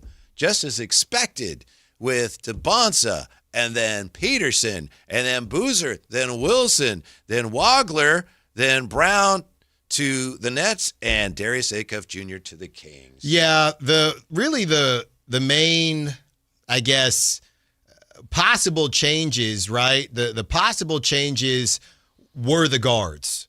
From Kingston Flemings dropping a little bit to Michael Brown Jr., raising his stock a little bit. Keaton Wagler, I always knew would be up there just because of his size. And from them to Darius Acuff always floating in the same area. Yeah, Whitey, it felt like, I don't know, maybe for the last month, maybe over a month, there weren't a lot of question marks about Darius Acuff not being there. It felt like Combine happened. There were a lot of smoke screens. Yeah, Combine happened. That weren't even that strong, though. Yeah, and I think the Kings deserve a lot of credit for that. For not taking the bait. Combine happened, interviews happened, and it just came out, hey, this is kind of what it is. I know the Nets tried to do a good job, but it did feel as if Michael Brown Jr., they had a little something for Michael Brown Jr. It would have been an ultimate smokescreen. And now I'm going to wonder about any smokescreens ever moving forward. You should always wonder about a smokescreen. That's true. We're with you for at least another hour. 339-1140, 1-800-920-1140. You got comments, you got questions. We'll take a harder look at Darius Acuff Jr. as local fans and local media react. And we will not overlook the fact that a lot of people are still concerned about what he's going to get done or not get done at the defensive end. It's a lot. It's a lot. That's why we got time. Yeah. So we'll be back with all that more. Yeah, I'm sorry. Oh, we have the pick in. Sorry, Jay. Yeah, the Atlanta Hawks have selected Kingston Flemings. Wow. With the 8th pick. Thank you, Jay. I like that for the Hawks. I really do.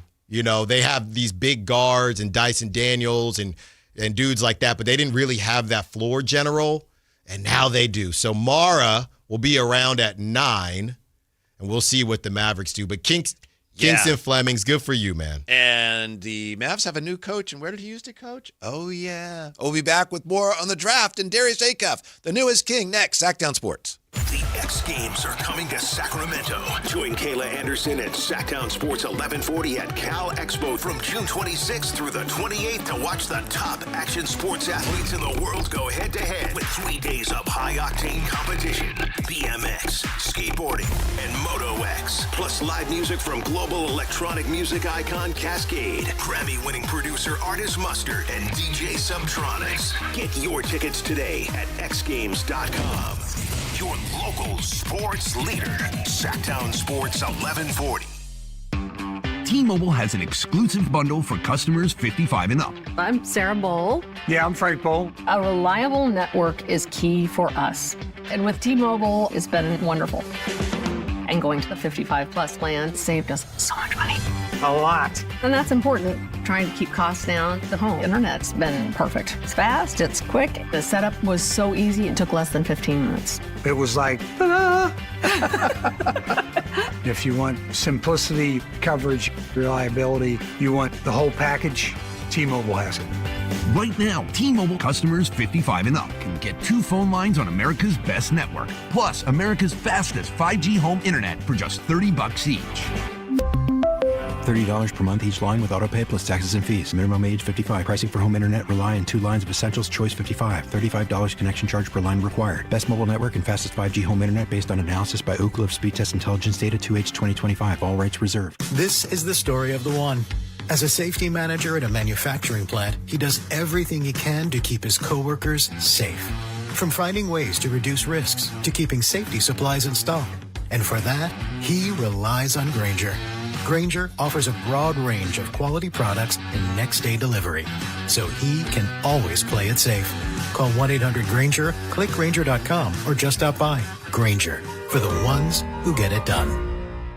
Buy gold and put some silver in your pocket. I know what you're thinking. Everything's expensive right now. How am I going to buy gold? It's Ron Paul. Nowadays, a lot of things are out of your control. But there is something you can do right now to diversify your retirement, and it doesn't cost you anything out of pocket. My friends at Birch Gold Group will help you convert an IRA or 401k into an IRA in gold, a time-tested hedge against inflation. Plus, in honor of America 250, Birch Gold is going to give you a special America 250 1-ounce silver round for every $10,000 you purchase by July 2nd. Text the word SECURE to the number 989898 to get a free info kit from Birch Gold and claim eligibility for this limited time offer.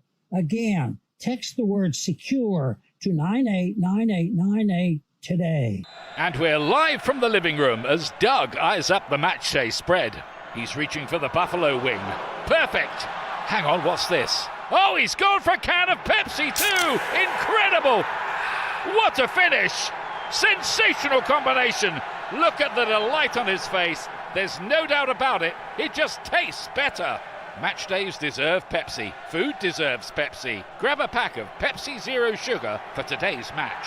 It's poetry in motion. What's up? We're talking to Chad Hoblet of Hoblet Dodge Chrysler Jeep Raymond Woodland. Chad, I got a question. What's happening for Chrysler's Make This the Summer event? Right now, you can save up to $14,000 off MSRP on those hard-to-find new 2026 Ram 2500 and 3500 heavy duties.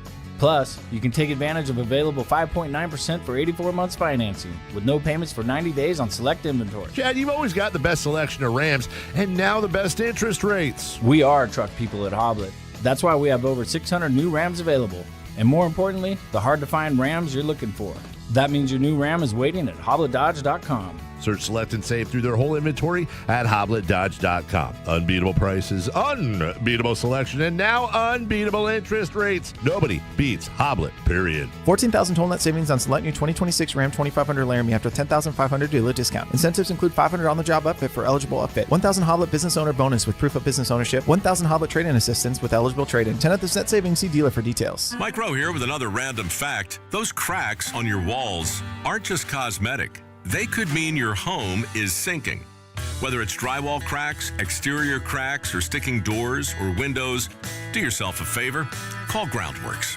I spent some time working with these guys, and they're the real deal. Their people are trained and certified to stabilize your foundation. Schedule a free inspection with Groundworks, the foundation and waterproofing experts. Licensed in all states where work is performed. See website for details. Darius Acuff Jr. is a Sacramento King. The Sacramento Kings select Darius Acuff Jr. from the University of Arkansas. After a private workout and an entire offseason of speculation, the 6'2" point guard fell to the Kings at number 7 and will be the latest young star to take the floor in Sacramento. Will the SEC's leading scorer continue the small guard resurgence in the NBA? Your exclusive home for Kings basketball. Sactown Sports 1140. KHTK HD1 Sacramento, KYMX HD3 Sacramento. From the Power Business Technology Toshiba Studios. Sactown Sports 1140.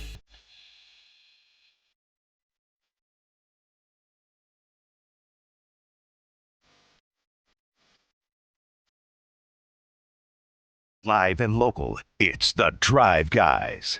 Watch the show on youtube.com/Sactown Sports 1140. Or listen on the Sactown Sports app.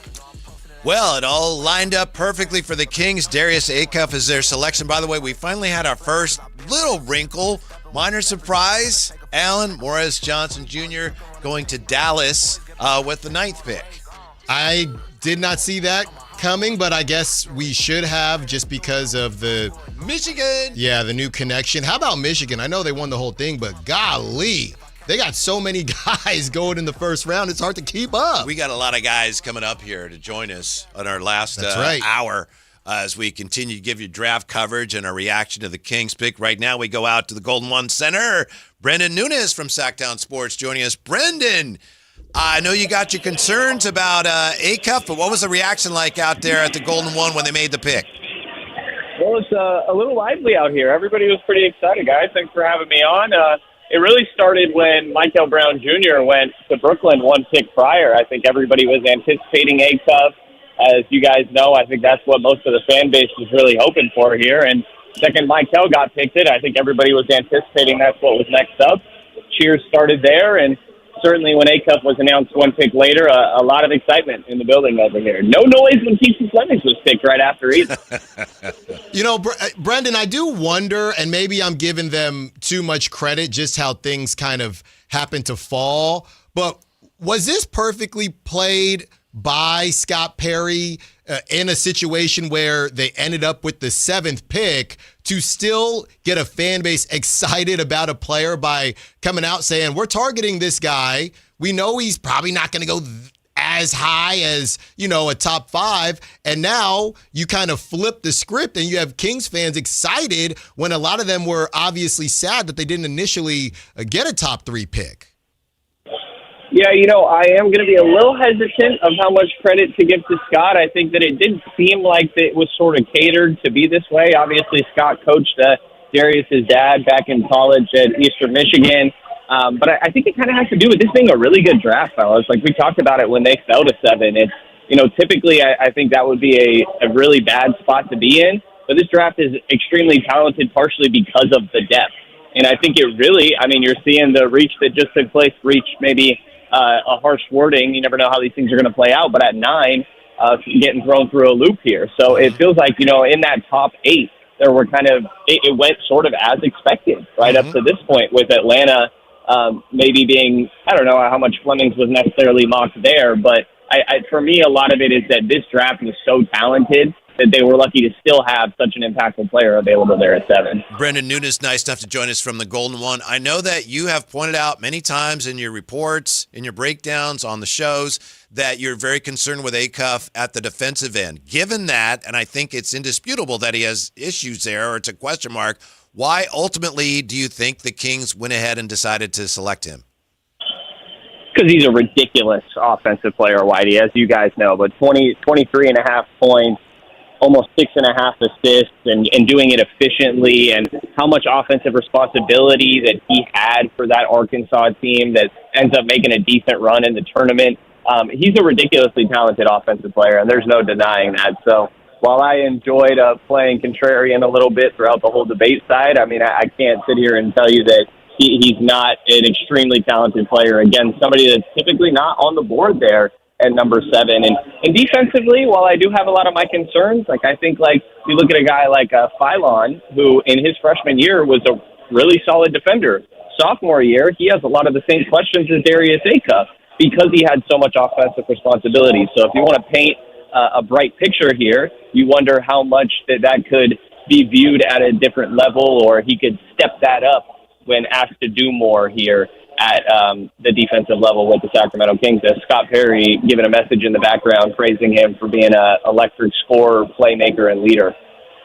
Yeah, Brendan, not to look too far in the future, but does this change how the Kings go about their offseason at all? Domantas Sabonis, we gotta move on from him because of the defensive questions. Do you think this accelerates any type of rebuild for the Kings, or is everything going to stay essentially status quo? When we find something, that makes sense, we'll make a move? Yeah, I still think that it's probably going to be a process here, right? Like you guys saw the experience last year. They were really lacking upside, young talent, core players moving forward for the future. And while they certainly hope that they landed one of those, and I think there's a pretty good chance that they did, rookie point guards take a second, fellas. It's very rare for these guys to come in and instantly make things work. So while I still would be a proponent for moving on from Domas or attempting to shop him if you can get value, since that's probably the guy that has the most value between himself, Zach LaVine, Malik Monk, and who am I forgetting here off the top of my head? Another DeMar DeRozan. I think that Acuff would actually benefit a lot from playing alongside Sabonis. He had the ball in his hands so often at Arkansas that learning to play off the ball a bit more, not that he didn't at all, there was a decent amount of that, but getting to play that two-man game with Domas could be really beneficial for him in his rookie year and ease some of that pressure a little bit and help through those growing pains. By the way, Braden Burries goes to Milwaukee with a 10th pick. Brendan, we'll let you go with this one, but I just want to make sure before we let you go, have you heard anything suggesting that the Kings may be trying to get back into the first round? I've heard nothing. You're out there. Just wanted to check with you. I mean, I think they're certainly going to try. I think that a lot of teams are sort of intrigued by later in this first round. You often see a lot of movement. There's multiple teams with a couple second round or a couple picks later in here. And so, again, I mean, that's where Domas comes into play, right? I can pitch myself and make that, like I just did, of why he'd be good alongside Darius Acuff. But reality is that's two different timelines. And so I still look at, I believe that Toronto pick is sitting there at 20. Could that be a conversation? I'd be surprised if we were talking Charlotte that's coming up here in not too long. But I certainly think that the Kings will be active in attempting to try and make a move here, considering they have pieces that it's no secret they're trying to move on from. Well, Brendan, listen, thanks for your time. Also, thanks for sitting by me at the meeting today. Normally Alan does, but as you know, he wasn't there. So I really appreciate the fact that you took his chair and kept me company. Yeah, thanks for filling him in on those couple moments that he absolutely missed out on, and I'd be embarrassed if I was that guy. I was there. Bye, Brendan. We'll look forward to your coverage. Thank you, Brendan. Brendan Nunes, SactownSports.com. Wow. Well, Whitey, obviously we have so much time to take all this in, but it does now turn into, are the Kings going to try to get back in the first round? Great point. Do you have, if you were to guess, you think they're able to do it or not? No, I don't think so. You have to try, obviously. And by the way, who was it? Was it you? Someone pointed out to me, or maybe it was Jay. This is an obvious point. Scott Perry probably isn't going to be speaking for a while because he's still trying to get things done. Right. And so that's obviously what a lot of GMs are trying to do. It's just going to be tough because every team, like the Kings, recognizes, there's real value in this draft. A lot of teams would love to get back in the first round. The teams that have the picks don't want to give them up. No, of course not. I would be very, very surprised if they did. And honestly, Whitey, we had said this before, but we didn't always put 2 and 2 together. What Stephen Gillespie said earlier today from No Ceilings, the fact that the Kings do have 34, giving up anything to what? What's the number, you know what I'm saying, that would matter if they got to 28 and you have to give up something? Is that really worth it? So I thought that was a great point by Steven. Mm-hmm. Why don't you bring on your buddy here? Oh, my goodness. He's kind of your mentor. Oh, my guy. So just blessed to see him today and get to talk to him for the second time, even though he threw me under the bus because I was a little tardy to the meeting. Carmichael Dave joins us. Hi, Dave. How are you? I thought that was a great point by Steve, too, honestly. Thanks, Dave. Yeah, I'm with you. What's up, fellas? I don't know if you followed that closely, but the NBA draft is tonight, and Darius Acuff has been selected by the Kings. What do you make of that? Oh, thank you. I was watching Boston Legal. Let's go with Darius Acuff. Hey, that's what a shocker, really, honestly. It's you always hear rumors and innuendos and all that, and they rarely seem to come true. This has been mostly a scratch draft until Morez Johnson. They've been connected with Acuff forever, vice versa. So, onward and upward. I saw some of I don't know if you guys have seen the videos yet coming out of Golden One from the watch party, but I haven't heard that kind of a crowd pop since the Fox watch party, truly. So hopefully these Kings fans, all of us, finally have something to believe in, like Poison said. Dave, what did you hear, if anything at all? A lot of people are praising Scott Perry for not falling for the smoke screens and not giving up any assets. And I want to give him credit too, but how much did you actually even hear about the Clippers or the Nets trying to get the Kings to trade up? What did it even happen? I think it was minimal. Look, I think Scott knew from the beginning that there was going to be a point guard of the future available at 7. And unless like any good GM, you would hope, especially for a team that won 22 games last year, you're going to be open to whatever. Somebody could have come in and bowled him over with a trade. But I think a lot of the NBA was kind of on lockdown until Giannis went through last night. We still have Jaylen Brown out there that's going to be the next domino, it looks like. I don't think it was ever a true threat, honestly, and I don't know that there was ever. I think the biggest threat would have been Acuff going 6 to Brooklyn, and had that happened, I think Kingston Flemings would be a Sacramento King right now. So either way, I think Scott and the Kings were going to be happy with the outcome. Carmichael Dave is nice enough to join us. Dave, what do you think of the Kings' chances of doing anything they could to get back into the first round of this draft tonight? They've got 2 second-round picks. I think it just comes down to Scott's going to watch, and we saw last year what he was able to do getting into the first round, and then, of course, what he did with Max Reynaud in the second. This is a deep draft that pushes all the way. There's some second-round guys that would go first round in most other years. I think the name to watch is Jaden Clayton's from Kentucky, a guy that, look, I know people are going to get Harry Giles vibes, but this dude has the highest defensive upside in the draft. The problem is he absolutely obliterated his knee this year, got in for 5 games. He is the biggest risk-reward player in that area, so I would keep an eye on that. If a guy like Clayton was going to or is going to slip, that might be somebody to pounce on. Dave, what's the soonest you feel like will truly feel like the rebuild roster is on the floor? We saw the reports about maybe waiving DeMar DeRozan, and obviously they've been shopping Domantas Sabonis. What's your best guess? Could be this upcoming season when we'll look at a starting lineup and we'll say, okay, the rebuild is here. I don't think. I mean, I think the rebuild is here. It's just they're short on supplies. You know, you got to find willing trade partners. I think the rebuild really started in earnest last year. I don't think this coming year is going to be the year unless Perry has a magic wand and finds partners. I don't think it's going to be this year. Levine is a $45 million expiring. I don't really see any purpose for the Kings to pay to get rid of him. I'd just rather hold on to him, get a career year out of him, or a contract year, I should say, and then let that slip off. I do expect Sabonis to be moved. I do think Sabonis has played his last game for Sacramento, which will open up the 5 for Raynaud and Dylan Cardwell. But you can't, no shortcuts. You don't want to put the cart before the horse, guys, and I know that's, that's easy to say, but I think to try to take shortcuts at this point would be akin to, missing a staff meeting and eating all the barbecue. You just don't want to set that example, Whitey. Right. And I don't think the Kings are going to do that. So I'm just writing that down. Don't put the cart. I like that. Before the horse. Before the horse. Before we let you go, everybody has their mock drafts. But, Dave, what if there was a clock draft? Would Cuckoo be your first selection? Oh, let's see.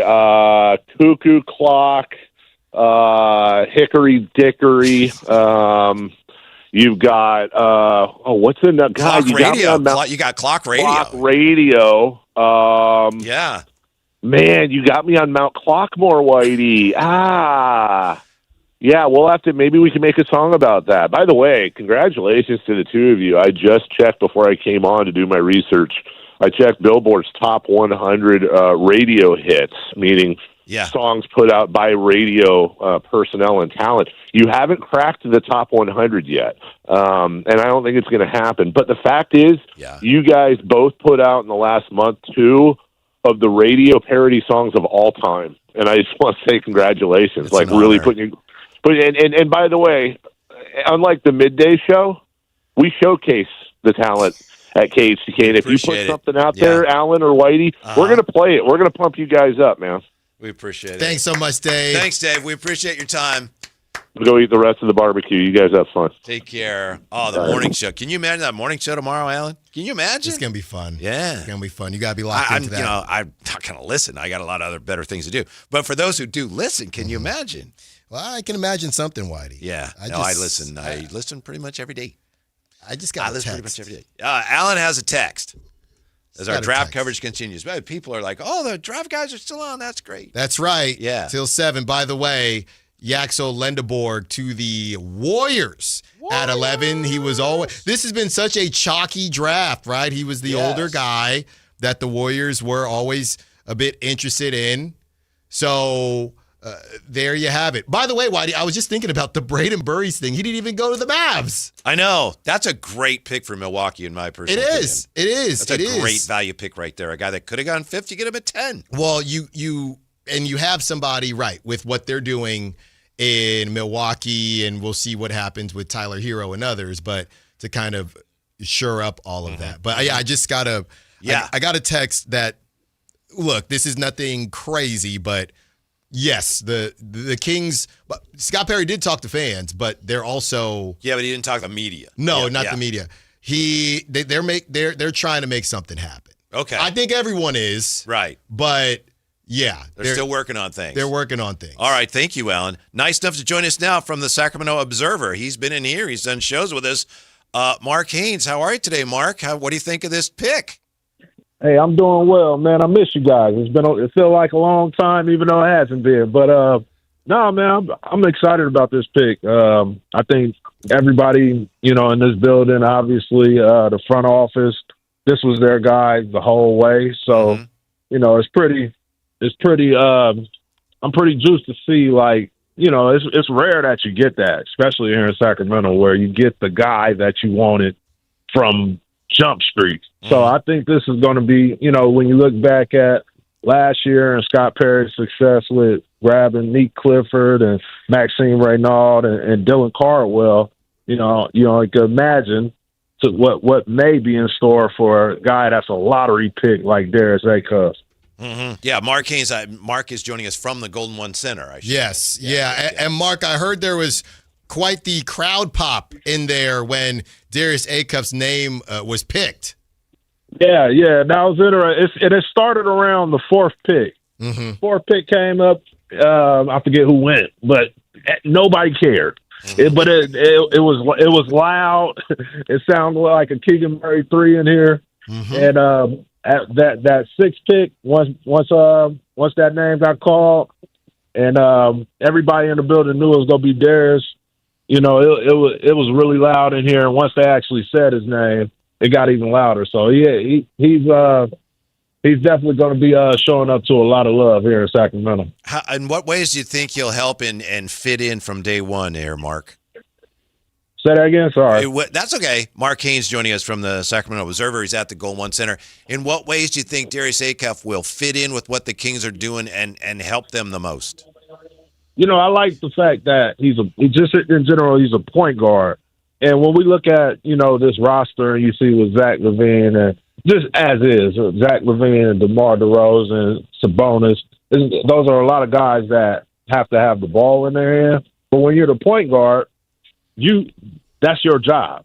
So he's going to touch the ball a lot. He's going to be able to, he's going to be able to be in a position to develop right away. So is he going to turn things around right away? Absolutely not. It's going to be a work in progress, but he won't get lost in the sauce like, at times, like, Neek or pass guards that the Kings have drafted. Yes. He's going to be a guy that's going to be aggressive, and he's going to get his looks. He's going to get his opportunities, and it's going to start from day one, whether the veterans like it or not. Speaking of lost in the sauce, we just talked to Carmichael Day, but Mark Haynes from the Sac Observer, nice enough to join us from the Golden One Center. That's right. Mark, how does this maybe change the vets' thought process? But I don't want to talk about the vets that we know that are on the way out. I know you're familiar with this. You remember when DeMar said that this was Keegan's team? I mean, that feels like it was just a couple months ago. How does a guy like Keegan Murray feel on a night like tonight? He's not even 30 yet. Obviously, he struggled last season to stay healthy. I don't know. Could this maybe motivate Keegan to say, you know what? This was about me not too long ago. How does somebody like Keegan Murray feel on a night like tonight? I think if I'm Keegan Murray, I like this. I like this pick. I would like the fact that this team is getting younger, and if you are getting younger, there's space for people to take over, and he's one of those guys that have to still be ready to be an impact, ready to take that next step. I know he is excited coming in the year two, and then things kind of. The DeMar signing came and it changed everything. But I think Scott Perry and them are looking to, go young. And with that being the case, that should, it's more of a green light. It should be more of a green light for Keegan Murray. So if I'm Keegan Murray, I like this pick, and I'm definitely motivated to be even more aggressive coming into this year. Mark Haynes from the Sacramento Observer. Mark, thank you so much for your time. We'll let you get back to it. We appreciate your insight, and we'll talk to you soon. All right. Thank you, fellas. Mm-hmm. Thank you. By the way, Ade Amara just went to the Oklahoma City Thunder with the 12th pick, and his former coach, Dusty Bay. Did you see him? Yeah. He was slapping his hand like, no. Yeah. I thought it was more like he was juiced for him. Oh, okay. That's what I thought. Yeah, you're probably right. Because they could have picked. Yeah, they weren't getting back in there, and maybe a little both. Yes. Good for him, but boy, I'd sure like to have him. Yeah, so like I said, it seems like the Kings, amongst I'm sure other teams, they're trying to make something happen, but that's big. That's big. Yeah, it depends on what they're willing to give up. But it's big. I think to the point of Stephen Gillespie, though. I mean, Whitey, to make it make sense, it's got to be before 25, right?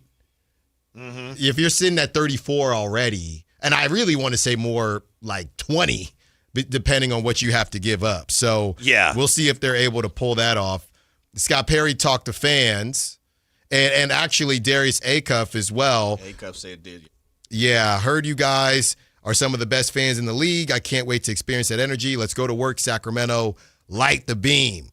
Scott Perry addressed Kings fans in attendance. He's a fine young man and a terrific basketball player. We thought he was the best guard in this draft. We'll see if Scott Perry's right about Darius Acuff, but he's done a great job so far of identifying the players that he wants in the draft and then getting them. Yeah. Has he not? I mean, that's a great way. Yeah, that's a great way to put it. I mean, he has a plan. Now, you can have a plan, and we have to confirm or find out or figure out if that plan works or not. But in Sacramento, the good thing is he's got a plan. That's the first thing. We'll see how it turns out.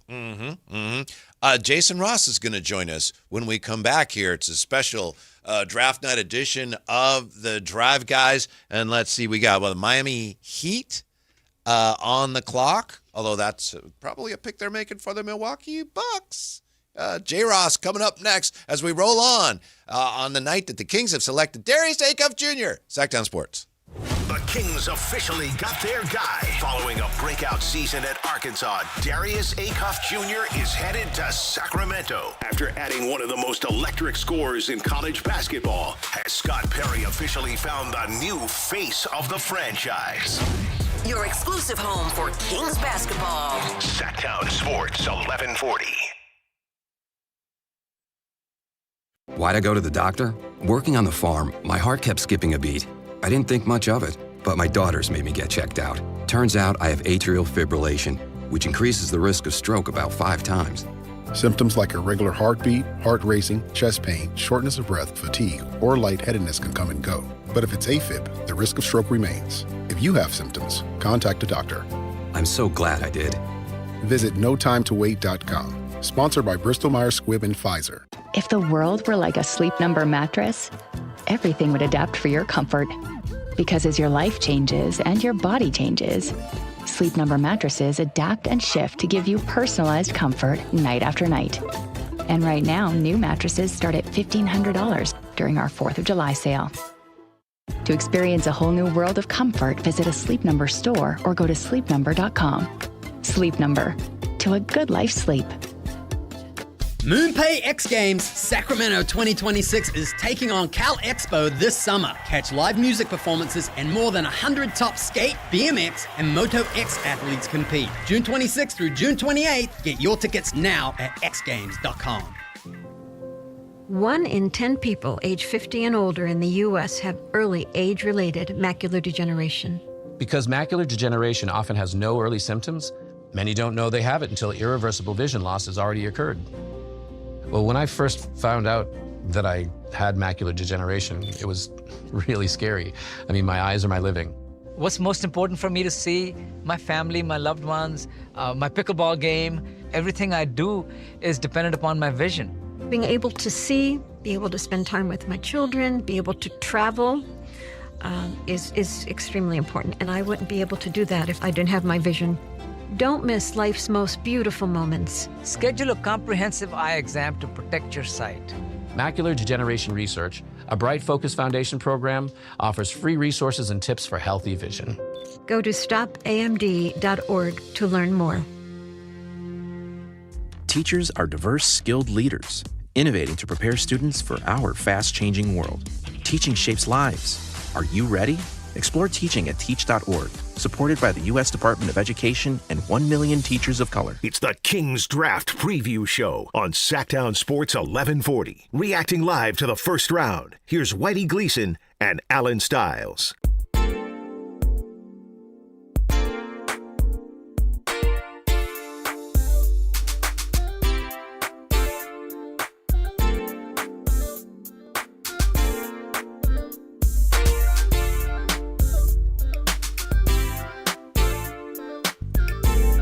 Download the app and listen to The Drive Guys. The Drive Guys with Kevin Gleason and Alan Stiles. On Sactown Sports 1140. Very few surprises so far. We're 12 picks into the NBA draft, and other than Morris Johnson going to Dallas at 9, Burry's at 10 to Milwaukee, maybe a mild surprise. Things have gone pretty much the way most people thought it would go, including Darius Acuff Jr. to the Kings at 7. Man. It's so funny. I just was on Tankathon thinking, I'm not going to refresh this thing for a year. Mm-hmm. A year. Yeah, no real surprises. We were talking during the break, Ade Mara.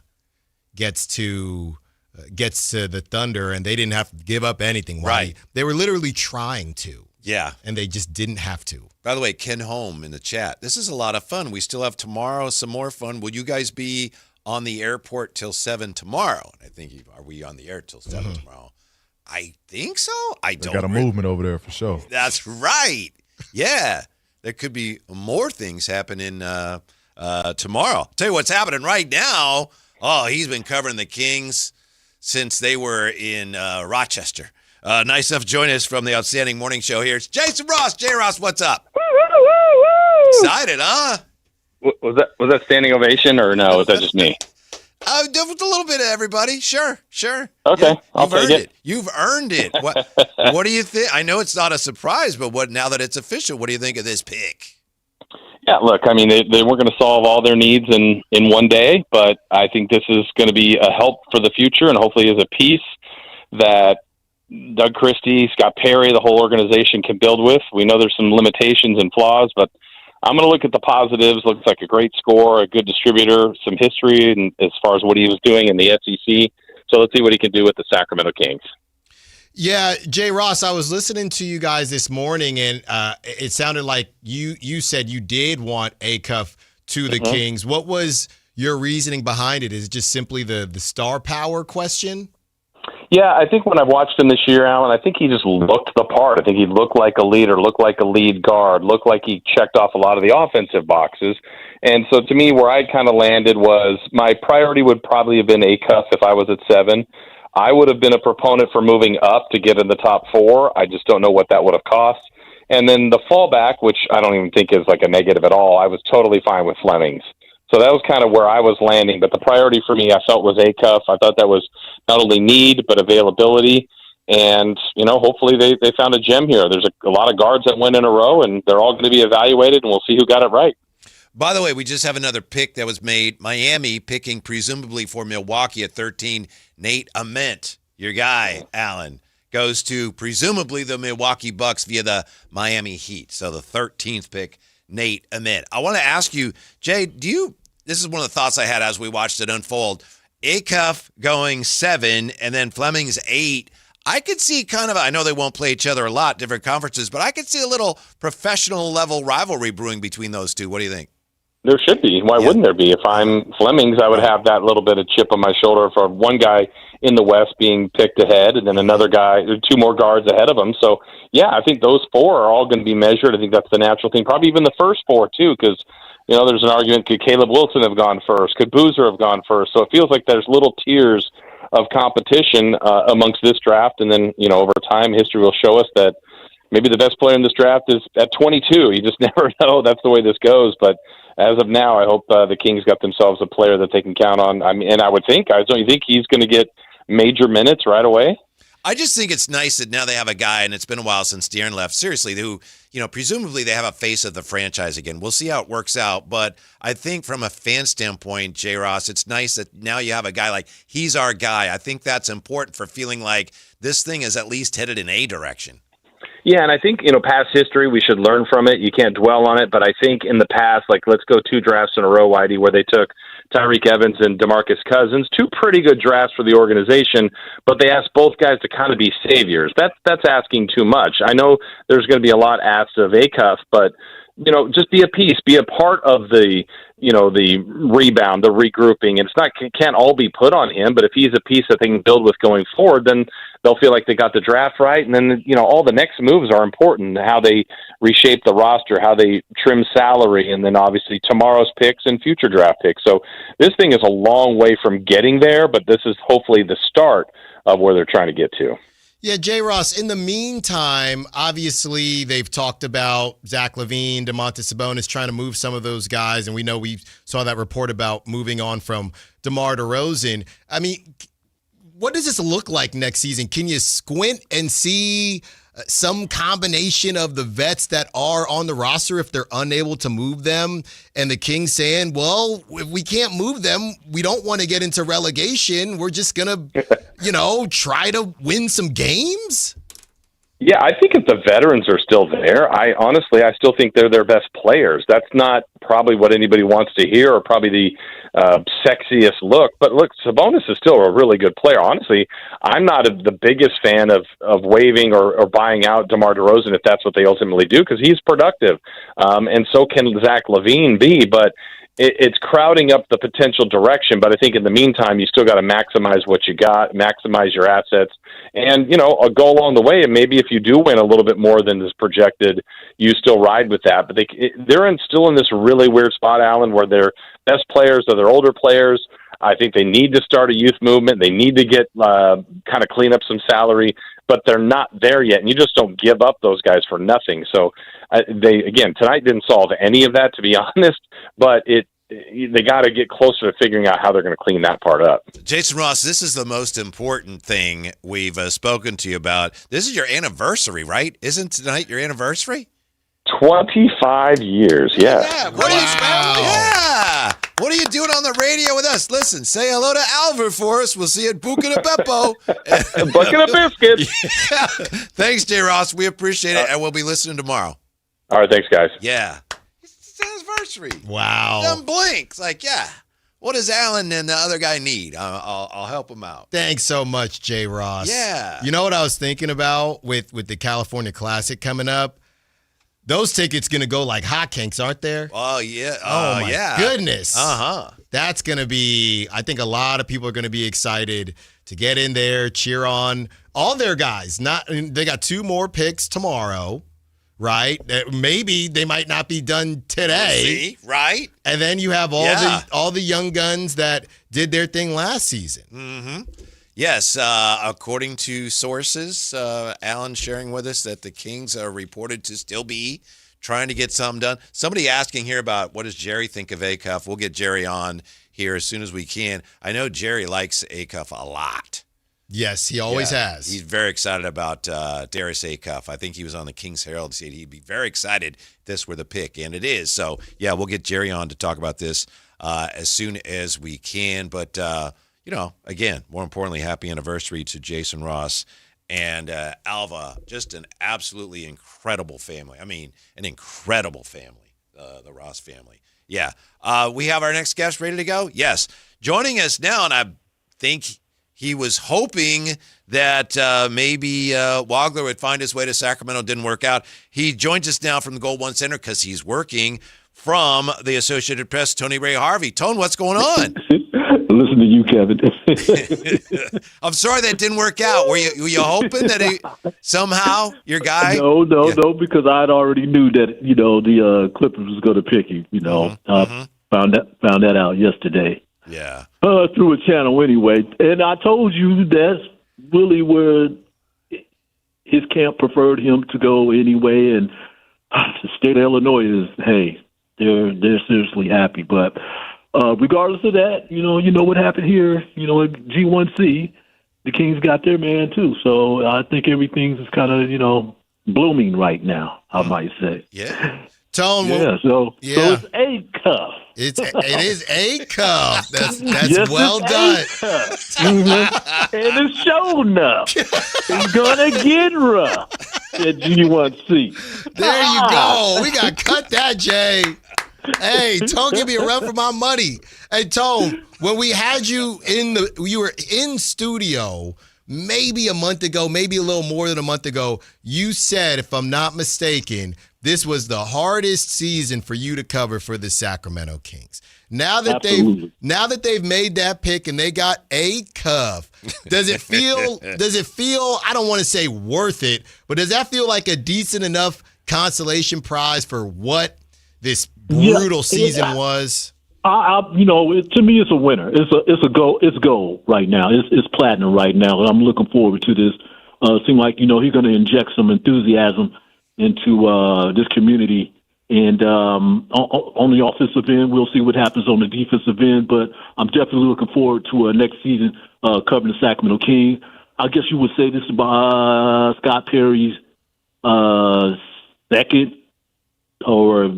second round of the youth movement, and it looks good. I mean, I don't know if this was their guy all along, but I knew they were going to pick, the best player available, And that's exactly what I was looking forward to, them getting Acuff. Yes, Alan Styles, I am looking forward to this. I wouldn't say it's a consolation. I'd say it's platinum right now. All right. By the way, we just had another pick come in. Charlotte selecting Hannes Steinbach from Washington at 14. And Tony Ray Harvey is joining us. He, of course, is with the AP, and he's out at the Goal One Center. Tone, what's it been like as far as the fan reaction to what's going on out there tonight? Man, I just heard the roar going on. Actually, Jason Anderson from the Sacramento Bee, he showed me a little video. I'm like, oh, my gosh, man, I haven't seen it like that reaction in quite some time. I'm thinking, man, they probably already headed to the airport waiting on this guy to get off the plane and things like that. It's a live atmosphere around here. But you know what, though, Kevin? I've never covered anything like this as far as, the draft with all these talented players. And, I'm just watching one freshman drop off the board. I mean, it's incredible right now here at G1C. How do you think this goes in the upcoming season, Tone? Do you see any possibility of a play-in or anything like that? Or could it be just a better season, right? Maybe it's somewhere in between, not 22 wins, but just a better season in general. Well, I sure hope so, but I can't really call it, from this angle because, Scott Perry and company still have a lot of work to do. But I sure hope so that they're fighting for a spot, that they want to win.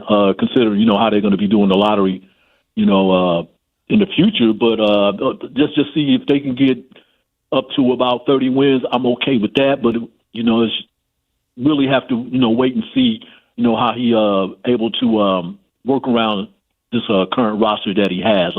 Still got a couple more picks, in the second round. Let's see what he can do there. I did hear you say something about Trey Brazile.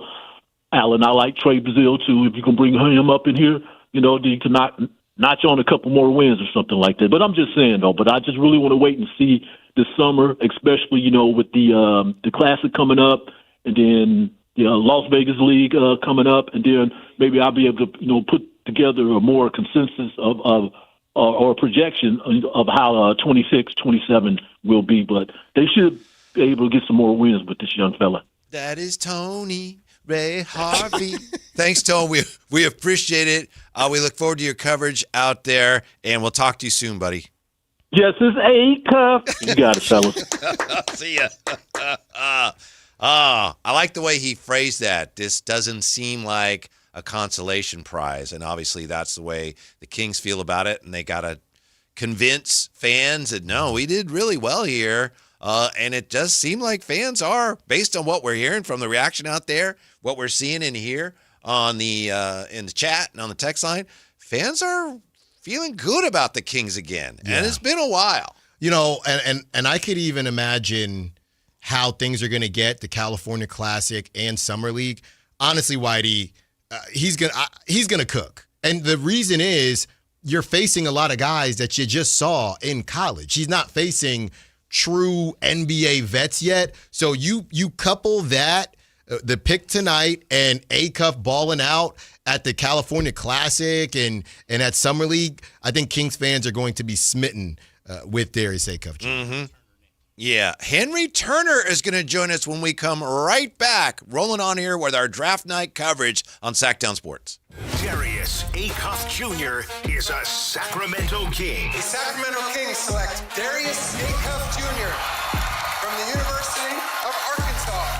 After a private workout and an entire offseason of speculation, the 6'2" point guard fell to the Kings at number 7 and will be the latest young star to take the floor in Sacramento. Will the SEC's leading scorer continue the small guard resurgence in the NBA? Your exclusive home for Kings basketball. Sactown Sports 1140.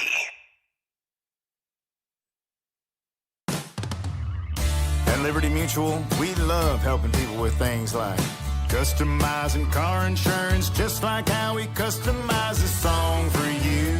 Catered country tune. Liberty Mutual, saving you bucks by protecting your truck. 'Cause 30 told me to only pay for what I need. Thank you, Limu. I'll always trust in Limu with Liberty, Liberty, Liberty. Hey, Green Gobbler here. So you've got a clogged drain in your bathroom. Water in the sink's overstaying its welcome. You're spitting today's toothpaste on top of yesterday's toothpaste. You hope that it'd go away. Yeah, clogs don't just go away. I make them go away. I'm Green Gobbler, the only clog dissolver you need. I'm bleach-free, safe for your pipes, and I work. Guaranteed or your money back. Because I never met a clog that was gonna unclog itself. Green Gobbler. Let the gobbler get it. Want the best movie experience in town? Join Sactown Sports IMAX Pass by visiting SactownSports.com. Sign up today. You can win tickets to see this week's films at the Esquire IMAX Theater.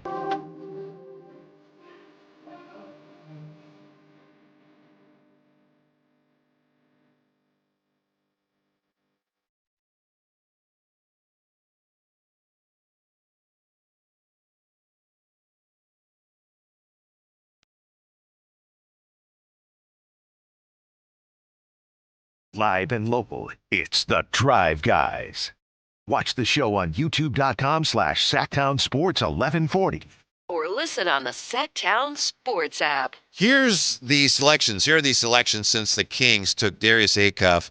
With the 8th pick, Flemings to Atlanta. 9th pick, Dallas, Morris Johnson Jr. 10th pick, Braden Burries, Milwaukee.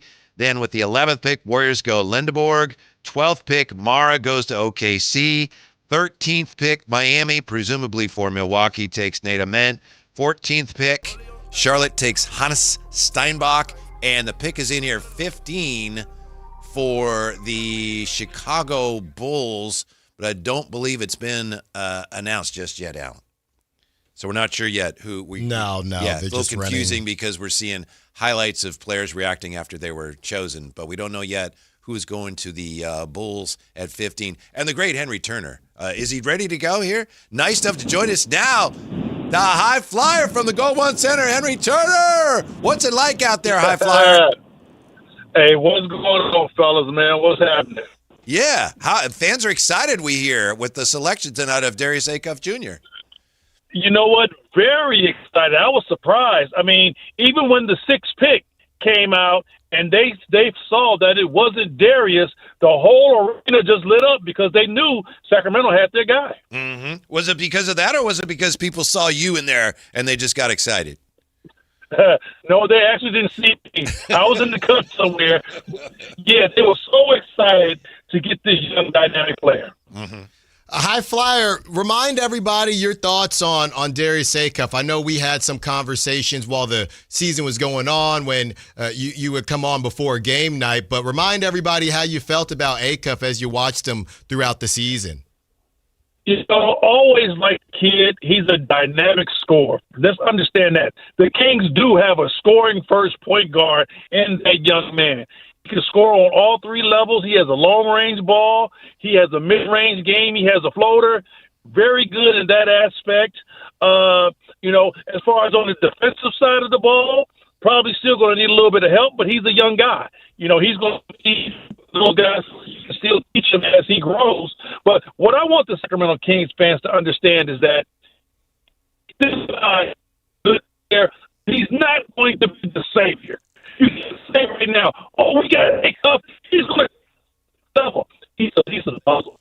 You know what I'm saying? Yeah. Hang on. Flyer, hang on 1 second, please. Sorry, Jay will catch up with you here. We're having a little bit of a problem hearing you, so we want to get the full benefit of the High Flyers insights here. By the way, Dalen Swain going to the Chicago Bulls with the 15th pick, Alan. Dalen Swain, I believe he was a guy you liked a lot. I do like him a lot, and the Bulls are, you know, again, it feels in a weird way. It just makes you optimistic because so many teams with different owners and different GMs, it feels like they're all starting to figure it out, and it gives you hope for the Kings to figure it out too. I saw the Hornets getting Hans, and now you got Dalen Swain, Caleb Wilson, Josh Giddey out there in Chicago. So Kings aren't there yet, but tonight was the first step. And the High Flyer is back with us, Henry Turner. Sorry about that, Henry. Thanks for your patience.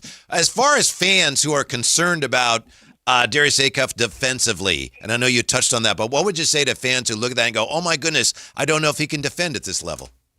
You know what? I don't think it's going to be that type of situation because, you have to understand, he's still a young guy. He's still going to have to get acclimated to the NBA, and that's fine. I think the young man has enough talents to where he can do that. But the big thing about it is that I just hope that we don't put the pressure on him as far as saying, come save us. How many rookies have we brought into this organization, with Tyreke Evans and DeMarcus Cousins? Come save us. No, let this young man be a piece of the puzzle. I'm telling you right now, the thing with this organization is this is going to be a marathon. It's not a sprint. They're not going to be able to just turn this thing around overnight. We're going to be a playoff team next year. Scott Perry and the organization have a lot more work to do, but for right now, this is a great start. High Flyer, how should not rookies anymore, now the second-year players, should they feel like the Kings are starting to build something a little bit? I mean, it's one thing when you are a piece of the puzzle, right? And Nick Clifford going late in the first round last season, and then you have Maxime in the second round and Dylan Cardwell undrafted. How do they feel on a night like tonight? Would they be excited thinking, man, we're starting to build a nice young core here, and we're going to turn things around in the 9-1-6? Exactly. It's a piece of the puzzle. We got a chance to see what Max can do last year with extended minutes. We saw what Dylan Caldwell brought to this basketball team. Nick Clifford, when he got meaningful minutes, we saw what he can bring. Now, all of a sudden, you bring in another young, dynamic point guard, a guy that's going to run all of this offense. Like I said, these guys are young. They still going to have to be developed. I'm sorry to say it. A lot of fans don't want to hear, development, but it is. We still got to develop these guys, and they're going to be good down the road. But just don't think because we got Darius Acuff Jr. that, we're going to be in the playoffs next year. It's going to take a lot more moves. Mm-hmm. The High Flyer, Henry Turner, nice enough to join us. Henry, tell us about how the point guard position has changed, and specifically when it comes to shooting. I mean, you go back to the Beam team. Beam team shot the ball really well, and since then, shooting has fallen off. How important is it just to have a guy who's a point guard who is just a dead-eye shooter? Isn't that something the Kings really have lacked the last couple of years? Shooting has really been a problem for the Sacramento Kings. I mean, even when we had Big Red in there, we brought him in to shoot the basketball, and then all of a sudden his game went down, and that's when the Beam team went down. Mm-hmm. Shooting is a big part of what happens in the NBA now. It's not just break your guy down, get to the basket and score. It's more break your guy down, get to the basket, drive and kick. How many times have you seen players get all the way to the basket and kick out for three? It's not like my era. I look at it and say, ugh. But at the end of the day, that's the way basketball is now. It's a three-point game. Mm-hmm. Henry, thanks. We'll let you get back to it. We appreciate your insights. Great to just catch up with you, and we hope to see you again soon. Thanks, brother. Yes, sir. See you guys out there at the California Classic. All right. Looking forward to that. By the way, our draft coverage really just getting started because tonight, soon as the first round is complete, Kayla, what's the guy Kayla does the show with? Matt George. Matt George, that podcast he does. He's going to drop that right at the end of the first round. Yeah, and I don't know if he's going to be home. He could be still in Golden One, so you definitely want to tune in. Of course, that's going to be on YouTube, so check that out as Matt is – Matt is there might be a little victory lap in there. He was early on. That's right. Kind of reporting the Darius Acuff stuff. A lot of us didn't know how much it mattered. And honestly, Whitey, I don't know how much we'll ever know versus, just the idea that that other teams maybe didn't see Darius Acuff as a fit. But I think building that relationship with Acuff early as the Kings did and with the fan base, I think that type of stuff is huge. And I think that type of stuff does matter. So, Matt was on it early. It ended up coming to fruition. So good on him. And you're not going to want to miss what he has to say on that podcast coming up. By the way, Logical Raptors fanatic, High Flyer got that Radio Shack signal. He's in the building. Y'all know how it is when you're in the arena. It can be difficult in the arena. Yeah. So the Matt George podcast at the conclusion of the first round, and Sources tell me one of the reasons he's waiting till the end of the first round is because we're not sure yet. We're not expecting anything, but we know the Kings are trying to see if there's anything else they can get done in the first round. That's right. That's right. We're at 16 right now. Your guy, Whitey, Bennett Sturts, off to the Grizzlies. So the Grizzlies having a day. Bennett Sturts and Cam Boozer. Okay. And, look, Cam Boozer is only a freshman, but he's very mature in how he plays. Bennett Sturts is a bit older. So, I'm interested in what the Grizzlies will cook up. They got Jalen Wells and more picks coming up here in future drafts. So it's interesting. Yeah, you look at them and you look at, of course, Utah and Chicago, of course, in the other conference. But you look at some of these teams that the Kings are competing with in the West, and some of them are having big days, which makes it even more important if you can find a way to get back in the first round. And if you're not able to do that, better nail your picks tomorrow. Yeah. Tomorrow's a big day. Well, I can understand why teams, Whitey, the whole time we've been talking about this getting the 2 first-round picks, I had really only been thinking about teams that weren't in the top 5. So when we were looking through them, I was looking at the Thunders and the Hornets, and I almost forgot that teams like the Bulls really doubled up. Yeah, teams like the Grizzlies really doubled up, and those are some of the teams that hasn't happened yet that the Kings could also be speaking with to try to get back in, not just the Thunders and the Charlottes. Obviously, first things first, not out of the first round yet. Hopefully the Kings find a way to get something done. Then they have the second round tomorrow, and then, the work is just getting started for Scott Perry and the Kings this offseason, potentially free agents, and I know you got to free up some cash in order to make any plays there.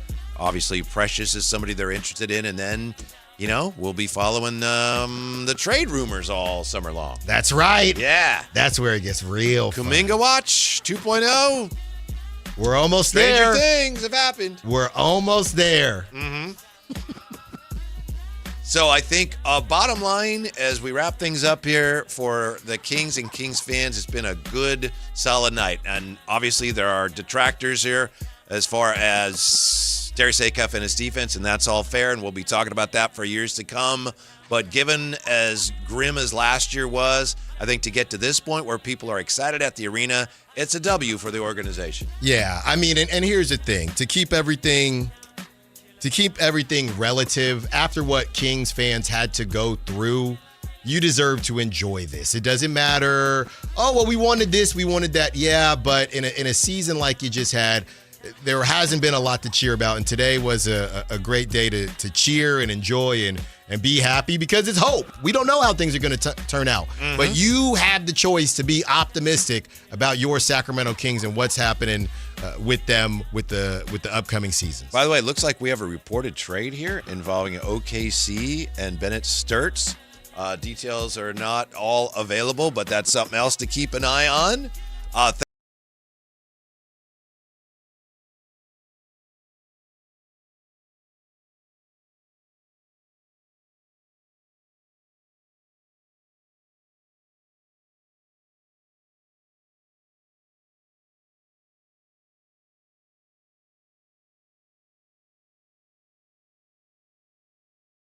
Officially got their guy.